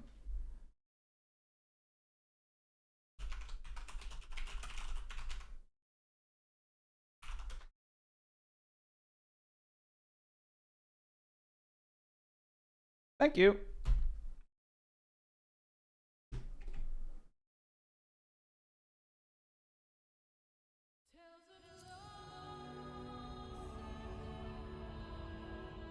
Crashed so suddenly too.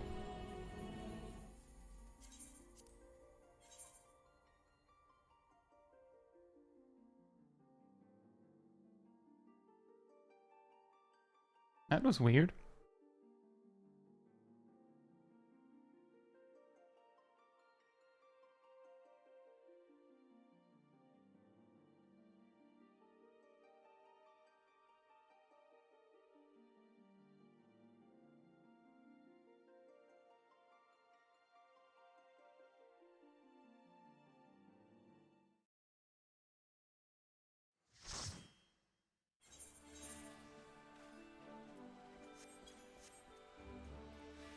Well, we at least managed to get credit for doing that bit.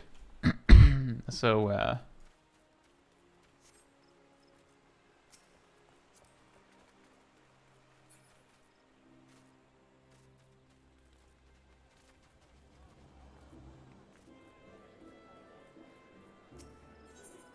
attained one.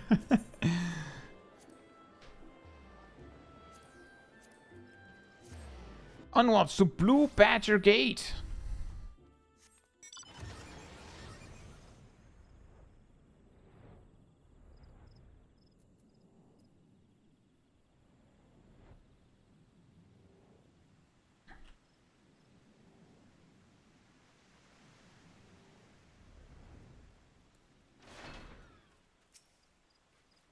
It's straight up corrupted air.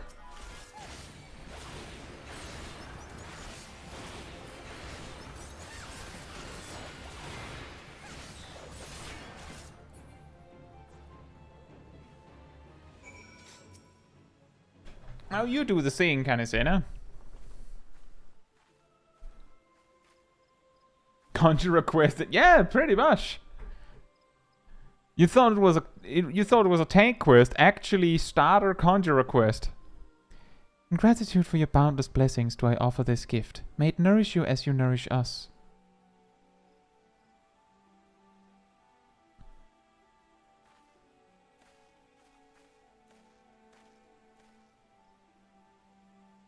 At last the earth is cleansed. There's a settlement not far from here. We should tell them of this sapling. Bid them watch over and keep it safe from harm.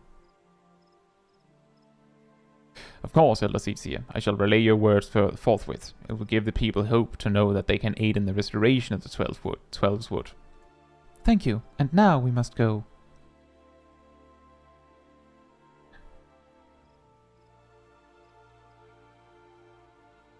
Yes? Go ahead. To Silent Arbor. There's something foul something foul impedes the flow of ether. Let us hurry.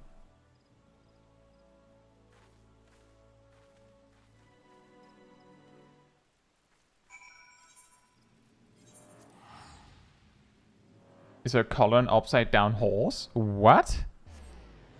I don't know.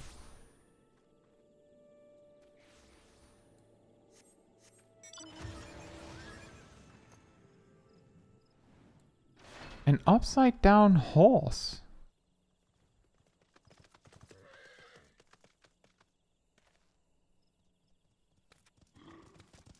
Oh yeah.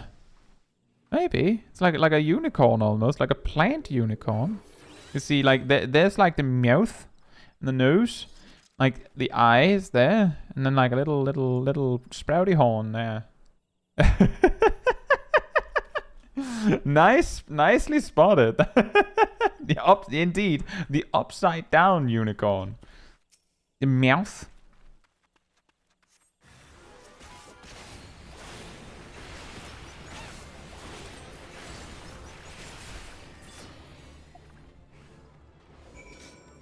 You do the thing, Kane.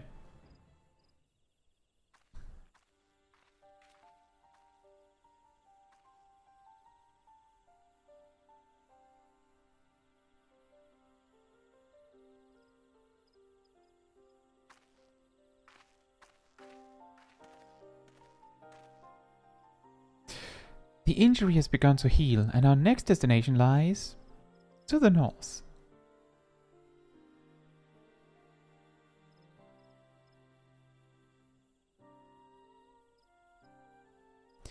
Near Hurstmill, I believe. 'Tis faint, but we are far from the source.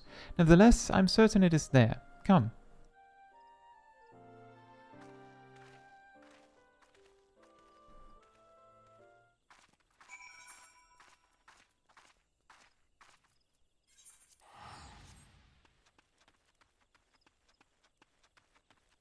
Shum.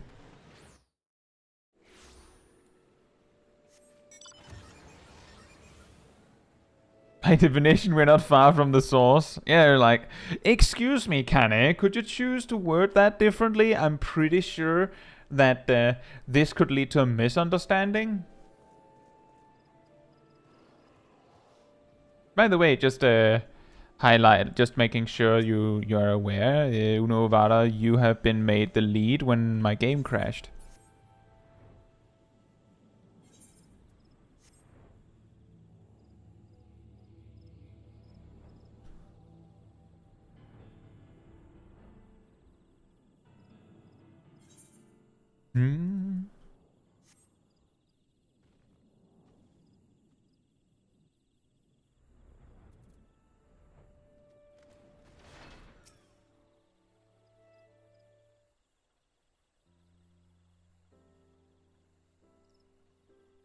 Tis fortunate that the corruption here is faint. A simple prayer should suffice to cleanse this soil, after which we may plant the sapling.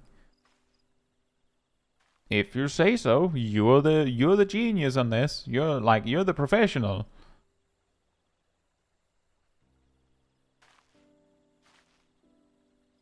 I sense no other disruptions in the etheric flow, which leads me to believe that the Mughals have already seen to the remainder. Indeed, the Twelves would sighs with a contentment I have not felt in a long while. But will it serve to placate the Great One? I cannot say. Not until we visit the Guardian Tree.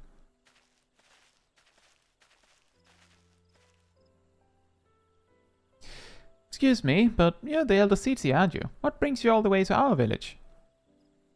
Corruption that had upset the balance of ether, but that we have since cleansed with prayer and saplings. Thus has the Twelveswood reclaimed a measure of peace. You've been planting trees. We have. The elementals have suffered much of late, and with these offerings we endeavor to raise their spirits. Elder Caetsu, I've got to protest. What of your people's spirits? We who dread every step we must take out of doors. That terrible monster is still out there, preying upon innocent folk without rhyme or reason. If it doesn't strike us dead where we stand, its poison will finish the job. I know that you are afraid, that you and yours suffer still. However, it is under the auspices of the elementals that we may call the 12th Wood home, and they too cry out for deliverance. Even the Great One quakes with fear of the blasphemy's continued existence. To ignore their plight is to invite greater tragedy for us all. Rest assured, however, that I have not forgotten the needs of the people. We bring comfort to the elementals and renew our sacred ties that we might enlist the aid of the Great One in combating Gleipnir and the suffocating despair it spreads. And so, I pray you continue to put your faith in our guardians, and in me.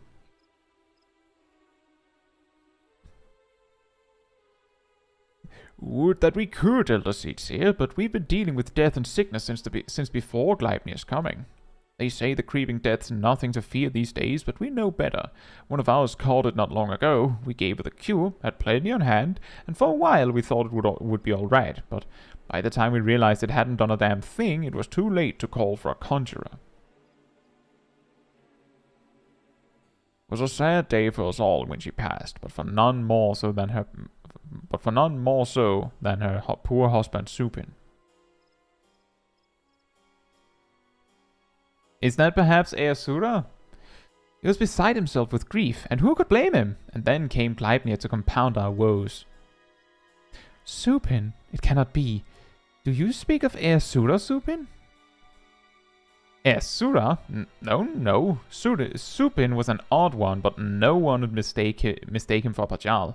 Supin wasn't even his real name. That'd be Elengia, but his wife was fond of calling him Supin for some reason, and caught on with the rest of us.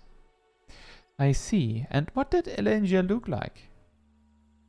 Well, I'd say he'd seen no more than 30 summers. Kept to himself, came and went with an area word at times, though after he met his beloved, he became more of a fixture. Friendly, even. His wife was a sickly lass, but she had spirit. But spirit's not enough to beat the creeping death. Pity we couldn't do anything for her.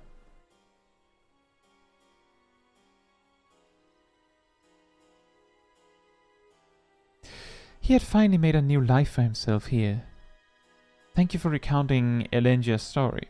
Sad though it was, it has helped me to better understand how much you all have suffered.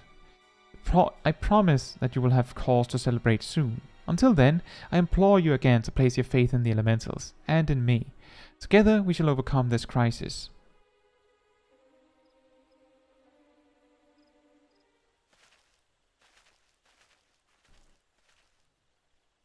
I feel like she didn't actually change what she's promising them. They just decided the second time that they trust her now. Despite what he said, I'm certain this Elengia was Easura Supin. To think that he was living so close by for all those years, searching for new purpose and finding true love, only to be robbed of that fulfillment too. Were he still a Pajal, empowered by the elementals, could he have saved her? He would have dwelled on the question, night after sleepless night. I know I would have. Hey, Iron Reaver, hope you're doing well. Mayhap in the end he came to blame the elementals for his helplessness, for her death, and in despair was consumed. Aye, the animosity would linger, endure, and in vengeance would Gleipnir find its final purpose. We have done all we can to show the Great One the purity of our intent. Let us hope that we will be accepted as friends.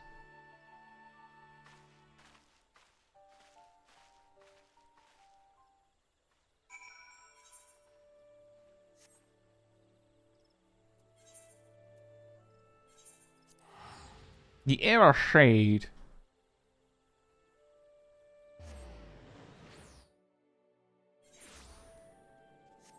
Look, it's steak pie and shortbread. Are they friends? Weirdly similar, isn't it?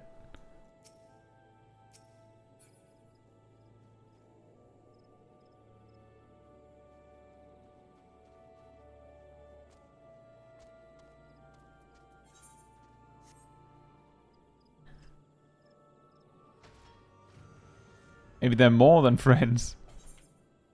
Maybe they didn't know each other, ran into each other and was like, hey, wait a minute. And then became friends. as a result of having similar names. Someone's fishing.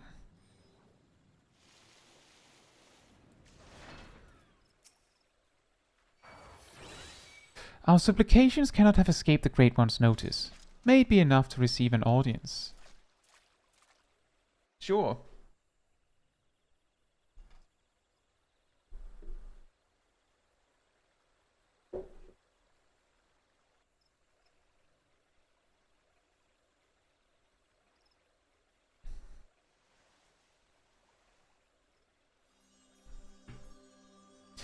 O Great One, may I abide ever beneath your boughs, embraced by your compassion, grace, and wisdom. Bestill the fear within your heart, and know that I am your faithful servant.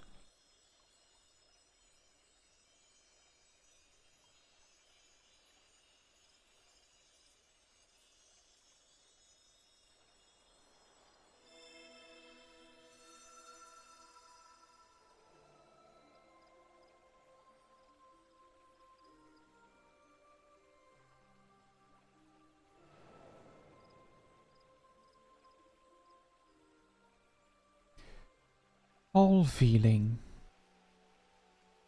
passing corruption, refreshed, renewed green, flesh restored.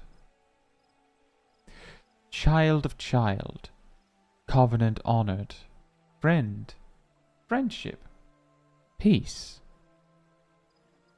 It worked! The Great One speaks through the Elder Seedseer. We were right to follow Joran's example.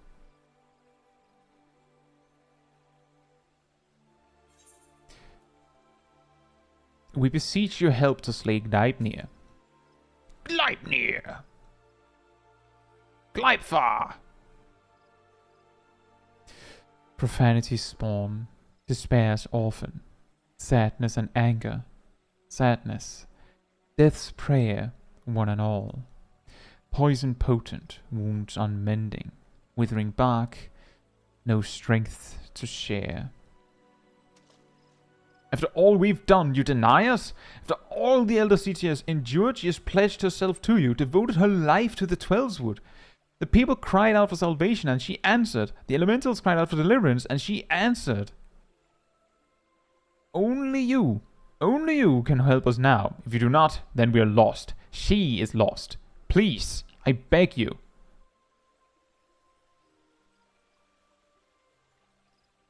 We beg you, people say from the distance.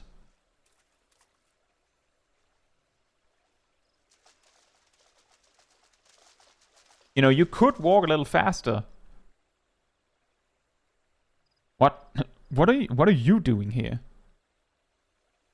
We've been dependent on the Seedseers all our lives, blaming them whenever something goes wrong, without ever considering what we might do ourselves.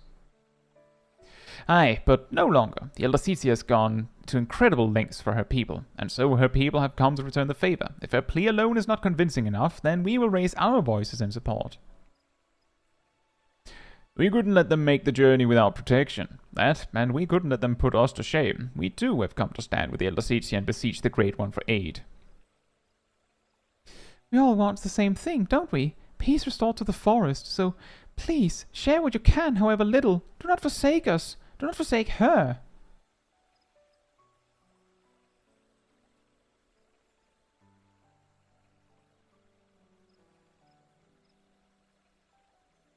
Kane, Covenant's child, walks with man, with elemental, keeper of ancient faith unbroken. Cannot, will not break faith to man, render up flesh. Then you agree to help us? Flesh, branches, take and join. The oldest elders renew bond as one stir. Raise up to heavens, covenant's symbol, our staff. All join, all bloom, all peace.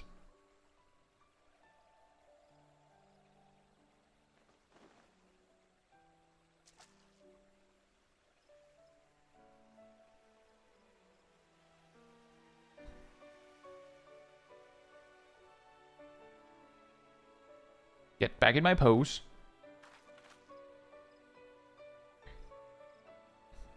My duty weighed heavy on my heart, so heavy that at times I scarce remembered to breathe. For days and nights I worried that I would be found wanting. But by your faith and trust has the path forward been revealed to us. You came hither, united in purpose, and bared your hearts before the Great One. Gridania is forever in your debt.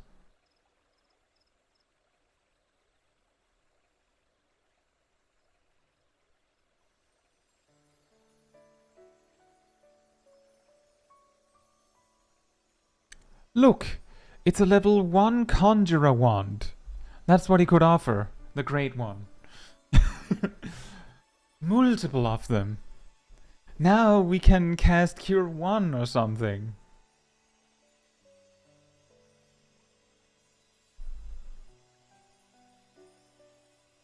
Glide middle distance.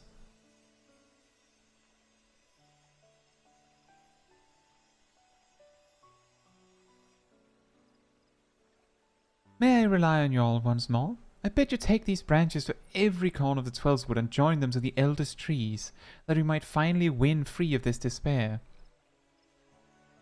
It shall be done, Elder Sitzia. We swear it.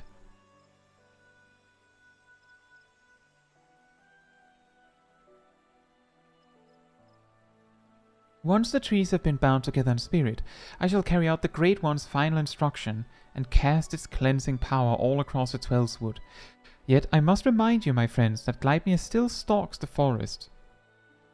It will not remain idle. It will attempt to stop us. Go with hope in your hearts, but do not lose sight of the danger.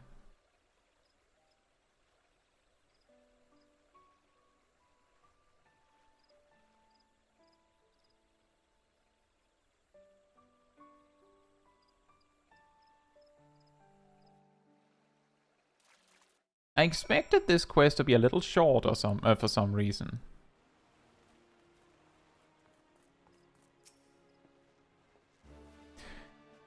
I admit, for a moment I thought it wouldn't work, but the Elder Sitzia moved not only the hearts of the people, but that of the forest itself. Her final task appears to be a bit more complicated than the Great One made it sound, and so she must scour the ancient texts before the time comes. And consult with the Sitzia Council to make sure all goes according to plan. It's just as well, we still need to wait until the others have joined the Great One's branches to the many ancient trees scattered throughout the Twelvewood. Then, of course, there's the matter of Gleipnir. He will not go peacefully as we work to hasten his demise. When he comes, we must be ready. And we're ready now. Impeccable timing as always, Caetsu. You knew exactly that it would take me 3 seconds to be ready. But moments ago, the Elder Sitzia sent word to go and fetch you. What?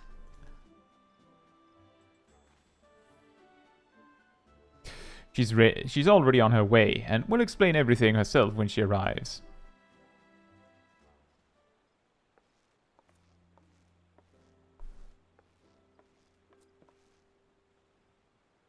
The children of the Twelvewood, both Moogle and man alike, have sallied forth, branches in hand, to the far reaches of the forest. Soon their task shall be completed. Though the shadow of death yet looms large, they do not allow despair into their hearts. They hold fast to their faith in the brighter future. We shall see their hope rewarded, and by the grace of the elementals, consign these grim days to memory. We need only succeed in summoning the ermine hedge. You may recall that the Great One's words were muddled and esoteric. I believe it was an instruction to carry out this esoteric ceremony in order to expunge the corruption befouling the forest, that the once tainted earth may begin to mend. For you see, when the ermine hedge last was formed, it was to protect the Twelvewood from threats without. The Great One acted as a guardian, embracing the woods to shield them as a father would his child. On this occasion, however, we will call upon it to nourish and revitalize, as a mother nurses her child to make them strong against sickness. In channeling the powers of the elementals in this way, we can stem the spread of Gleipnir's poison, and the scars of its passing will finally heal. At least, that was what the Great One intended to say, I believe. The Sitzia Council agrees with my interpretation and has permitted me to perform the ceremony.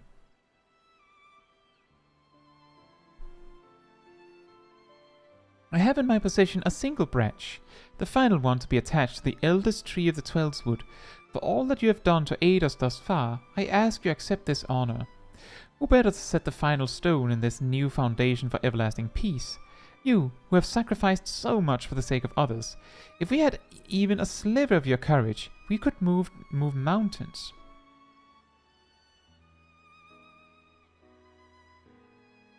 Thank you, my friend. We will find the tree of which I spoke in front of the Leatherworkers Guild.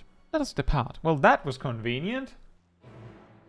And this fabled tree that we have to go find is at our neighbor's door, at our neighbor's place. Oh. Oh then. More than, I think moving mountains requires more than just courage. What? I'm sure it'll work if you just believe in it hard enough.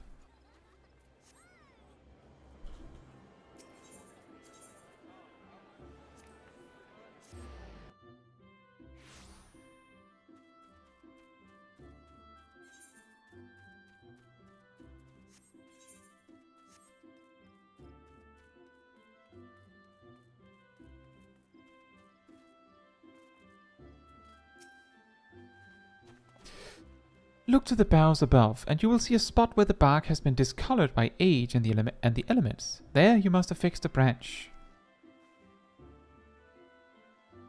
Why me? You ascend the ancient trunk and affix the branch of the guardian tree to the weathered bark as directed by the elder seedseer. Just imagine it in your head. Just imagine it. It's easier that way. It's like a visual novel. You're quite the climber, and with that, all preparations are now complete. Let us return to the guardian tree, and with the aid of the Great One, deliver salvation to the whole of the Twelveswood. Maybe they thought it was ironically fitting that the small one helped the Great One.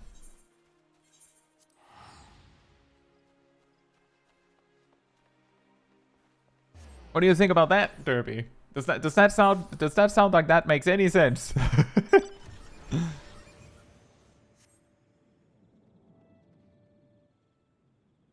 Kinda. The small one has arrived.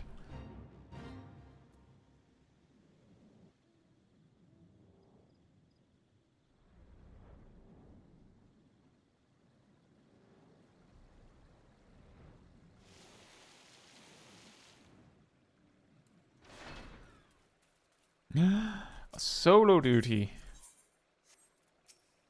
If it is truly Asura's lingering resentment for the elementals that drives the blasphemy, then it will surely come. For the sake of the man he was, I must try to appeal to his reason, but should I fail, then we will have no recourse but to fight. Regardless, this day we shall bid farewell to Gleipnir.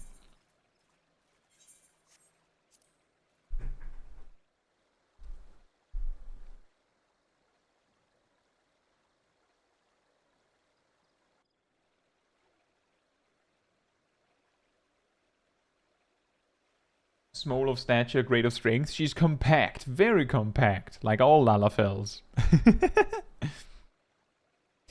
Through the branches of the guardian tree, the Twelveswood has become as one. In summoning the ermine hedge, every ilm in these sacred lands will be imbued with the Great One's nourishing ether. The forest will be empowered to heal itself, to break free of Gleipnir's despair. The ceremony is complex and delicate, and I must maintain focus. I trust you will do what is necessary to see that I am not interrupted.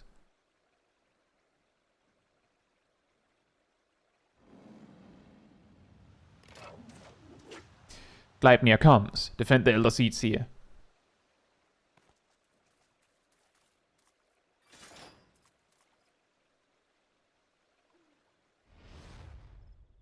It's me again. With my ridiculously long horn. Yeah, it's my name tag. Don't worry about it. You like my card? Are the elementals so deserving of your scorn? Do you hate me too, for my horns? I knew a boy once, a boy who called them gifts, symbols of the blessings he resolved to share with the world. Yet the beast before me now brings naught but misery and death. marks its victims with chains to bind and condemn, to share in its suffering. I was not there for you then, but I am here for you now, to unmake what you have become. I shall begin the ceremony. Stand fast and remember what we fight for.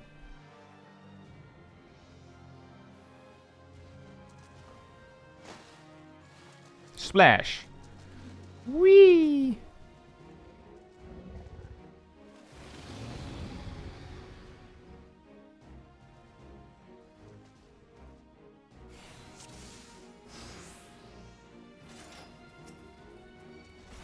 Boink.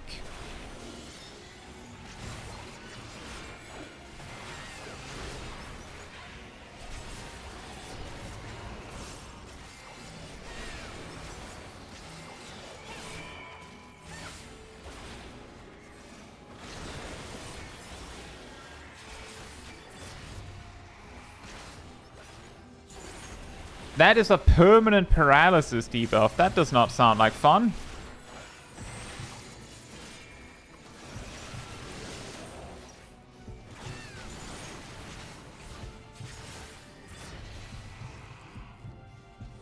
Not just a paralysis, way more than that.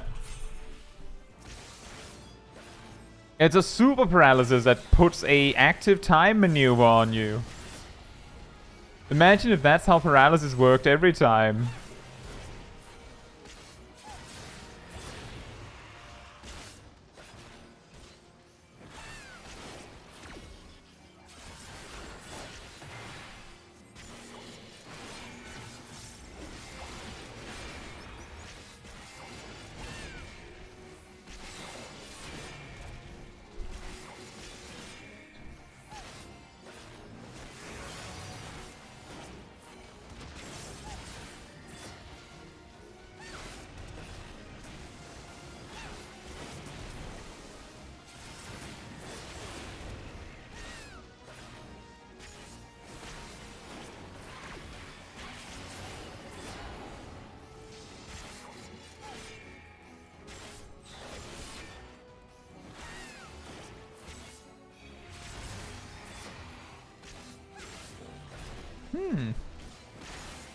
How long has that... Wasn't that debuff removed in, like, with Stormblood?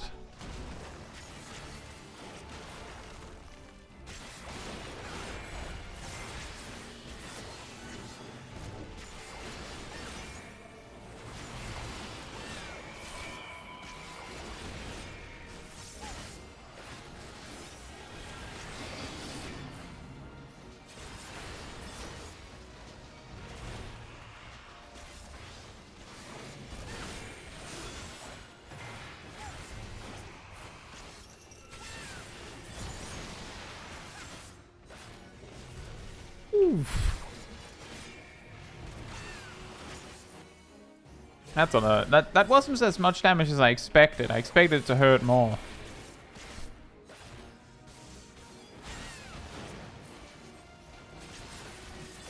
Is there game audio? Is my volume too low? There is game audio. There should be game audio. Is the game audio not there?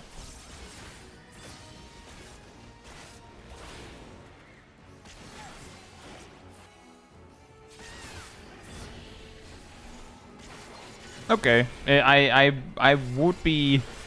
It wouldn't have surprised me if when the game crashed earlier that other stuff also went wrong. Just a bit quiet? I mean... Do this. It's a little loud for me now, I feel.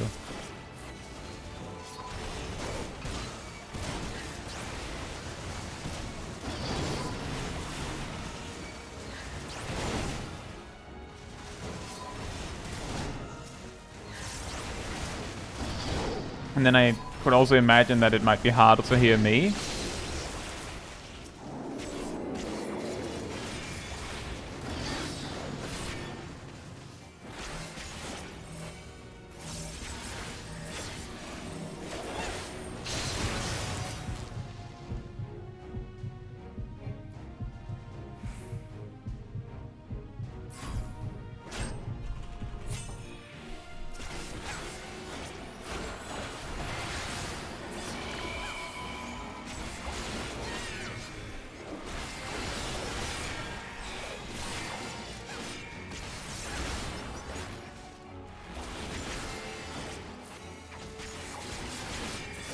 it's like a movie where it's too loud when it's loud, and then it's quiet when it's quiet. It's too quiet when it's too quiet. Makes no sense, and then it also makes perfect sense, right?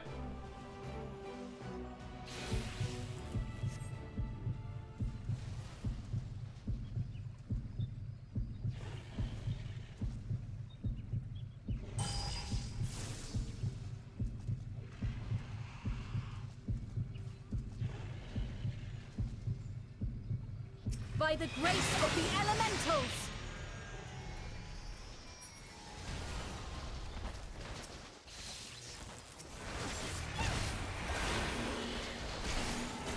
Apparently he could taunt after all. By the light of the crystal!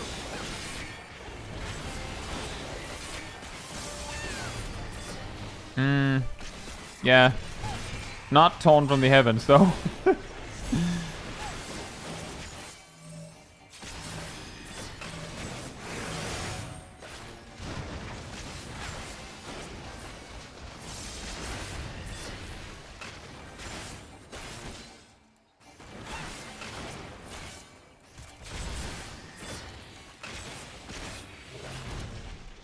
That is a really weird attack.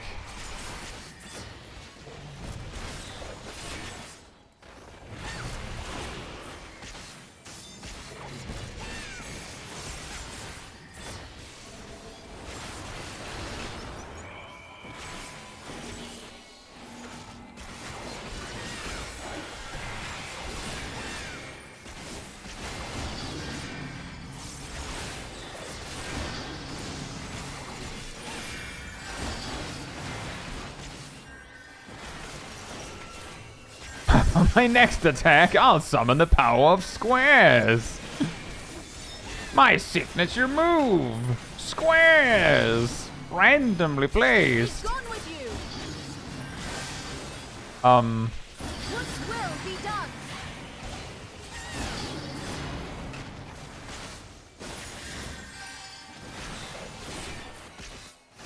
He likes Eden Titan. Yeah, if we don't stop him soon, he'll summon like a motorbike as well. Da da da da da da. Oh yeah, she did use temperance.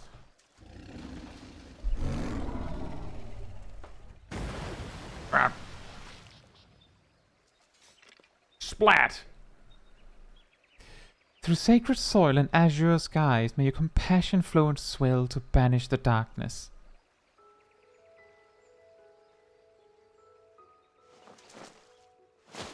Splash.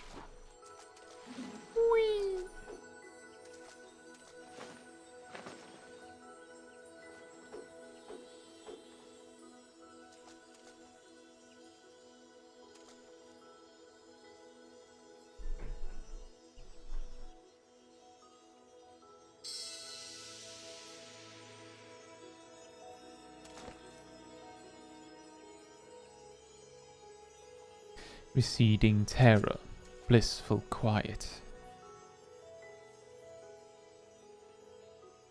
Blessing, covenant preserved, now and always, child of child. Honor and gratitude unending.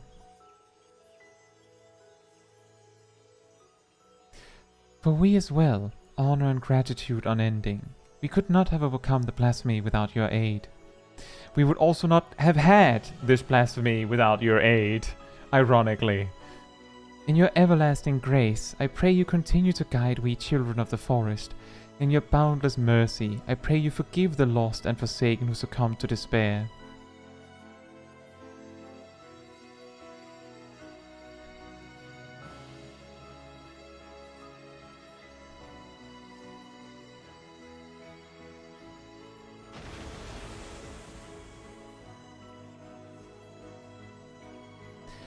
To you, my dear Ayasura, I promise I shall never forget your words of wisdom. Ours is indeed a gift and a blessing, and a duty to our people I will uphold. Until my final breath, this I swear.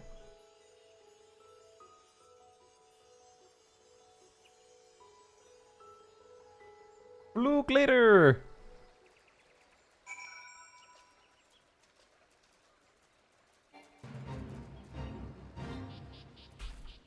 Yeah. Thank you, Caetsu.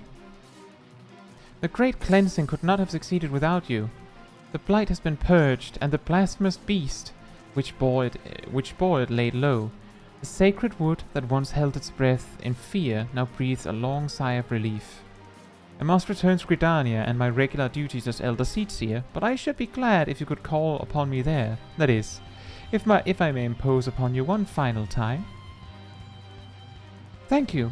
I promise not to detain you at length. Let us meet again at the Lotus Stand. It is a little bit loud for me, actually.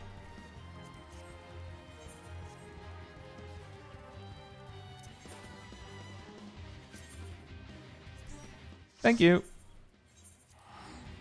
Maybe it's just that I'm used to it not being like that. The game isn't like super duper loud. So, like, I'm just saying that my settings are such that you should, like, if you have the stream volume at 100%, then you should hear the same loudness that I do. Then of course there's my voice over that, which is significantly louder, I guess. I'm gonna have to look into that if it's very quiet.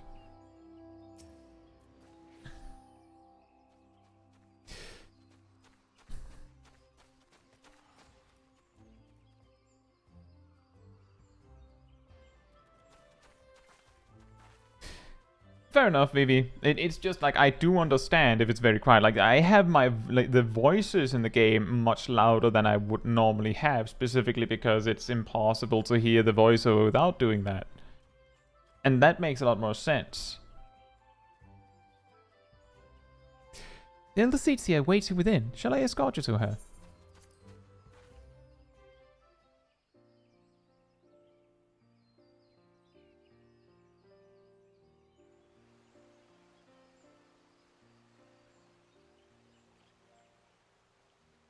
The Great One's ether flows all throughout the Twelves Wood, purging the last vestiges of Gleipnir's poison.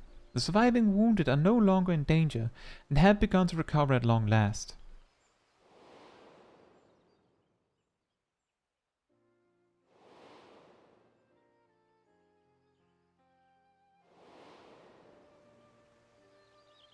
We have much cause to rejoice, in no small part because of you, my friend. On behalf of Gridania and myself, allow me to thank you yet again for your tireless efforts in bringing Gleipnir to heel. You went above and beyond the call of duty for the sake of our people and their homeland. You were inspiring to behold, and not for the first time, I must say.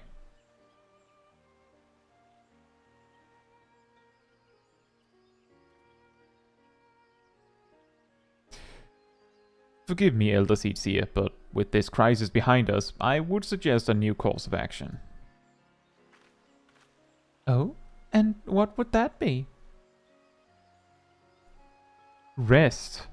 In all our time together, I have never seen you so hard-pressed. Surely you are weary and could benefit from a brief respite.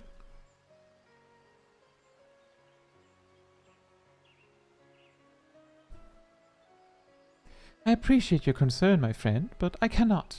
Will not. One day, perhaps, but not this day. But Elder Seatseer. Recent events have given me cause to reflect upon my past, upon lessons that I once thought I had taken to heart. When I did not yet understand the duty with which I had been entrusted, when these horns of mine were but chains binding me to a destiny I did not choose, it was Ersura who taught me to appreciate the gift I had been given. Had he not been there to help me keep through the proper path, where would my errant feet have taken me instead? He was perhaps the first, but he would not be the last. My brother and sister and countless other kind souls, through their words and their support, have also helped me to continue to find a way forward, even when I thought there was none. It is by opening our hearts to one another that we, in turn, open new paths. that we can conceive of greater opportunities and brighter futures.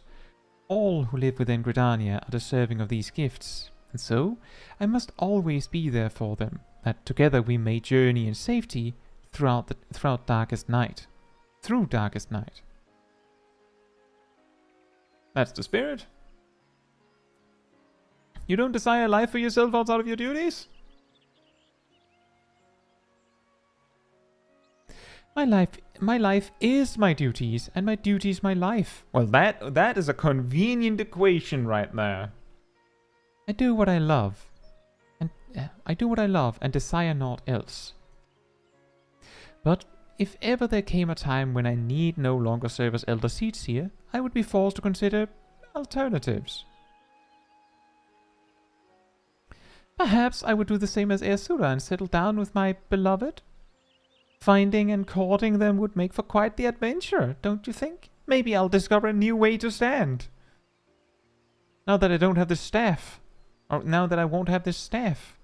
Regardless of what the future has in store, my present course is clear. So long as we Pajal serve as a bridge between man and elemental, Gridania can weather any storm. And so I will continue to walk hand in hand with my people and my patrons, along a path that we discover together.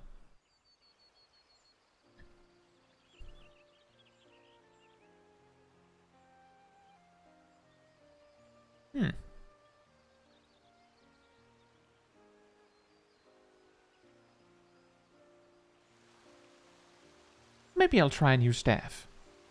She goes back to party girl. Welcome back, Emia.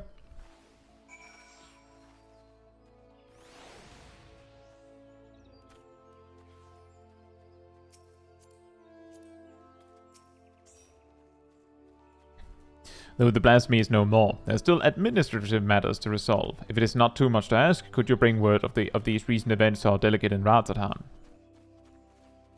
It's been an honor and a pleasure, my friend. May the elementals watch over and keep you.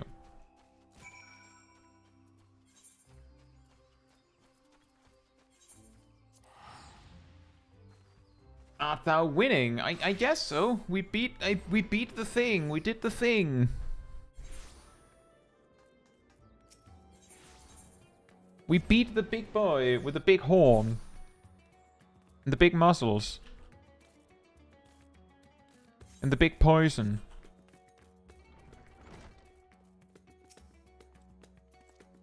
Welcome back. I pray you have brought glad tidings.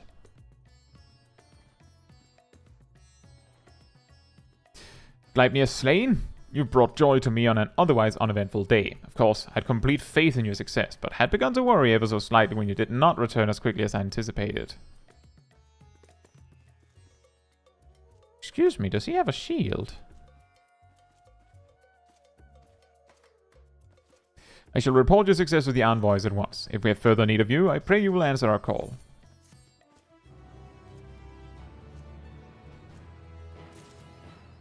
It does!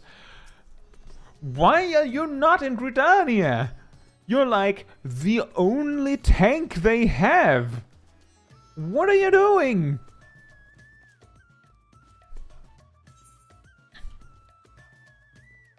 Right then, now we can dye our new fancy gear, so maybe we should do that. Although I will need some more pink dye. Actually, maybe this is the time to grab some 640 gear. So that we're ready for raid and stuff next time.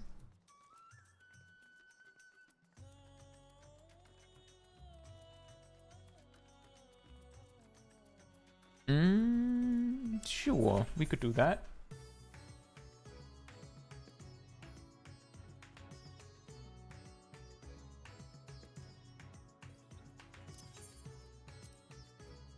Let me just hop over here.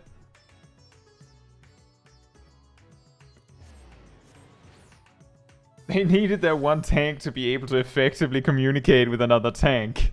They just put the guy over there like, okay, you look like a tank. Like, just look like a tank. I'm sure it'll attract other tanks.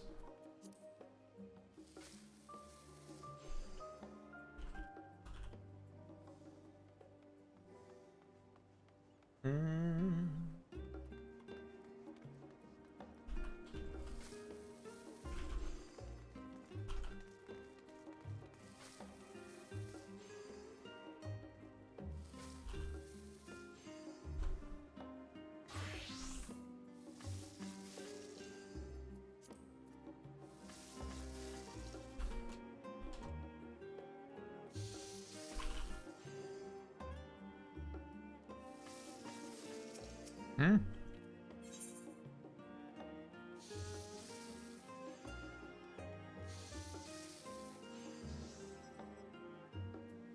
Oh, thank you.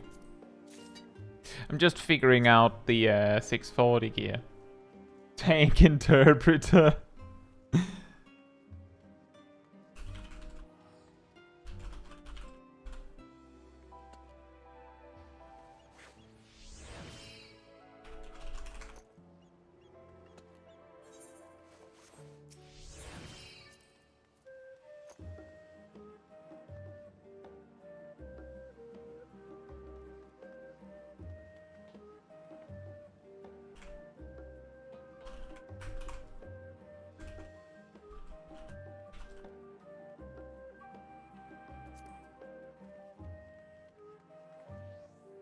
I am writing down which servers I should visit for each gear piece.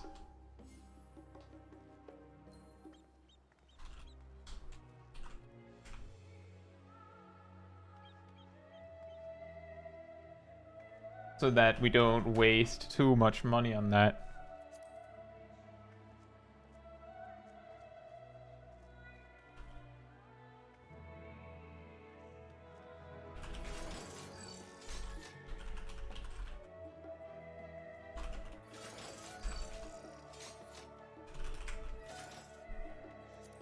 Though it does look a lot like nothing's happening as a result.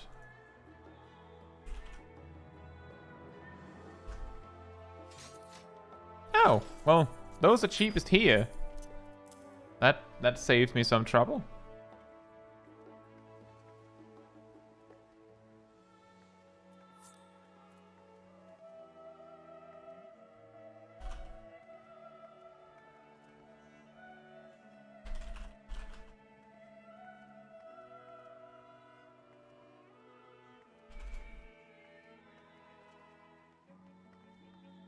Cross says, do you go to the Alliance or raids after gearing? We will do the Alliance raid or the actual raid next week.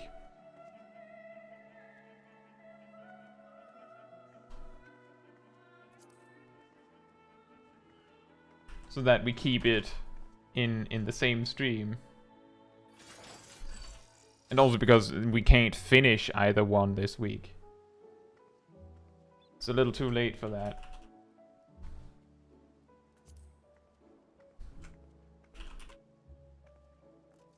But depending on how much time we have left, maybe we'll do some stuff on Astrologian once we've done this.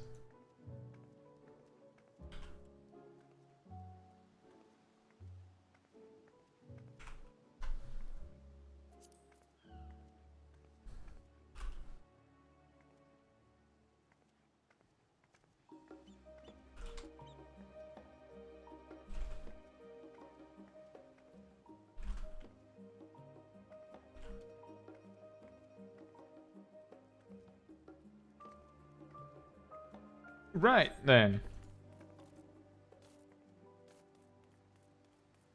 There's a lot of stuff on Chaos, by the way.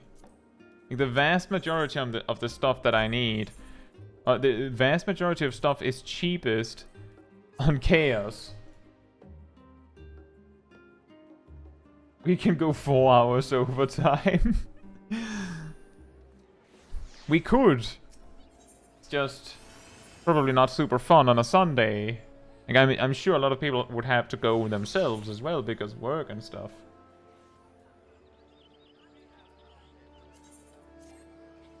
Oh, right. I have to leave party to actually do it.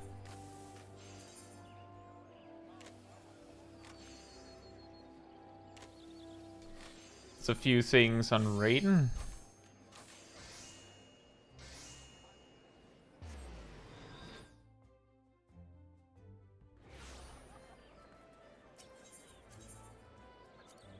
Also, and you might be thinking, why are you doing this shopping on like in Gridania? And that's just because, well, when we do data center travel, we'll land here anyway.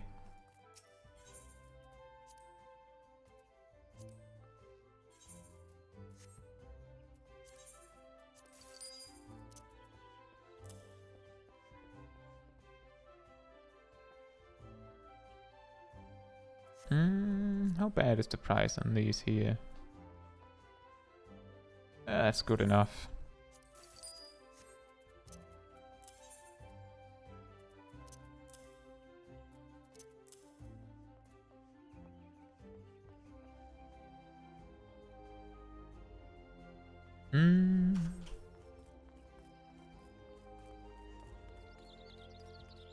Colgate. Yeah, that's fair, Emir. That is exactly it. Like, that's also part of the reason why I normally do this on Saturday and stuff, because going supremely late when the day after is a work day, a lot of people simply can't be there for the entire thing. Make someone craft it for you. Well, I don't want to impede on anyone to like make it for me, and I have the guild to buy it, so that shouldn't be a major issue. There's also the part that I do feel like, and this is also something that I've also said before, that Smol Kai, I do try to make sure that at least some part of what she does is demonstrated in a way where it's like, you can do it too. Like, it's not that Smol Kai gets everything handed to her. Not everything, at least. But if someone just came and handed her an entire set, then it starts to get a little difficult to have that perspective. Buy the mats.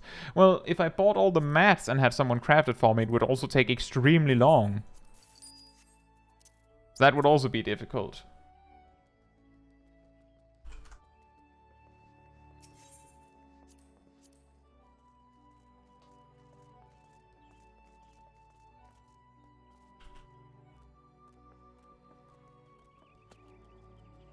This could work, but I have like a lot of things that I have to go to Chaos for anyway, so buying that at a markup is not helpful anyway. Mo says I haven't unlocked the Endwalker raids. Well, if you have reached the point where you can access the Endwalker raids, then like if you're there when we start, you can join me as I unlock it on this character. We'll probably try and do it minimum ice mill if we can scrounge together 8 players.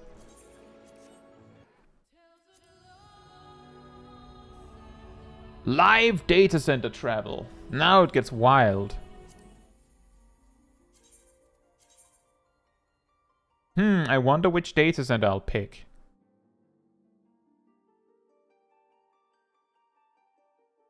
Maybe I won't pick one.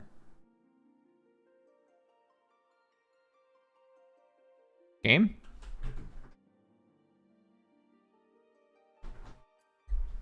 Thank you. There's a lot of stuff on the Spriggan. When we did the Stormblood raids, we specifically did the minimum item level once we actually came upon the idea. And then when the thing is, to do minimum item level, you have to have a full group, or you can't have randoms. So when we were not enough people, we would just go in with, however many people we happen to have. That was actually really fast. And we did the same in Shadowbringers, but the difference is that in Endwalker you cannot do you can't do unrestricted groups for current content.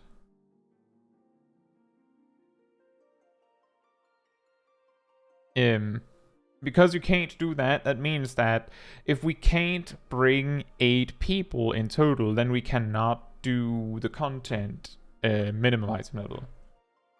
So that's simply just how it'll have to be if we can't get enough people.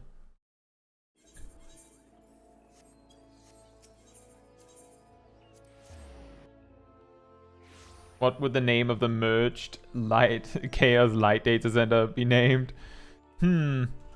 Just pick the largest one that absorbed the other.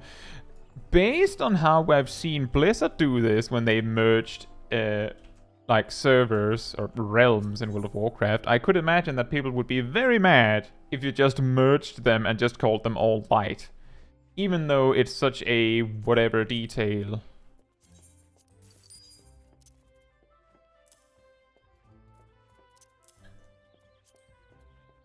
Like, it's very easy for those on light to be like, can't we just call it light? But then again, like flip it on its head and go, well, can't we just name it after the smaller one? Like in memorandum of the smaller data center that got deleted. Then they would probably go, hey, wait a minute, no, that's not fair either.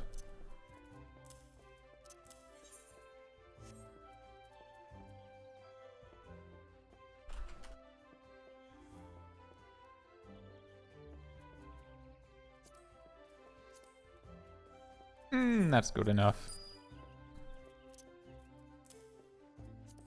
How's this one? Oh yeah, I do remember those were weirdly more expensive here.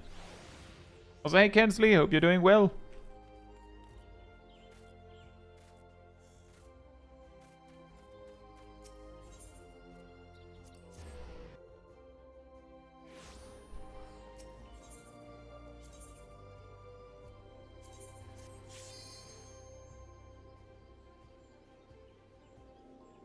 Yeah, seriously, it's like in World of Warcraft, when they merge servers, the way they do it is usually that they just have all of the servers and they basically just make a bridge so that they're all, like, they all are in the same universe. So if you have the character named Chaiji, for example, on Ragnaros, then players from other servers will see that your character's named Chaiji-Ragnaros, because that's where you're from.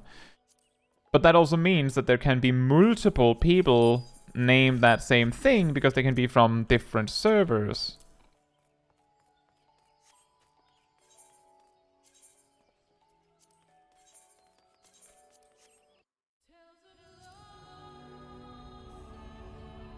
Which may be good or bad. In Final Fantasy XIV, we have a little bit of a solution of not having too many people with the exact same name by simply having a first name and last name thing, which I think is also pretty fine.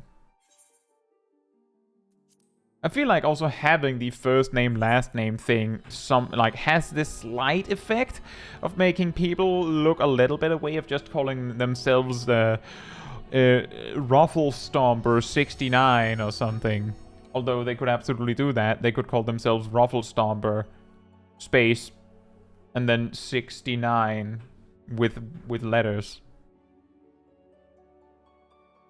It's just that thing where it's like, oh, you actually have to have a full first name and the last name, sort of like confuses it a bit. And often people just like their name they call themselves on the internet is usually one word. A lot of the time, at least. So like they can put their name as the one word, and then they have to find something for the second one.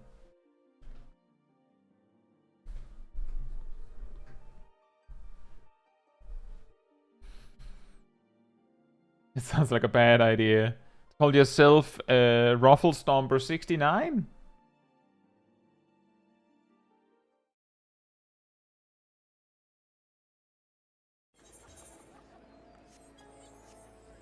And we're back.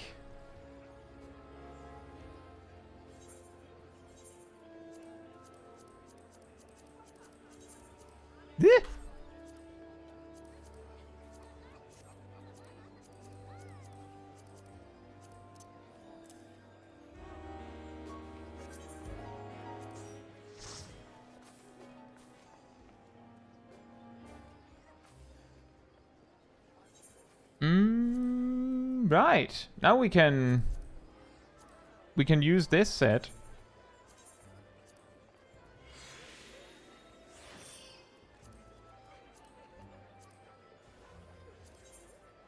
Cast Glamour.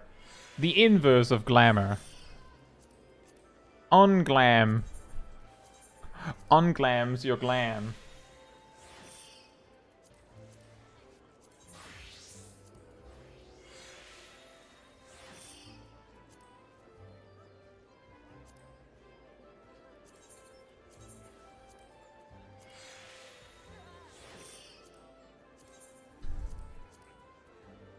Wow, that's very pink.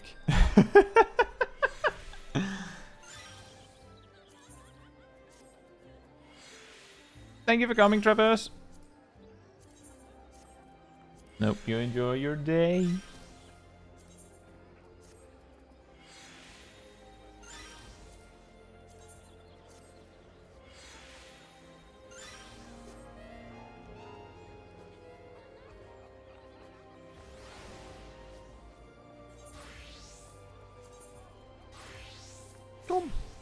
And why is that sword so thin? It's a little weird. That's not very Dark Knighty. There we go.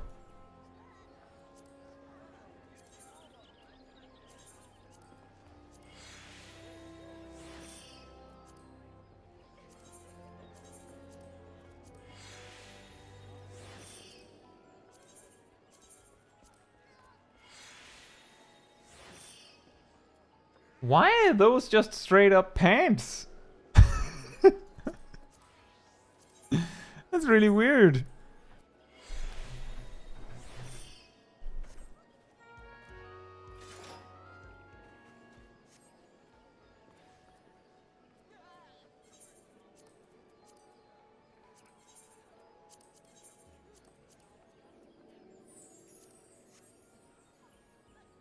There we go. And we have sort of geared Smol Kai. Ready to rumble.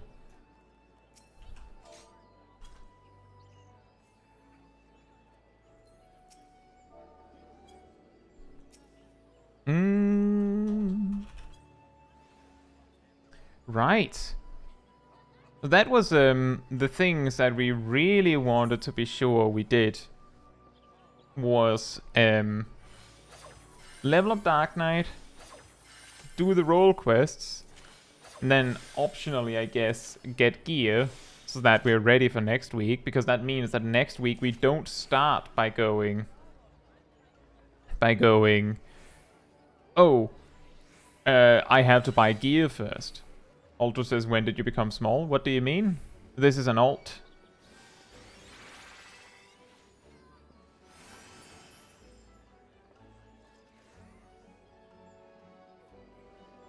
And my main, of course, has Dark Knight at level 90.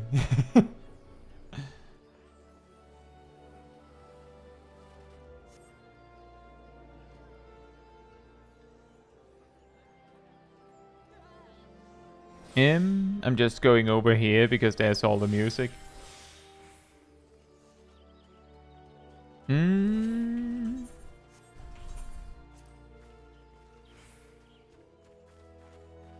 Yeah, I don't know.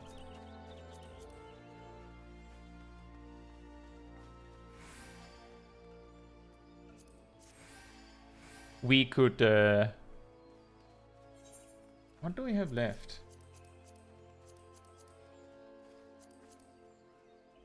We don't even have access to that one. Not that I plan to do it. We could level Astrologian a little bit. How's my Astrologian looking? Level 82 and it's ready.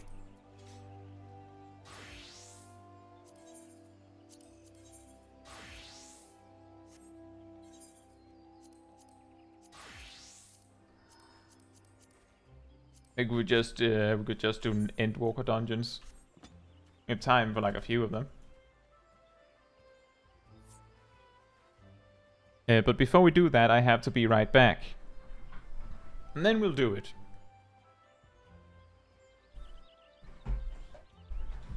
In the meantime, sanity restored.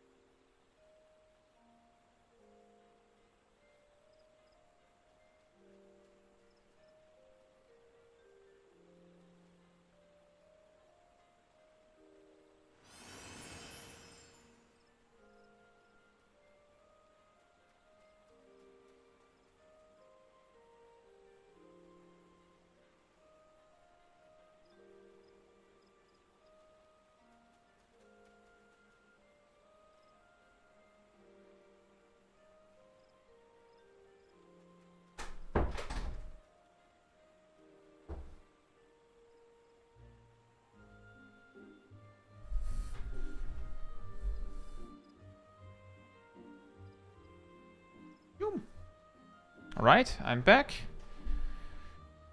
Fair enough, Guriheen and Rust. Thank you for coming.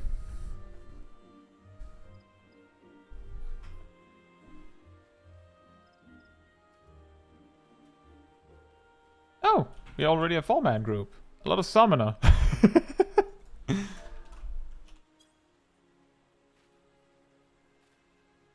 The brightness of the carbies.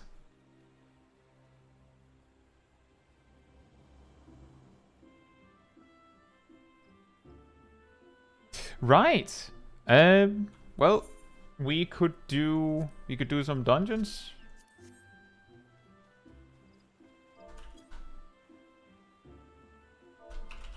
We never actually, I don't think we ever did do Tower of Zod a single time as Dark Knight, but hey, at least we can do it as Astrologian instead. If you three are keen on doing that.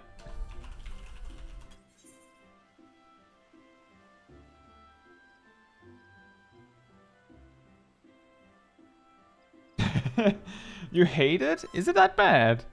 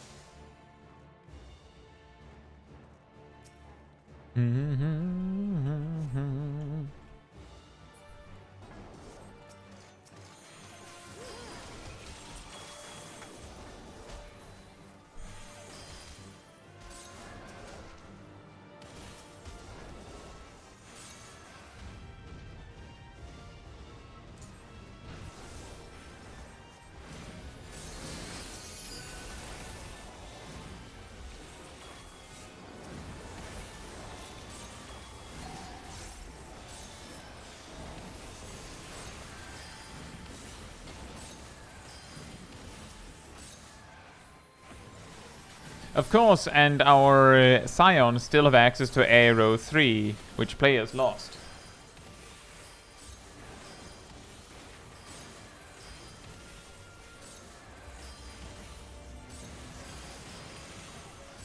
It is a little wild when we see NPCs that still have some sort of action that was removed multiple expansions ago in something that is basically current content.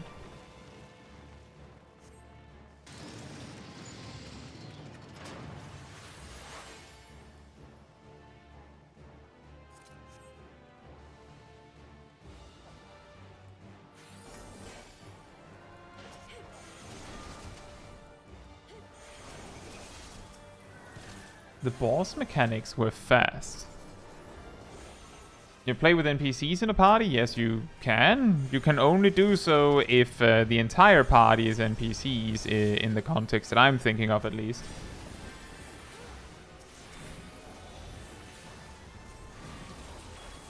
It is called duty support or trusts, Amus, and when you go up to a dungeon, like, when you're doing a dungeon for the first time, they even offer it, but you can access it from the duty menu here.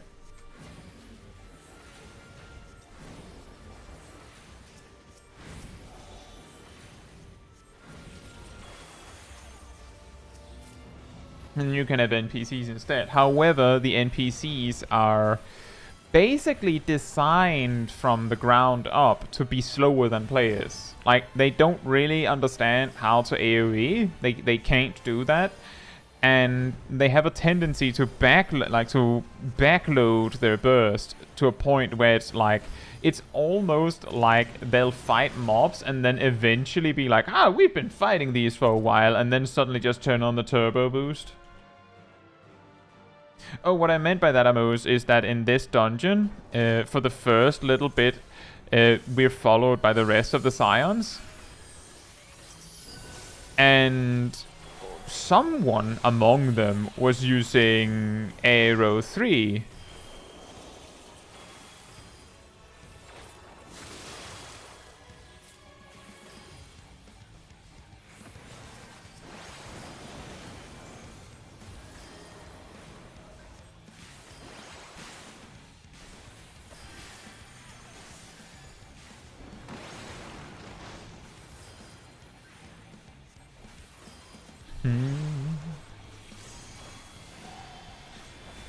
Which one was that?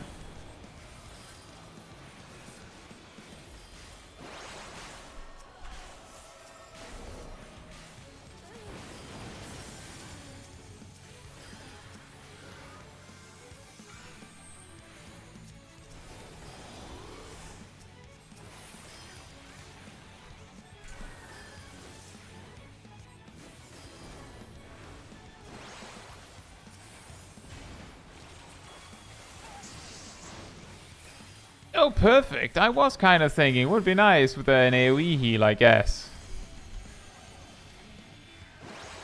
I didn't see which one they were again. Well, one of them is going to be fire and one of them is going to be... That's lightning and that's what? That's right.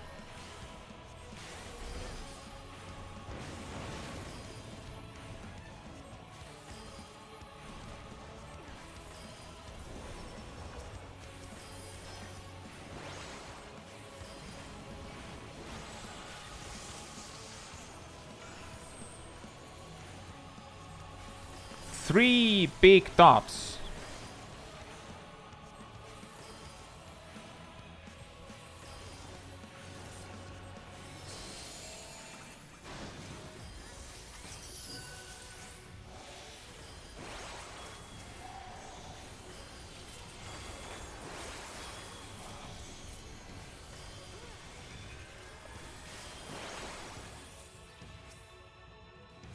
Solution to scary boss mechanic. Just kill the boss. Just kill the boss.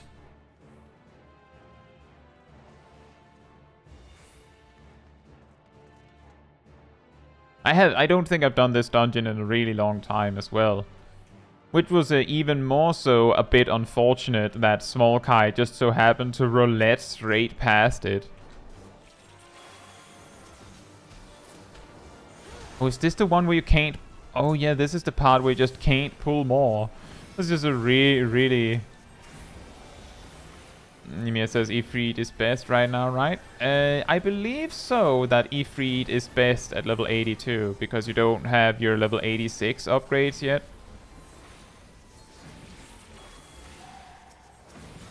Just on AoE in general, it's a pretty good idea to to get your Ifrit spent, because you can't really run with Ifrit where you can run with the other two. So like once you've dealt with one pack, you can use Titan and Garuda to do some stuff while you're running to the next bit, where if you only have Ifrit left, then you can't.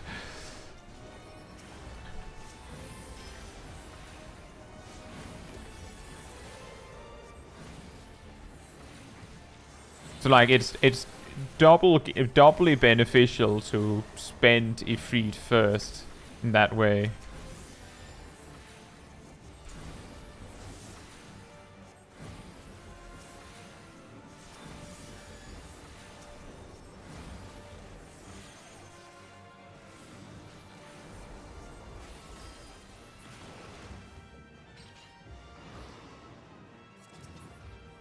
Oh right, sad earthly star. Just explodes behind us.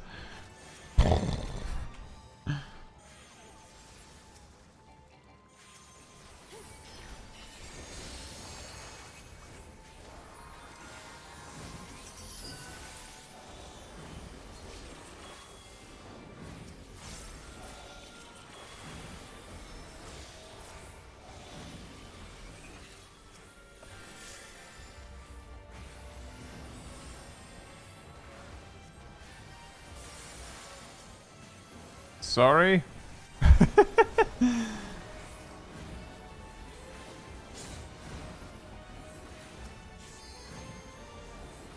BSR just with complete cold confidence.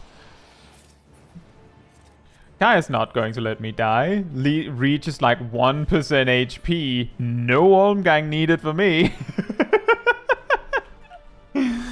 I'm glad you trust me. I'm happy that I managed to not let you die there, because I was surprised that you suddenly were that low.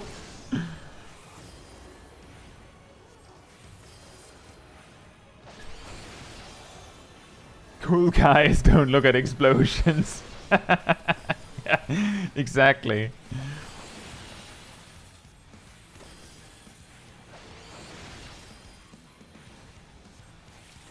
Small guys don't look at explosions.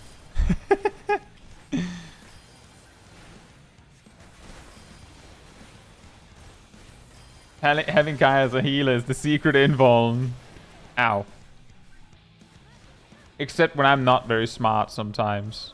I'm pretty sure this doesn't kill.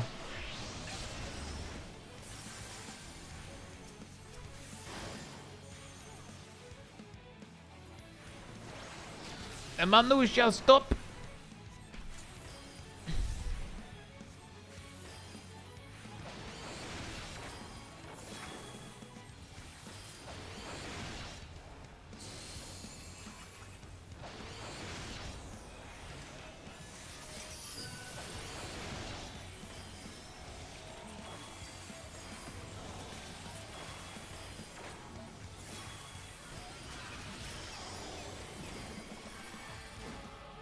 Oh.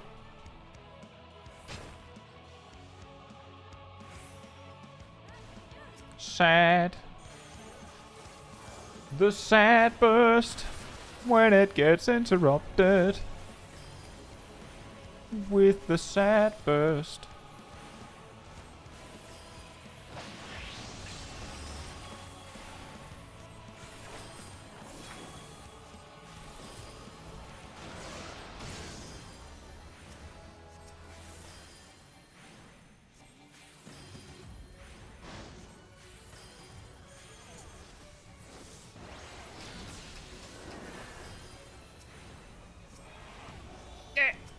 Well, the game said no bowl from Ymir.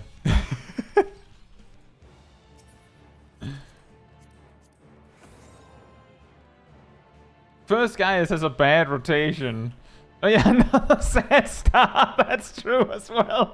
Well, no bowl, missed the earthly star. Everything's just wrong right now. I mean, it says first guy has a bad rotation. Now this boss uses AoE attacks on single target. All the bosses in this game just need guides on how to play. Be careful what you wish for. Maybe we wouldn't be able to beat them if they actually knew how their tools worked.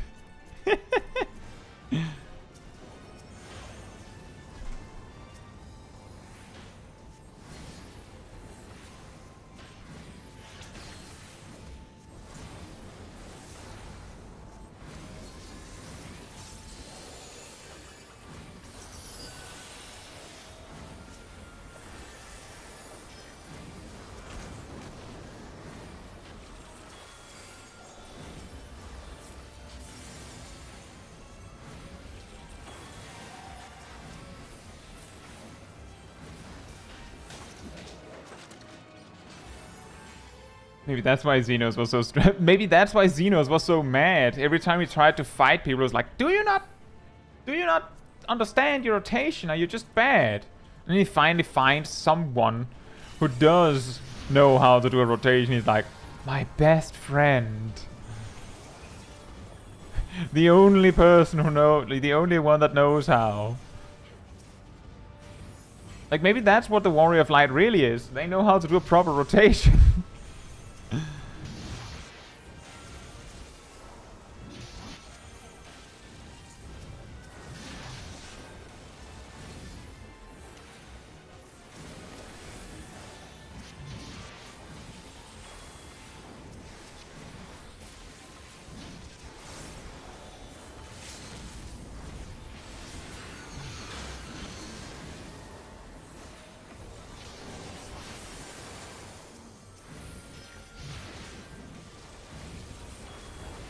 We've cracked the code.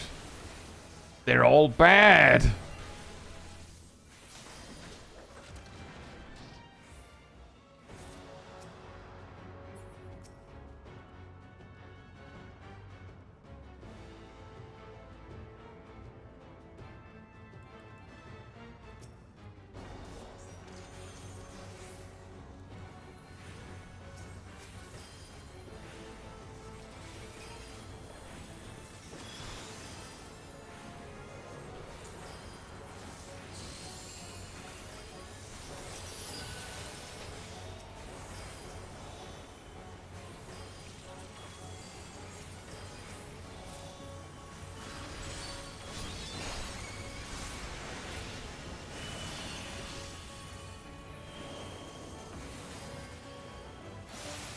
Ah, right. The total chaos of whatever this is.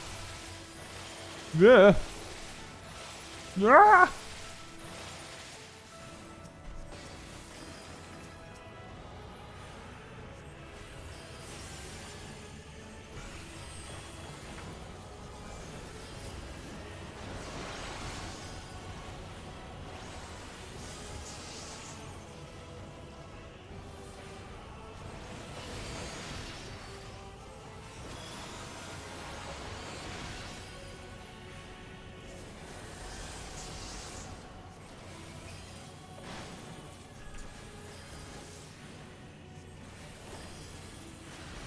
Play!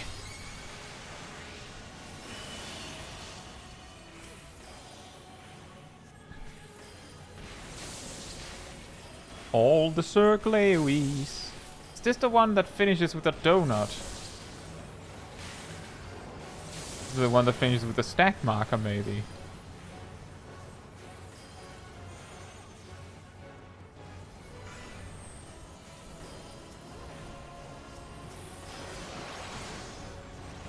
I think it's really interesting how like the three bosses like work together in this way, where it's like Sandaruba is like the one with the tank buster, you could say. I do think that it would be more interesting if the three bosses were like more equal in HP and power in a way, so that it was more about like you could prioritize who you thought was more important to get rid of first.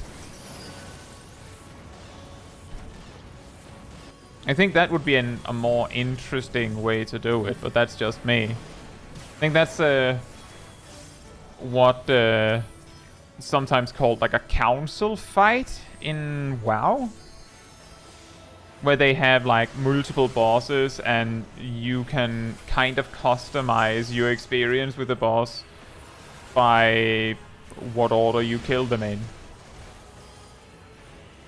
And then as you kill them, the remaining bosses get stronger.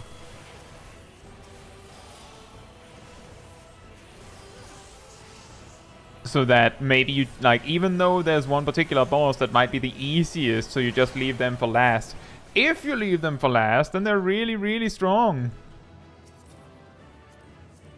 Or something like that. Like, that can happen. They just happen to get, like, the most insanely broken skill as their final skill if you leave them for last, so you don't want to do that.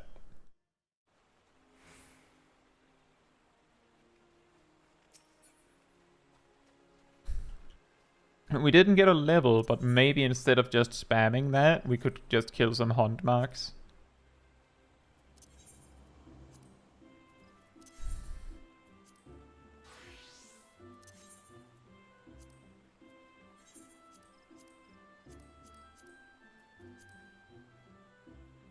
We could also do 5, 6, 7, 8.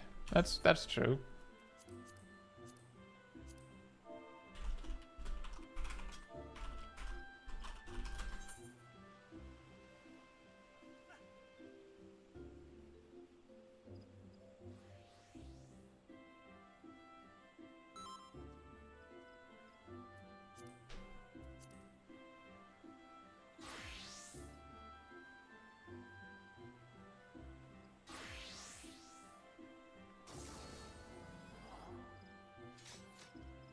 Alright, I'm assuming you're ready now.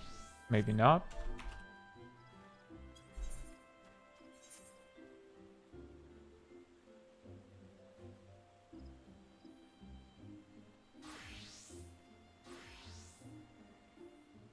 And it says, I want a boss like that, but with the black waltz from Final Fantasy IX.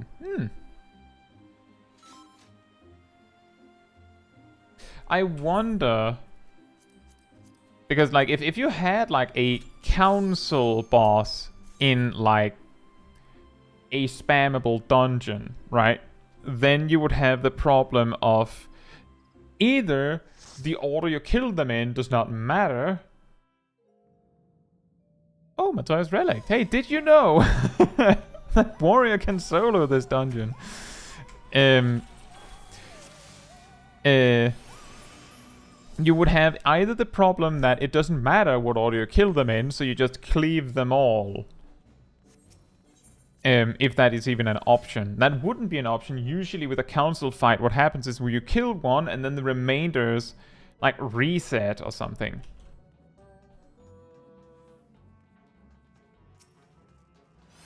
But if it doesn't matter which order you kill them in, then it can be completely random which order you kill them in.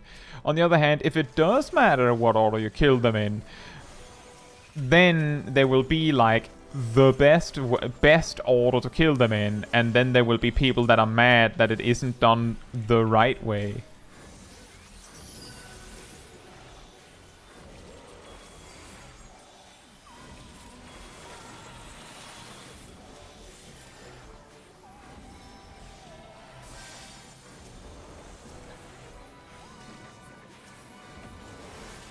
So that's a difficult one, but it would be really interesting. So maybe it would make more sense in like a Savage context.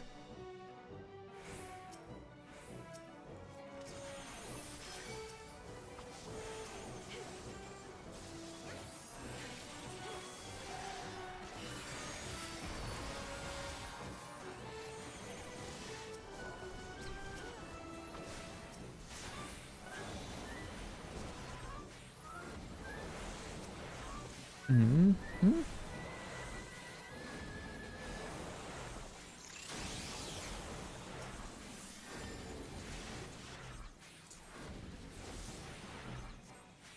I'll have to detonate that one myself. Otherwise it'll be a sad one, I think.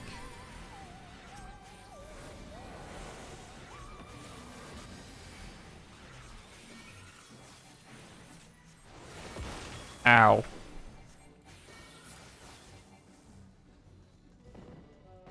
There's also to say that it's not like a regular dungeon or like intended to be queued for content has to be always just something where it doesn't matter what order you do things in. But I do feel like it is part of the design philosophy that they don't want it to be a case where it's too complicated with like daily stuff. So it would be difficult. It would be unlikely that we would see such a kind of mechanic in a random dungeon.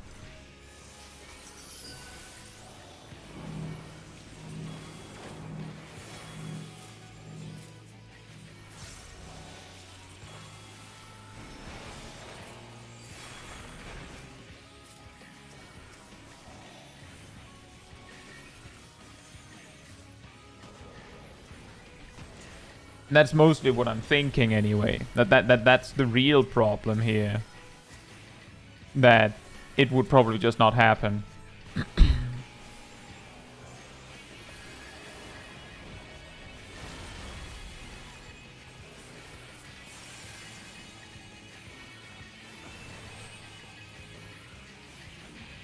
Probably didn't need to use Celestial Opposition there then.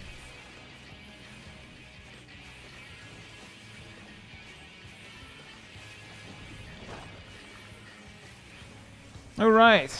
Remember to not shove the mud balls at the monster things.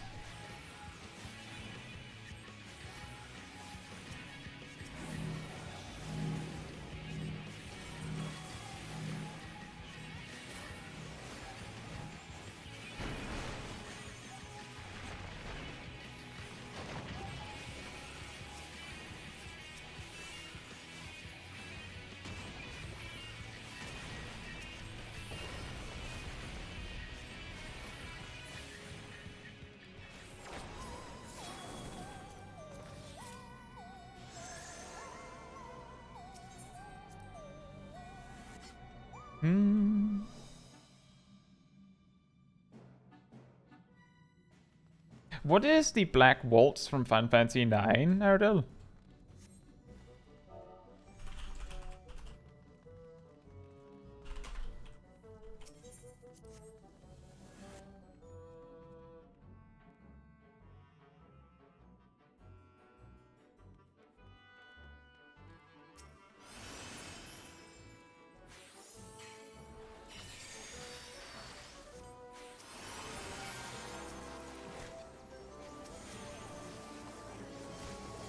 The 3-winged black mages that chase after the group.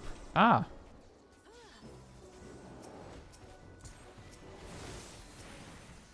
Did they have different abilities?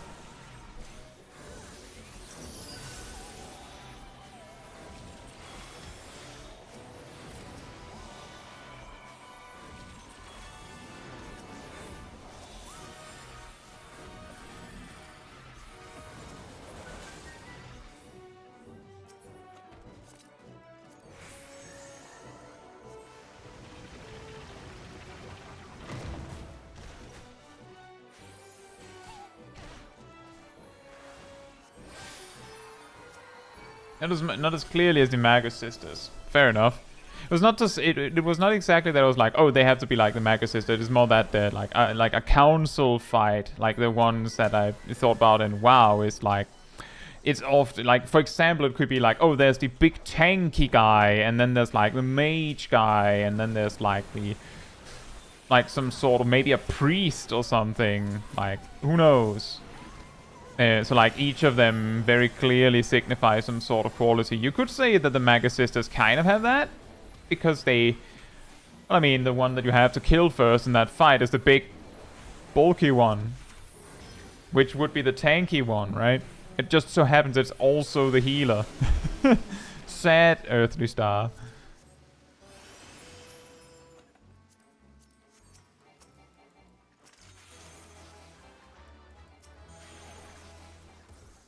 But the general idea of that kind of fight is, of course, that by making it so that the remainders get stronger, it has the effect of, instead of as you kill off the targets, it becomes easier, it instead becomes harder.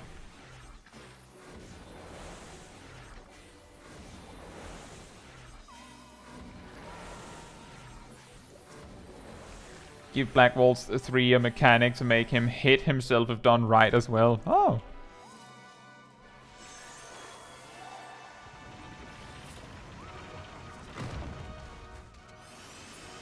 Oh yeah, I do remember that, Erdel, where there was that fight where you run in and there's specifically like a team. And then there's not very much there. I believe it's Halatali hard.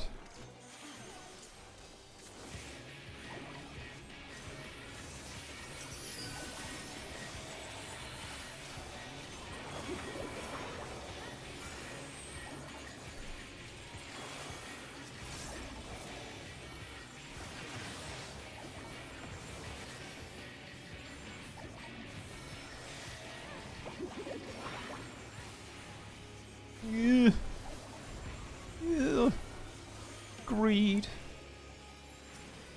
Greed, greed, greed, greed.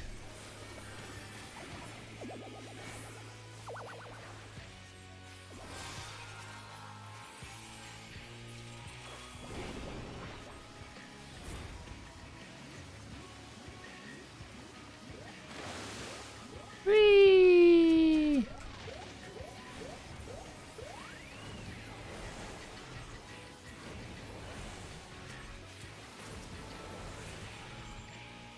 We did it! Whew, they almost had us.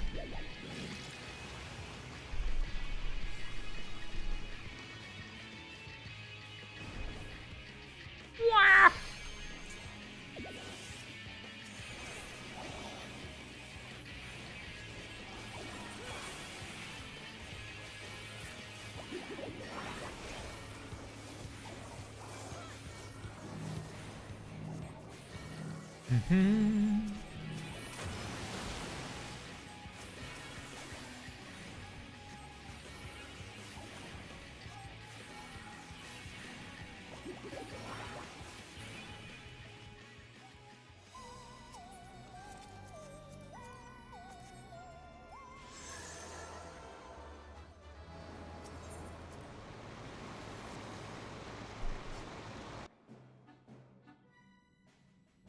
A Terra reference? How do you mean?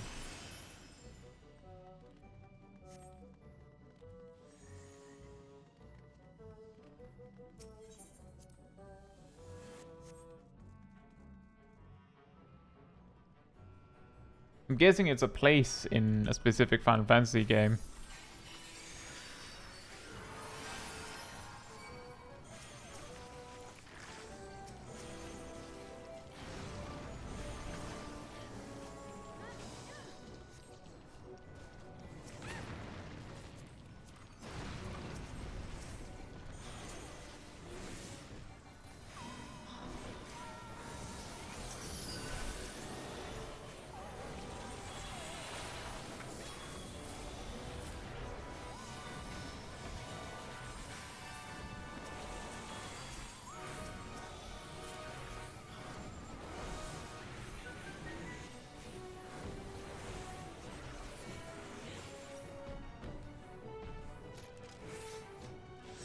FF9 has a twin world called Terra that looks quite sci-fi futuristic, and Solution 9 is the name of an ability Zidane from 9 has.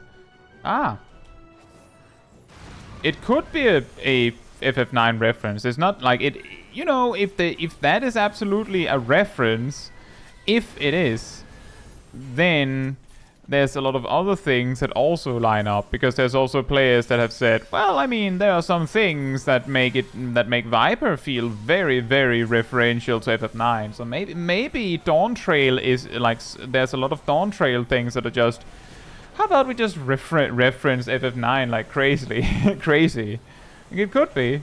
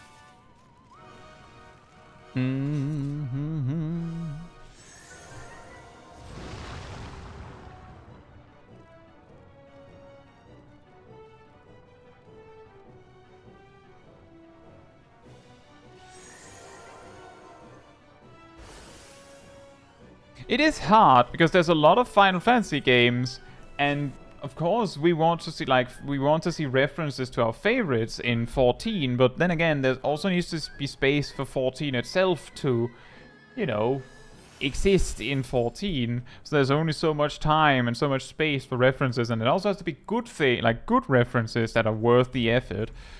Like personally, as I've said before, I'm mostly I've said that I want those who fight and those who fight further from FF7. I want that in 14. The perfect opportunity for that was the weapons trial series, but we didn't get it there. So now I can just sit here and see that we didn't get it, because it makes no sense to do Final Fantasy VII again like that.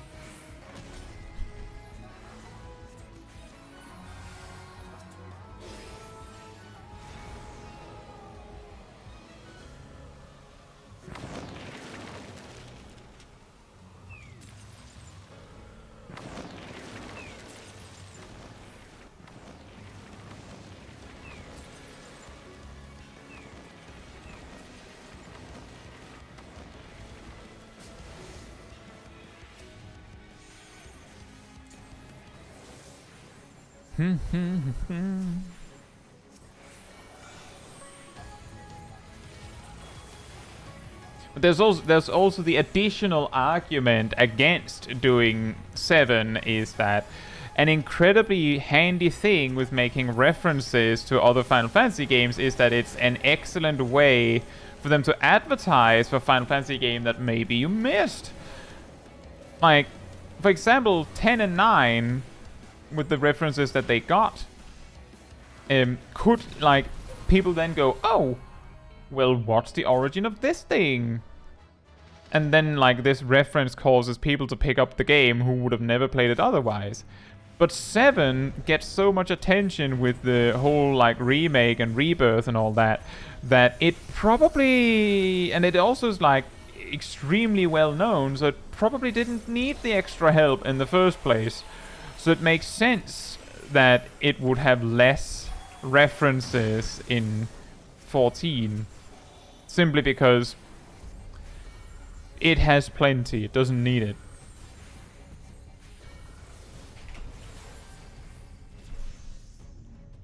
Hey! We got feeling lucky.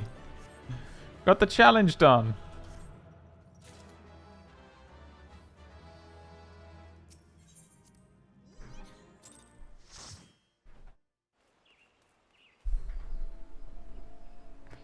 Vivi says Twitter's a strange land right now where 7 is getting compliments by people insulting 16 and it's really... Wait, how? Like, are they going... 7 is the real kind of Final Fantasy with this, like, sort of modern thing.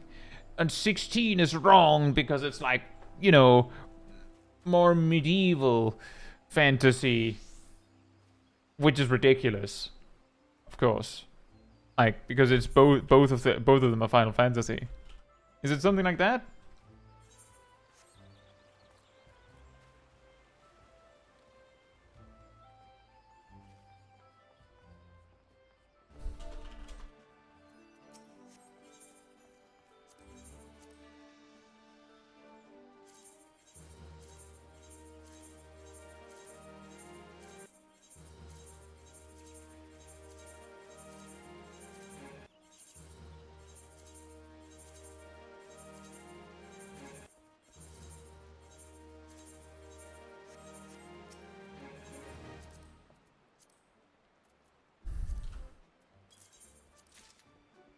16 plays like Devil May Cry.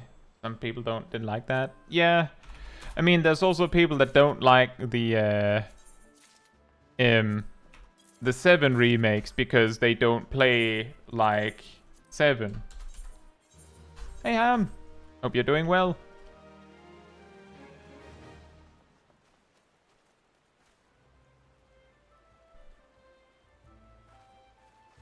Maybe it says, it's fine, no one will like everything. I'm not big on... I'm guessing you mean 16, but the games are completely different, so why make the strange comparison? See, the thing is that if you know Final Fantasy, then you would also know that Final Fantasy always have had this habit of recreating itself for every generation. Like every single game, almost every single game, they try some new things. So it's like unlikely they're the same. Like if you just check Final Fantasy, like if you took Final Fantasy 7, 8, like 7, 8, and 9, they're so different in some specific aspects that it's like, just because you liked 7 don't mean you like 8, don't mean you like 9, don't mean you like 10. And it's just like they're trying different things. They try things that they like for that particular story and things like that. And if you then go, well, 16 is bad because this thing they didn't do but 7 did, then it's like you're kind of missing the point.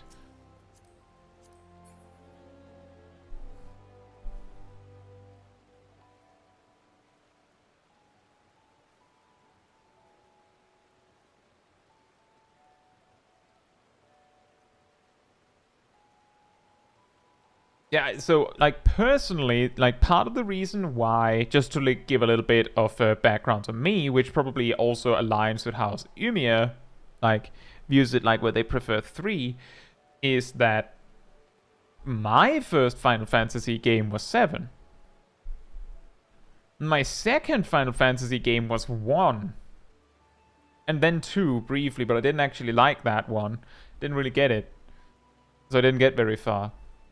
And then I played Tactics Advanced, and when I played through Final Fantasy XIV, my experience of Ivalice was like, I wasn't too deep in the story overall at that point yet, so like I got dropped off at some point. I was like, okay, I don't actually care. Like I'll say that the Ivalice story for Stormblood, that gets really wordy, and if you don't think it's very interesting, then it's going to be a slog. And that at that time, I didn't find that interesting. But the moment I saw a creature where I was like, wait a minute, that's a boss from Tactics Advanced. Because that's what I saw, right? A boss I recognized. Suddenly, I was interested again, right? Suddenly, I was like, hey, wait a minute, this could be cool. Just like how I was like, oh, that's Ifrit. Oh, that's Titan. Oh, that's Garuda, right? So me going, I want specific things from 7, or I want specific things from this Final Fantasy game or that Final Fantasy game is of course incredible bias.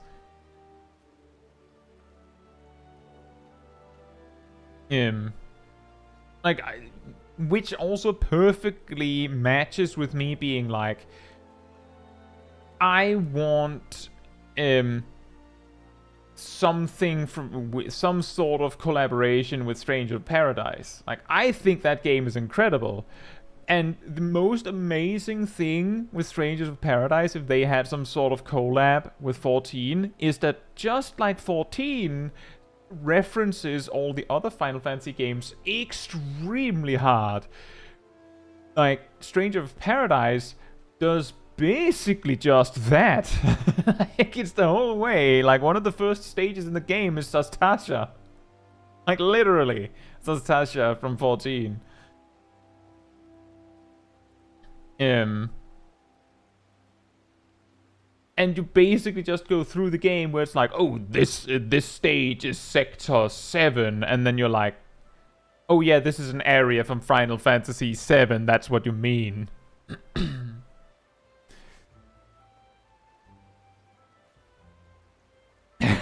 Oh yeah. Jack just saying lol no and just putting on his iPods. His it's pretty funny. And that is actually something that I would like to say, that I don't know how many of you have played Stranger of Paradise, but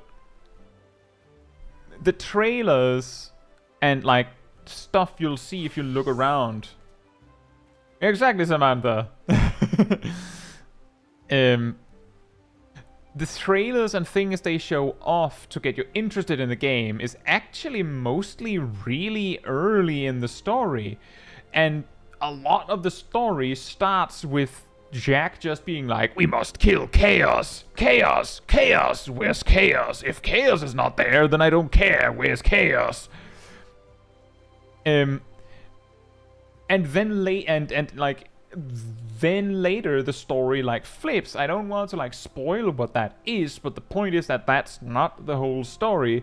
And the thing that I think is incredible about that, no monologuing where he actually just presses skip for you, essentially. What I think is incredibly incredibly great about that is that in the start of the story, like, for me personally, I've said this before, my experience of Final Fantasy XIV was that I didn't get very far in the story before I was no longer interested in the story. Because it was too much. Like, I was like, I don't know if I actually will play this game. So I don't know if I care about the story. Can I play the game first? And then we can talk about the story. And then eventually, like, I concluded that I do like the game, so maybe I'll be interested in the story. But the point is that Final Fantasy XIV is so front-loaded with the story that if you just watch the story, then it'll take like hours before you really get to actually play. Like if you sit down for every single little bit of story, then the first time you like, in my opinion, maybe a little bit off, but the first time you really get to actually play the game is when you get to Sastasha. Like, then you actually get to play the game for like 15 to 30 minutes. And if you just want to see if you like the game, then that's what you're like, that's how far you have to go. And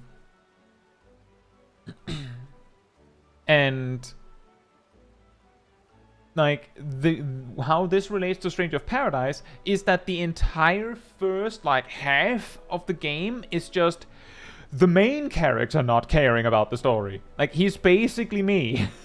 He's literally me, for real, for real. Just going, I don't really care. Can we just get to the fighting again? And when you're finally reached, like, when you reach the point in the game where, like, you would probably not reach that without actually being invested, that's when it starts to get more complicated. And where Jack stops skipping the cutscenes for you. And things like that. Vivi says, I hear that the DLC for Stranger of Paradise are really funny. There's more story there. But I will say that the DLC for Stranger of Paradise is, it's a bit rough to access because it felt like, how can I explain? It felt like, to me, that they were like, well, we need the DLC to last long enough that you'll still have something to do before we release the next DLC. So, like, you complete Stranger of Paradise, then there's a gear grind. Then you get to the first DLC, then there's a gear grind. Then you get to the second DLC, then there's a gear grind. Then you get to the third DLC, then there's a gear grind. And then there's the then there's the tower, basically. And it makes, like, there is story there. Like, that's just what I'm saying, is there's more story there. So if you didn't do that, then you missed some of the story. But you would, like, it's a lot less nicely paced compared to, like, the initial playthrough before the DLC.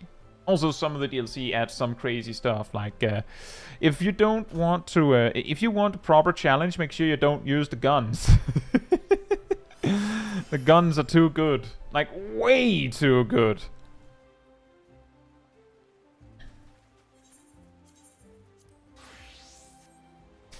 Emia says, I'm gonna be honest, I didn't like Heavensward, I loved Stormblood. I know, heresy. Vivi says Stormblood patch content is seriously underrated, and I'm also asked that Stormblood is awesome. That's actually something that I remember, so this is a long time ago at this point, when we were going through the Stormblood story on Smol Kai. That was almost every stream. Something we had to talk about was that like, most people that, like, tuned in, of course, were like, I like Stormblood. I really like it. I don't understand why people, like, dunk on it so hard. And what I had to say about that is, like, I also enjoy the Stormblood story. I don't know how I would rank it. Honestly, I'm not really good at, like, how I would rank every single expansion, to be perfectly honest. But if you have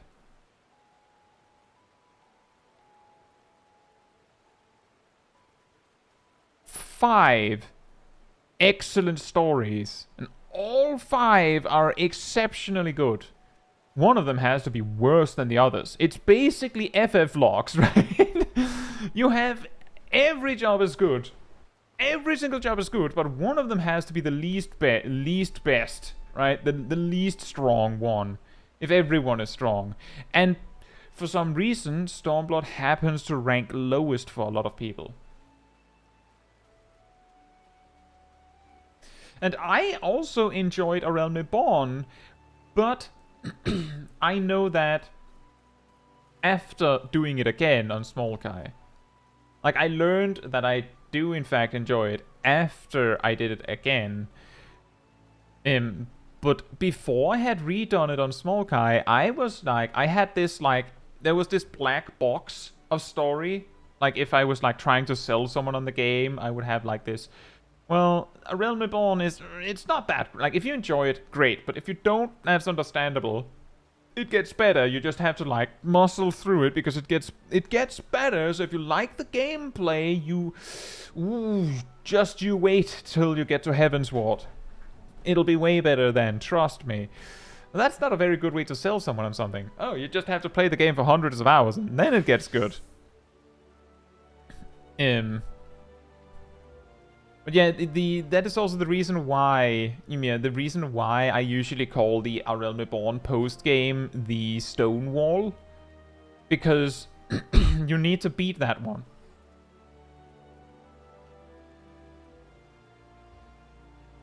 Final Fantasy XIV is the One Piece of MMOs.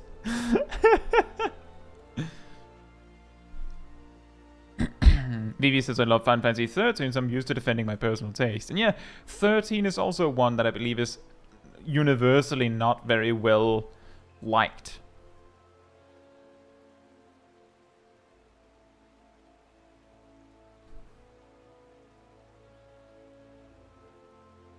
Sip says, A Realm Reborn is like black coffee. You start off hating it for hundreds of hours, then something clicks and all you can drink is black coffee. That doesn't sound good if you only drink black coffee, at least. Yeah, when we were doing the A Realm Reborn story on Smol Kai, we called the A Realm Reborn Alf. No, that was Alfie Nord, not as in Alfie Not, right? Alfie Nord. He just sounded weird. He also acted weird, you know. I don't know, like a spoiled brat. It's almost like he had character development.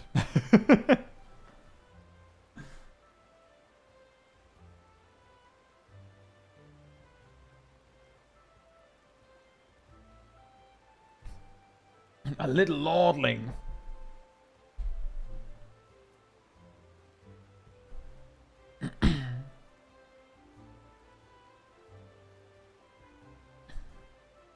Yeah, I wonder if the game would have been as well received at this point if they had stuck with their original like voice actors. Like, I don't know how big of a difference it made. The character development in my MMO.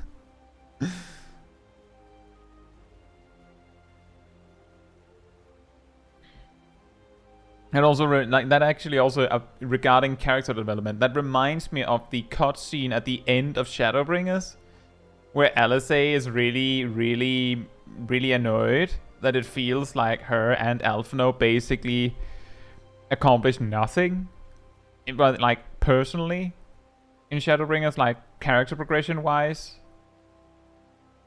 And like one of the first things that happens, like really early in Endwalker, is that they both get completely new outfits. Like just Alphino being like, I have a feeling that it's our turn real soon.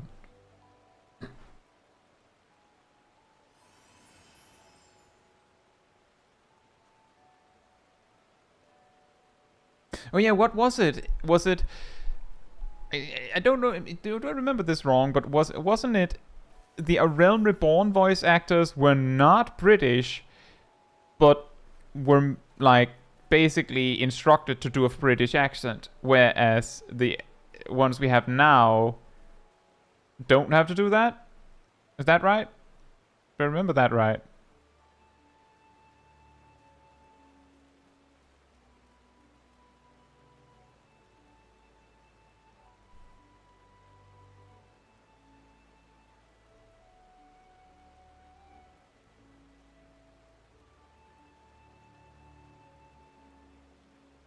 There's also that, what was it? I'm pretty sure that the guy that has sung a lot of music for Final Fantasy XIV recently, both the Shadowbringers theme and Seed of the To the Edge, Close in the Distance, I believe. What's his name? What's his name? Whoops.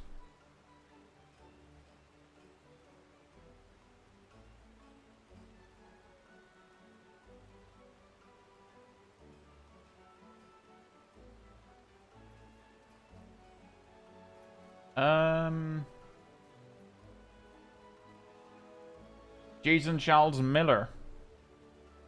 Yes, Jason Miller. Yeah, exactly. That was what I was getting at, Vivi. That he was the original Rauban.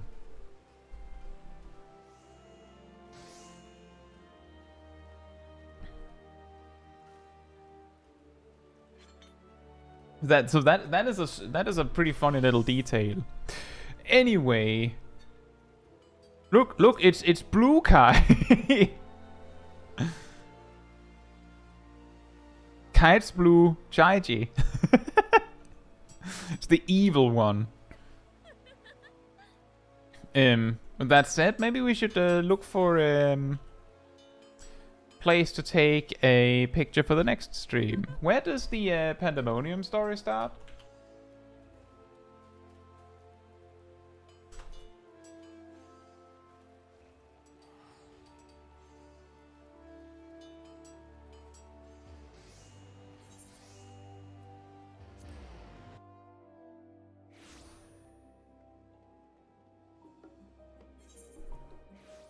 Oh, over there.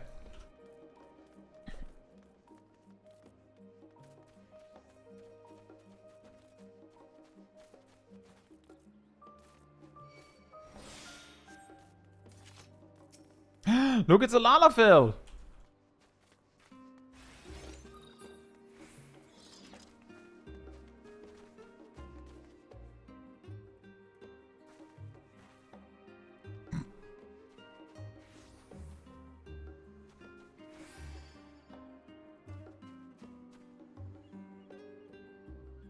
No NPC. Yes, NPC. We want the NPC there as well, Libya. Especially because she doesn't take up that much space.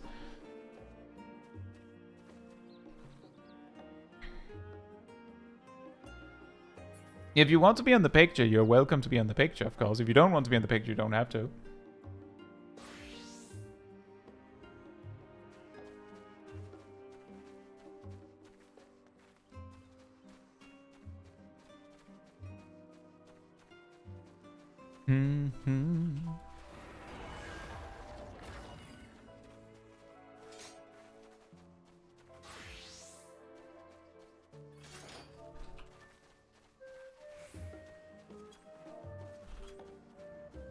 Yeah, if you would like to do an emote, make sure to do the emote, and then if you want to use an expression, add an expression after the emote. If you don't want to do an emote, it may be beneficial to sit down and stand back up, because that resets what emote it remembers when I use the G-pose. If you specifically just want to use an idle pose, you can also sit down and stand back up. That resets it for that purpose as well.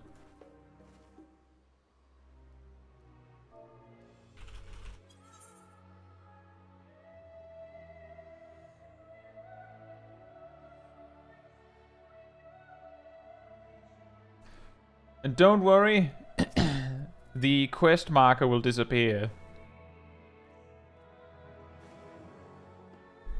So it is, well, technically your main is evil Kai, since everyone knows Lalafells are the good guys and gals in the Final Fantasy. What are you suggesting, that any of my characters are evil? Are you sure?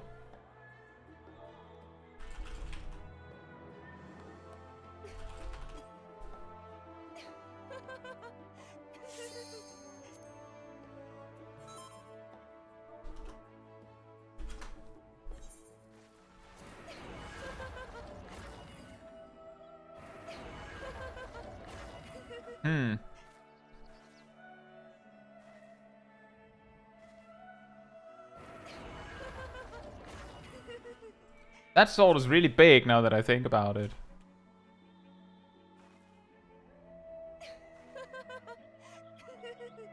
I was going to do the other pose, but I felt like me going, we should have the NPC in the picture, and then having me block their face with the sword was maybe a bit silly.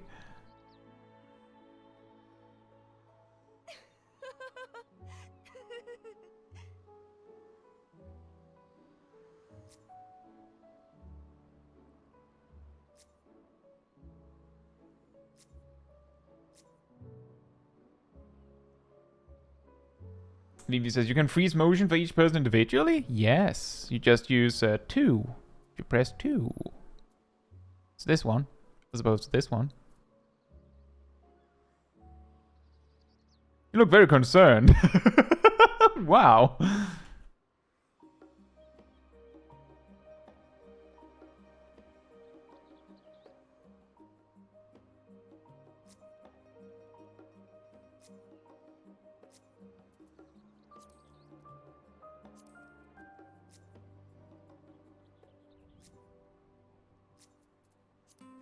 Aha! Made you look!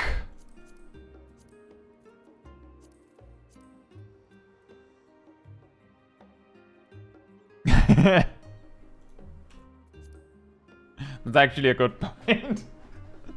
Hmm. You know your sword is very pink, right? Says I was called Evil Kai, so of course I'm concerned. Oh, fair enough. How about we call you Blue Kai instead? That surely is less concerning.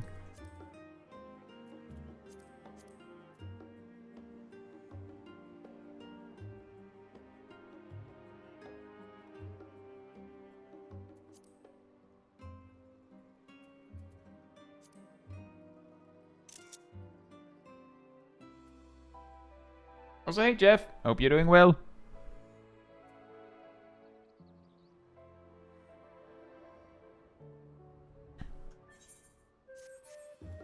Right. Oh, perfect. There's a bed right in front of me. Yeah, thank you all for joining for the thumbnail.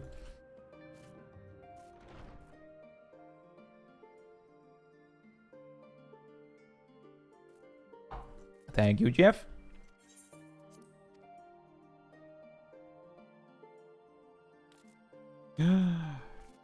Such a much bigger room. I always forget that.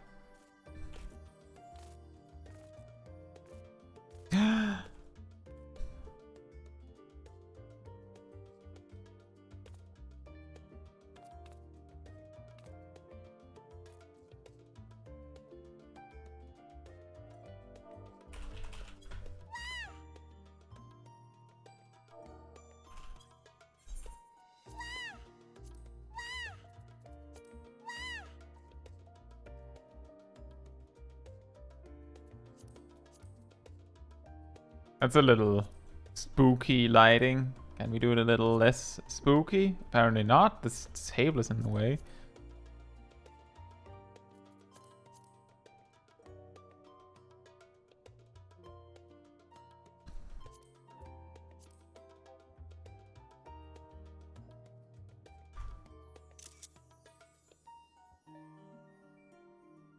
She finally found food!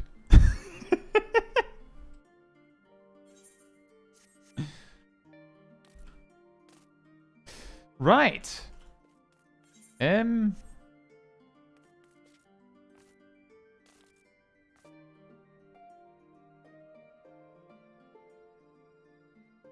Right. So, if you enjoyed the company of the wonderful people in the chat on this particular stream, remember that there is a Discord community server you can join where you will probably find most of them, hopefully. You will also find the... Oh, well, let me do that first. Thank you so much for the 10 gifted memberships, Emir. Thank you. I really appreciate it.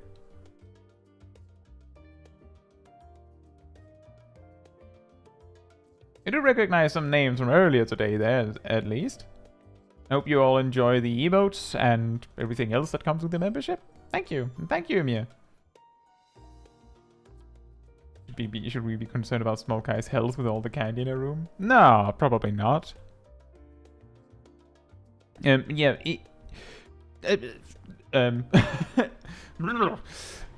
You can also go and find the weekly schedule on the Discord server, which is updated Sunday or Monday, which shows what else is happening on a weekly basis. That, of course, means I'll update it tomorrow. You will also find the announcement room where I post links to the videos or the streams when they happen, so they're easy to find. You can also go to the role assignments room and grab the reminder role if you would like a notification whenever there is a new video or stream or whatever. That also comes with a notification about 15 minutes before stream comes out if you really want to be sure you don't miss a second. And if you did enjoy this particular stream, it helps me a lot if you leave a like on it, because that tells the YouTube algorithm that you enjoyed this particular stream so much you would like other people to also see it. So it helps me a lot. He says I want more emotes. Yeah, I want more emote space as well. It's really rough because like it seems like YouTube doesn't like take back seas if we fall back down under a threshold, but that also means that if we have a huge leap and then fall back down, then there's really, really far. He misses how many subs must I give. See, the thing is that it's I can check that if you would like. I can check that.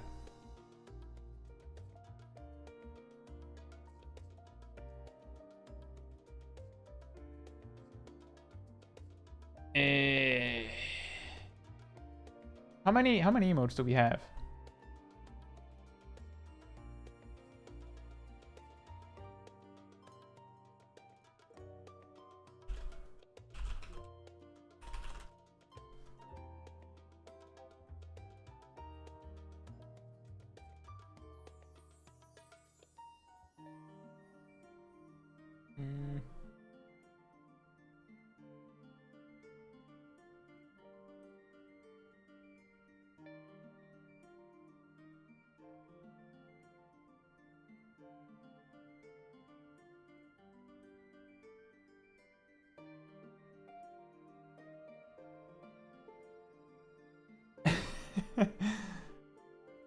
So, from a quick count on my end, we have 15, yeah.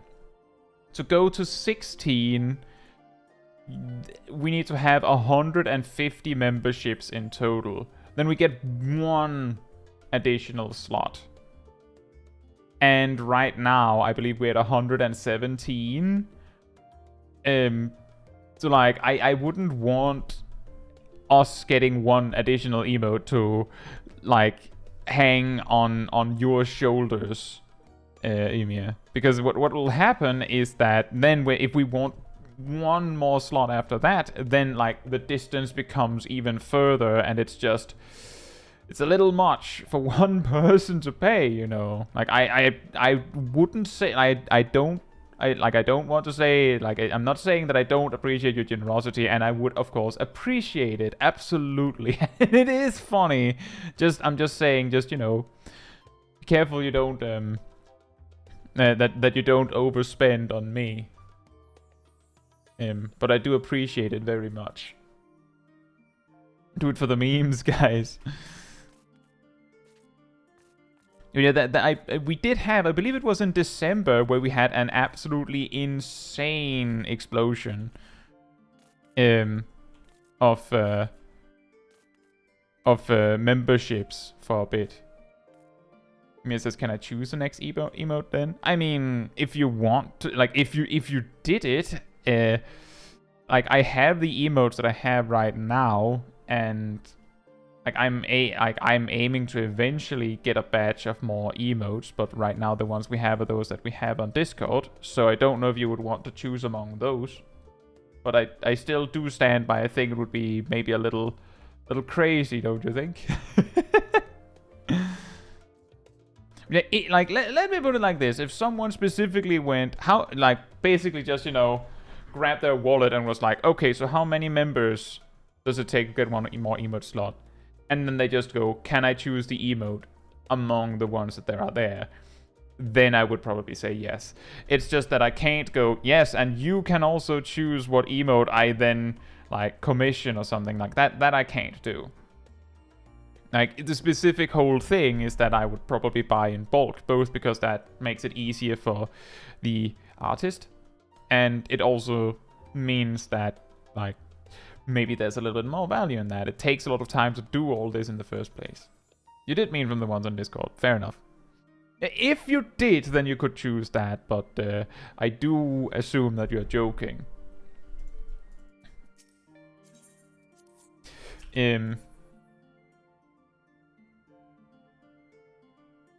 Craig's knuckles. Just noticed that now. Yeah, I do very, like, I don't want it to be, I don't want you to think that I don't appreciate all your generosity. Not at all, like, that is not what I'm saying. I'm just saying that maybe going, alright, so how many memberships do you need to get 1 more emote? Let me just, that's maybe a bit much.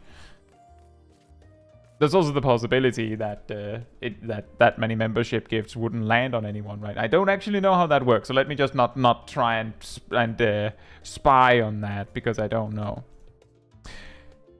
Anyway, I hope you enjoyed, everyone, the journey of leveling Dark Knight from 30 to 90. I wonder how many of you saw both the start and the end of that. But next time, I think we will do Pandemonium from start to finish. Which we have enough gear for. And if we can get enough people for it, we'll probably try minimum item level. And yeah, Yumia, you were there for both, absolutely. I know that. You were there for... You were also there to see the end of the Endwalker story. I think you were also there for the end of the Shadowbringer story. Were you also there for the Stormblood story? Can't actually remember that.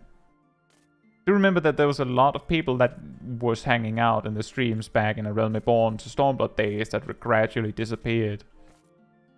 You were lurking back then. Okay. Anyway, we'll probably do Pandemonium next week, and if we can't get enough people for it, we will probably do it minimum item level.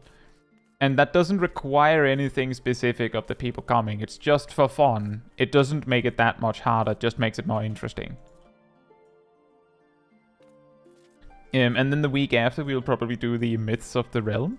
And both of these are quite interesting, because aside from the very first tier of the expansion, I have already streamed doing the raids and the Alliance raids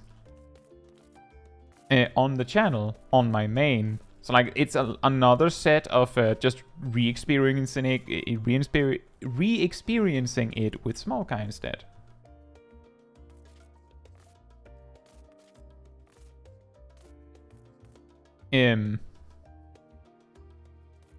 But with that said, good night, good morning, afternoon, or evening, depending on where you are in the world, and I hope to see you all very soon. And now, we just have to put Smol Caetsu to bed.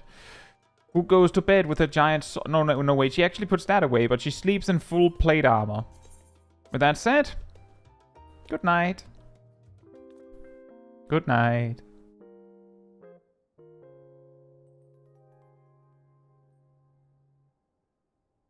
She has a sword blush.